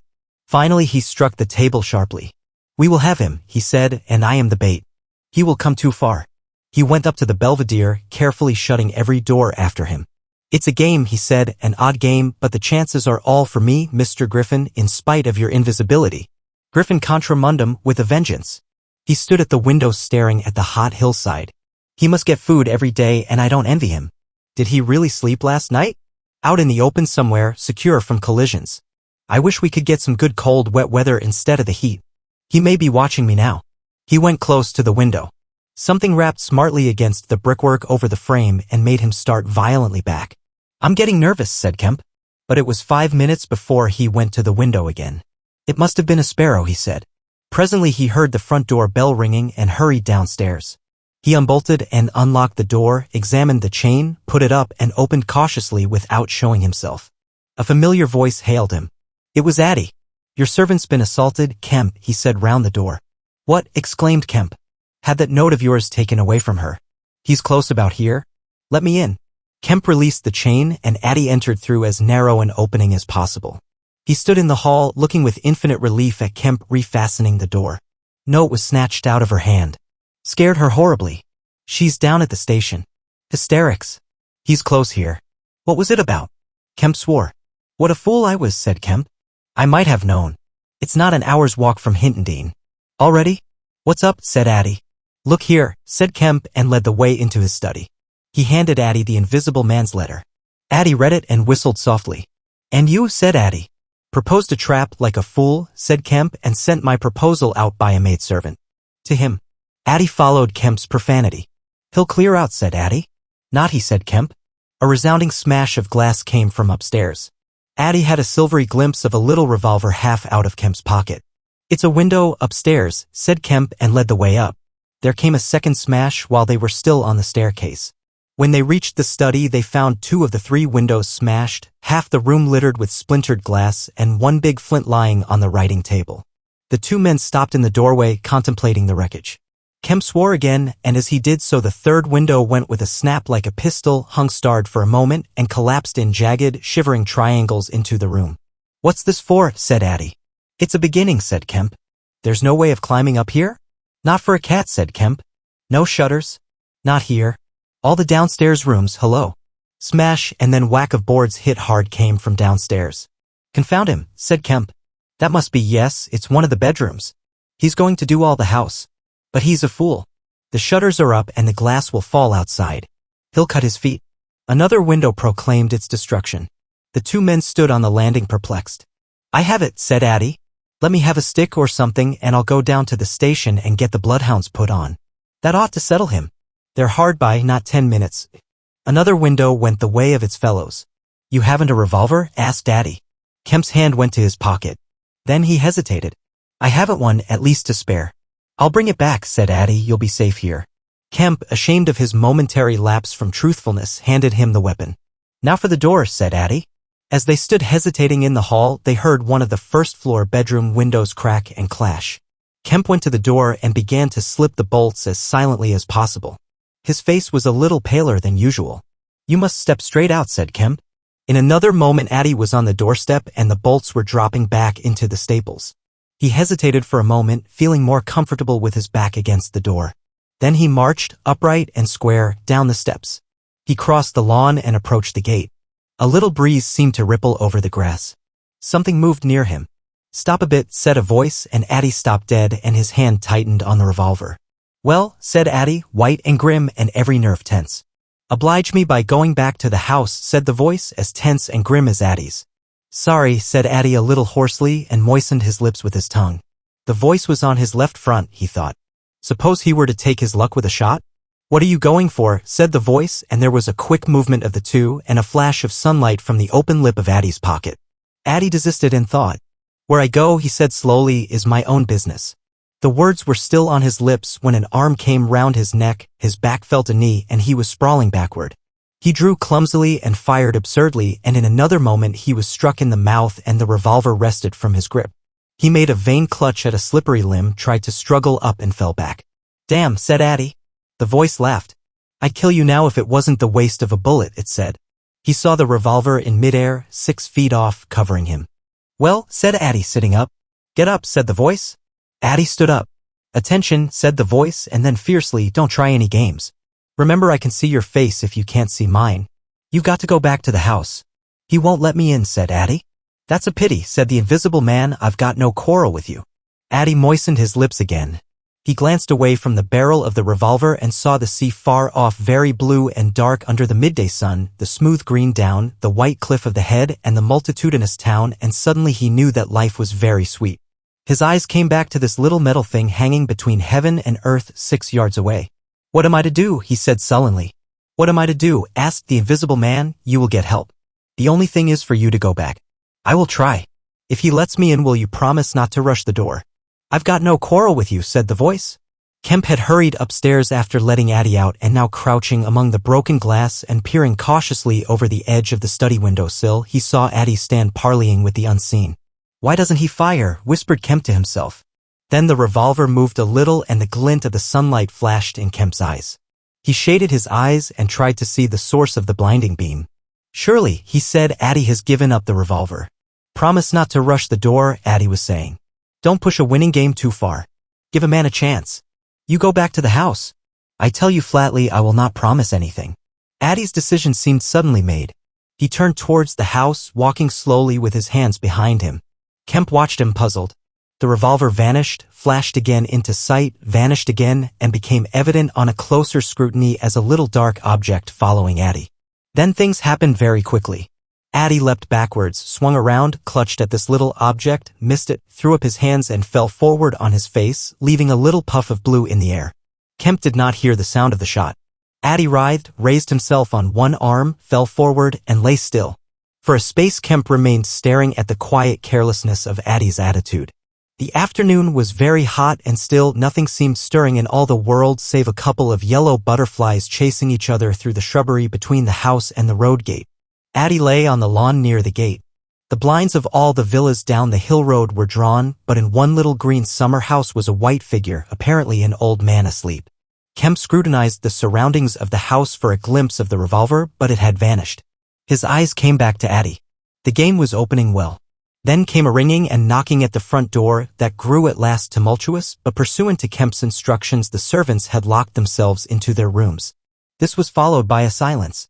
Kemp sat listening and then began peering cautiously out of the 3 windows, one after another. He went to the staircase head and stood listening uneasily.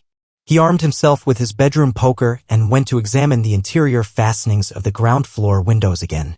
Everything was safe and quiet. He returned to the belvedere. Addie lay motionless over the edge of the gravel just as he had fallen. Coming along the road by the villas were the housemaid and 2 policemen.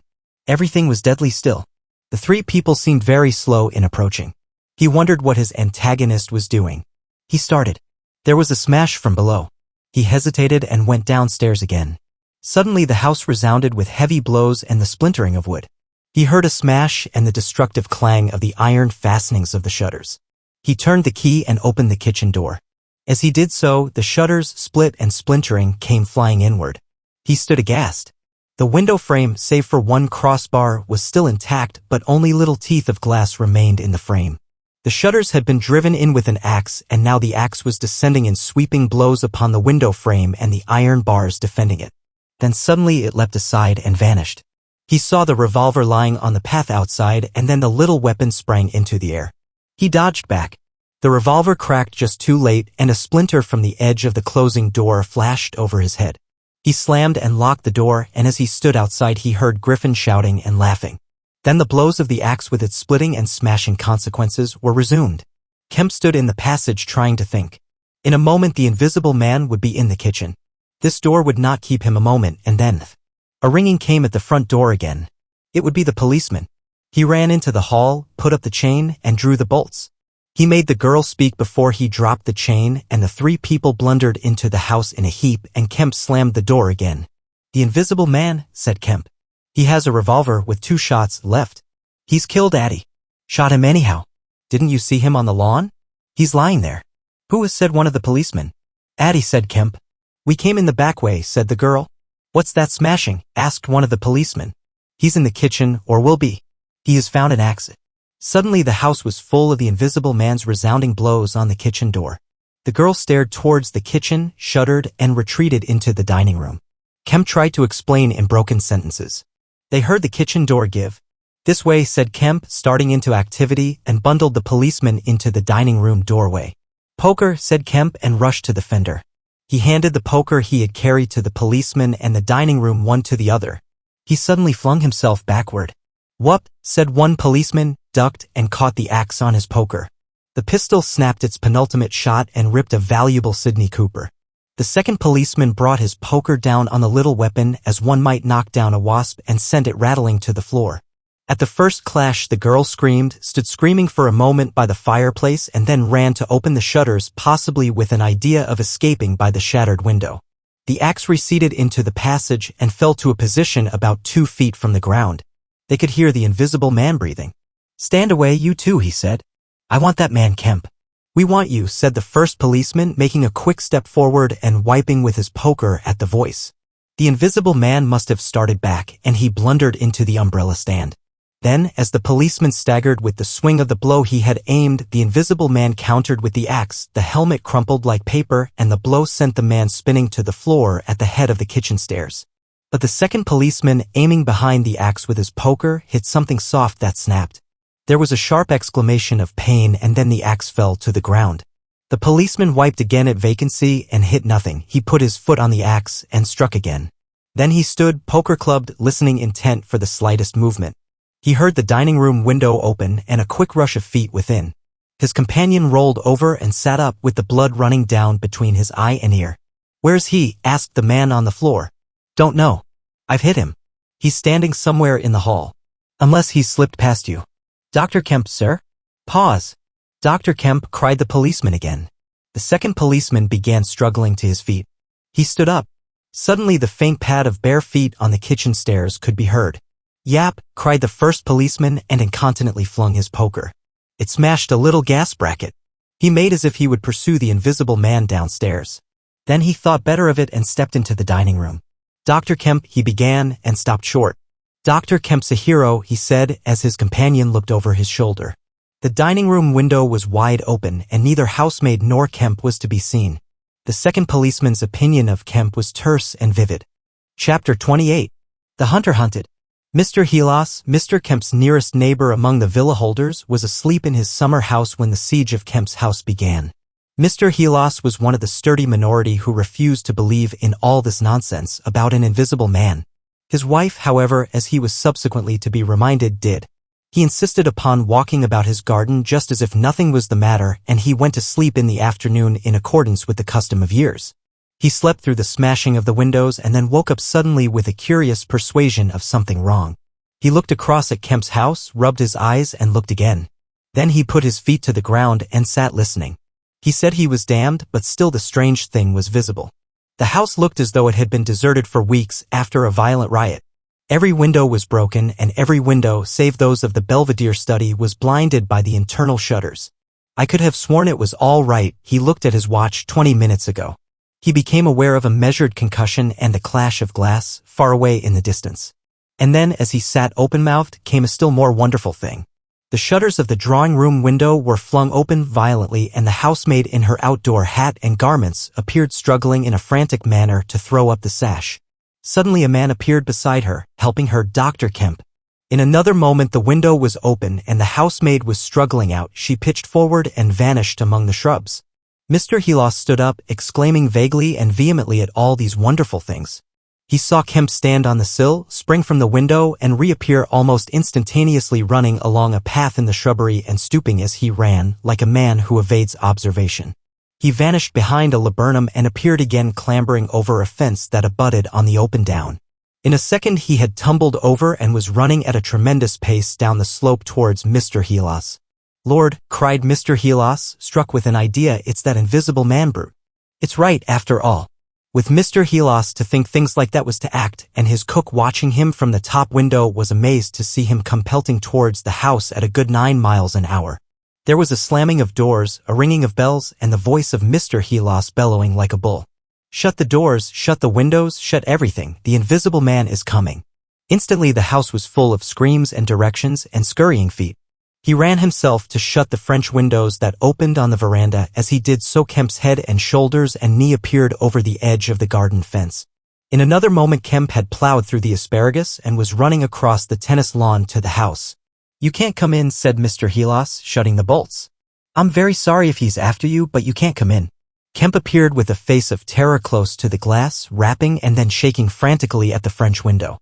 Then, seeing his efforts were useless, he ran along the veranda, vaulted the end, and went to hammer at the side door.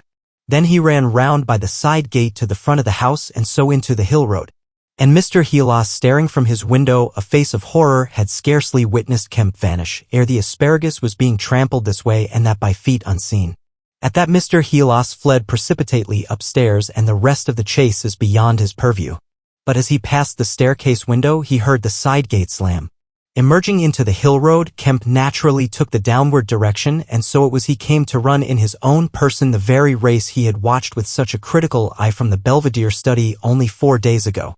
He ran it well, for a man out of training, and though his face was white and wet, his wits were cool to the last.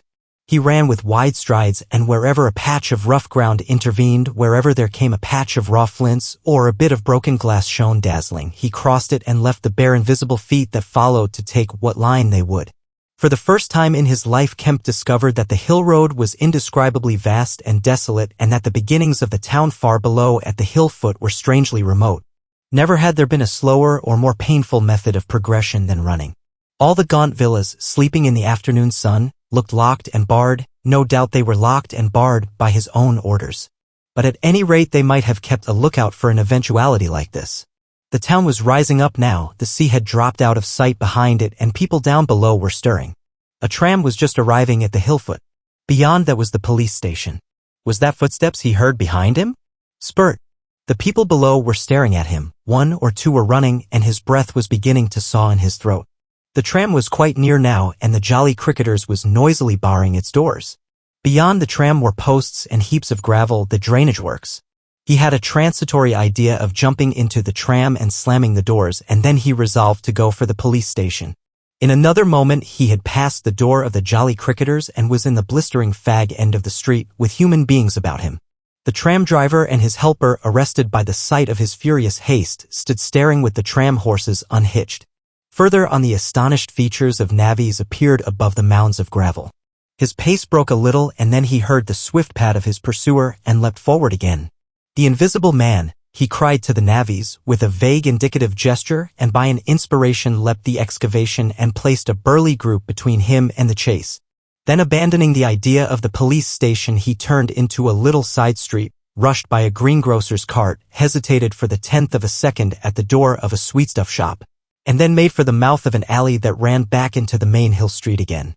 2 or 3 little children were playing here, and shrieked and scattered at his apparition, and forthwith doors and windows opened and excited mothers revealed their hearts. Out he shot into Hill Street again, 300 yards from the tramline end, and immediately he became aware of a tumultuous vociferation and running people. He glanced up the street towards the hill.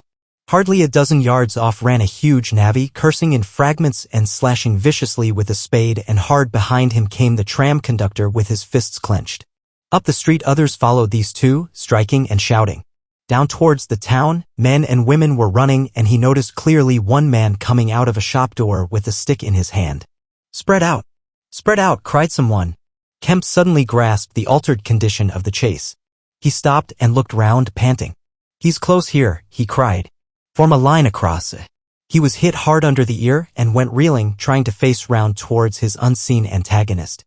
He just managed to keep his feet, and he struck a vain counter in the air. Then he was hit again under the jaw and sprawled headlong on the ground. In another moment a knee compressed his diaphragm and a couple of eager hands gripped his throat, but the grip of one was weaker than the other. He grasped the wrists, heard a cry of pain from his assailant. And then the spade of the navvy came whirling through the air above him and struck something with a dull thud. He felt a drop of moisture on his face. The grip at his throat suddenly relaxed, and with a convulsive effort Kemp loosed himself, grasped a limp shoulder, and rolled uppermost. He gripped the unseen elbows near the ground. "I've got him," screamed Kemp. "Help! Help! Hold! He's down! Hold his feet!" In another second there was a simultaneous rush upon the struggle, and a stranger coming into the road suddenly might have thought an exceptionally savage game of rugby football was in progress. And there was no shouting after Kemp's cry, only a sound of blows and feet and heavy breathing. Then came a mighty effort, and the invisible man threw off a couple of his antagonists and rose to his knees. Kemp clung to him in front like a hound to a stag, and a dozen hands gripped, clutched, and tore at the unseen. The tram conductor suddenly got the neck and shoulders and lugged him back. Down went the heap of struggling men again and rolled over. There was, I am afraid, some savage kicking. Then suddenly a wild scream of mercy. Mercy, that died down swiftly to a sound like choking. "Get back, you fools!" cried the muffled voice of Kemp, and there was a vigorous shoving back of stalwart forms. "He's hurt, I tell you. Stand back." There was a brief struggle to clear a space, and then the circle of eager faces saw the doctor kneeling, as it seemed, 15 inches in the air and holding invisible arms to the ground. Behind him a constable gripped invisible ankles. "Don't you leave go of N," cried the big navvy, holding a blood-stained spade. "He's shamming." "He's not shamming," said the doctor, cautiously raising his knee, "and I'll hold him." His face was bruised and already going red. He spoke thickly because of a bleeding lip. He released one hand and seemed to be feeling at the face. "The mouth's all wet," he said. And then, good God. He stood up abruptly and then knelt down on the ground by the side of the thing unseen. There was a pushing and shuffling, a sound of heavy feet as fresh people turned up to increase the pressure of the crowd. People now were coming out of the houses. The doors of the Jolly Cricketers stood suddenly wide open. Very little was said. Kemp felt about, his hands seeming to pass through empty air. "He's not breathing," he said, and then, "I can't feel his heart." His side ugh. Suddenly an old woman peering under the arm of the big navvy screamed sharply. "Looky there," she said, and thrust out a wrinkled finger. And looking where she pointed, everyone saw, faint and transparent as though it was made of glass, so that veins and arteries and bones and nerves could be distinguished, the outline of a hand limp and prone. It grew clouded and opaque even as they stared. "Hello," cried the constable. "Here's his feet showing."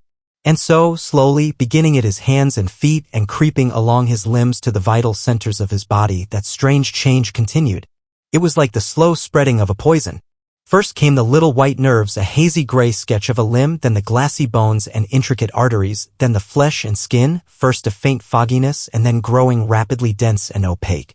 Presently they could see his crushed chest and his shoulders and the dim outline of his drawn and battered features. When at last the crowd made way for Kemp to stand erect, there lay, naked and pitiful on the ground, the bruised and broken body of a young man about 30. His hair and brow were white, not gray with age, but white with the whiteness of albinism, and his eyes were like garnets.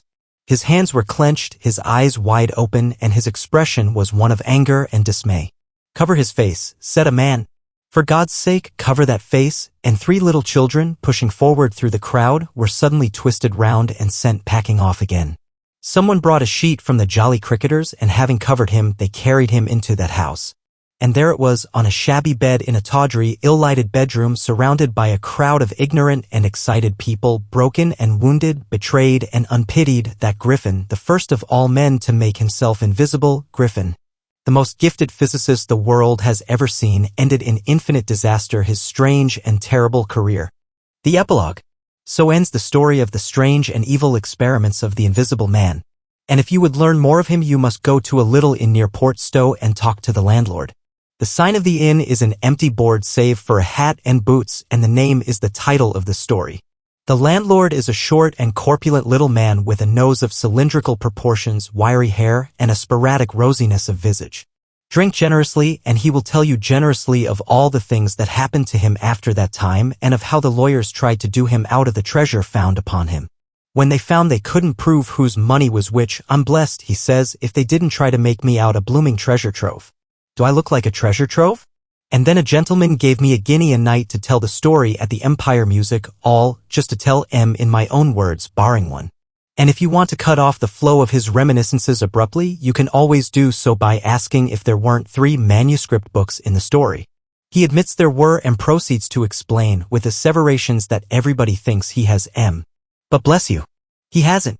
The Invisible Man, it was took M off to hide M when I cut and ran for Port Stowe. It's that Mr. Kemp put people on with the idea of my having M. And then he subsides into a pensive state, watches you furtively, bustles nervously with glasses, and presently leaves the bar. He is a bachelor man, his tastes were ever bachelor, and there are no womenfolk in the house.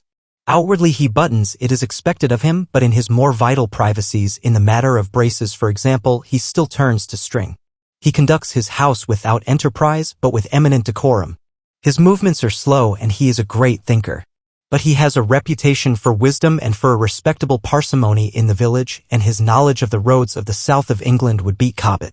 And on Sunday mornings, every Sunday morning, all the year round, while he is closed to the outer world, and every night after 10, he goes into his bar parlor bearing a glass of gin faintly tinged with water, and having placed this down, he locks the door and examines the blinds, and even looks under the table. And then, being satisfied of his solitude, he unlocks the cupboard and a box in the cupboard and a drawer in that box, and produces 3 volumes bound in brown leather, and places them solemnly in the middle of the table. The covers are weather-worn and tinged with an algal green, for once they sojourned in a ditch, and some of the pages have been washed blank by dirty water. The landlord sits down in an armchair, fills a long clay pipe slowly, gloating over the books the while. Then he pulls one towards him and opens it and begins to study it, turning over the leaves backwards and forwards. His brows are knit and his lips move painfully. Hex, little two up in the air, cross and a fiddle-de-dee. Lord, what a one he was for intellect. Presently he relaxes and leans back and blinks through his smoke across the room at things invisible to other eyes. Full of secrets, he says. Wonderful secrets. Once I get the haul of them, Lord, I wouldn't do what he did, he pulls at his pipe. So he lapses into a dream, the undying wonderful dream of his life. And though Kemp has fished unceasingly, no human being save the landlord knows those books are there, with the subtle secret of invisibility and a dozen other strange secrets written therein. And none other will know of them until he dies.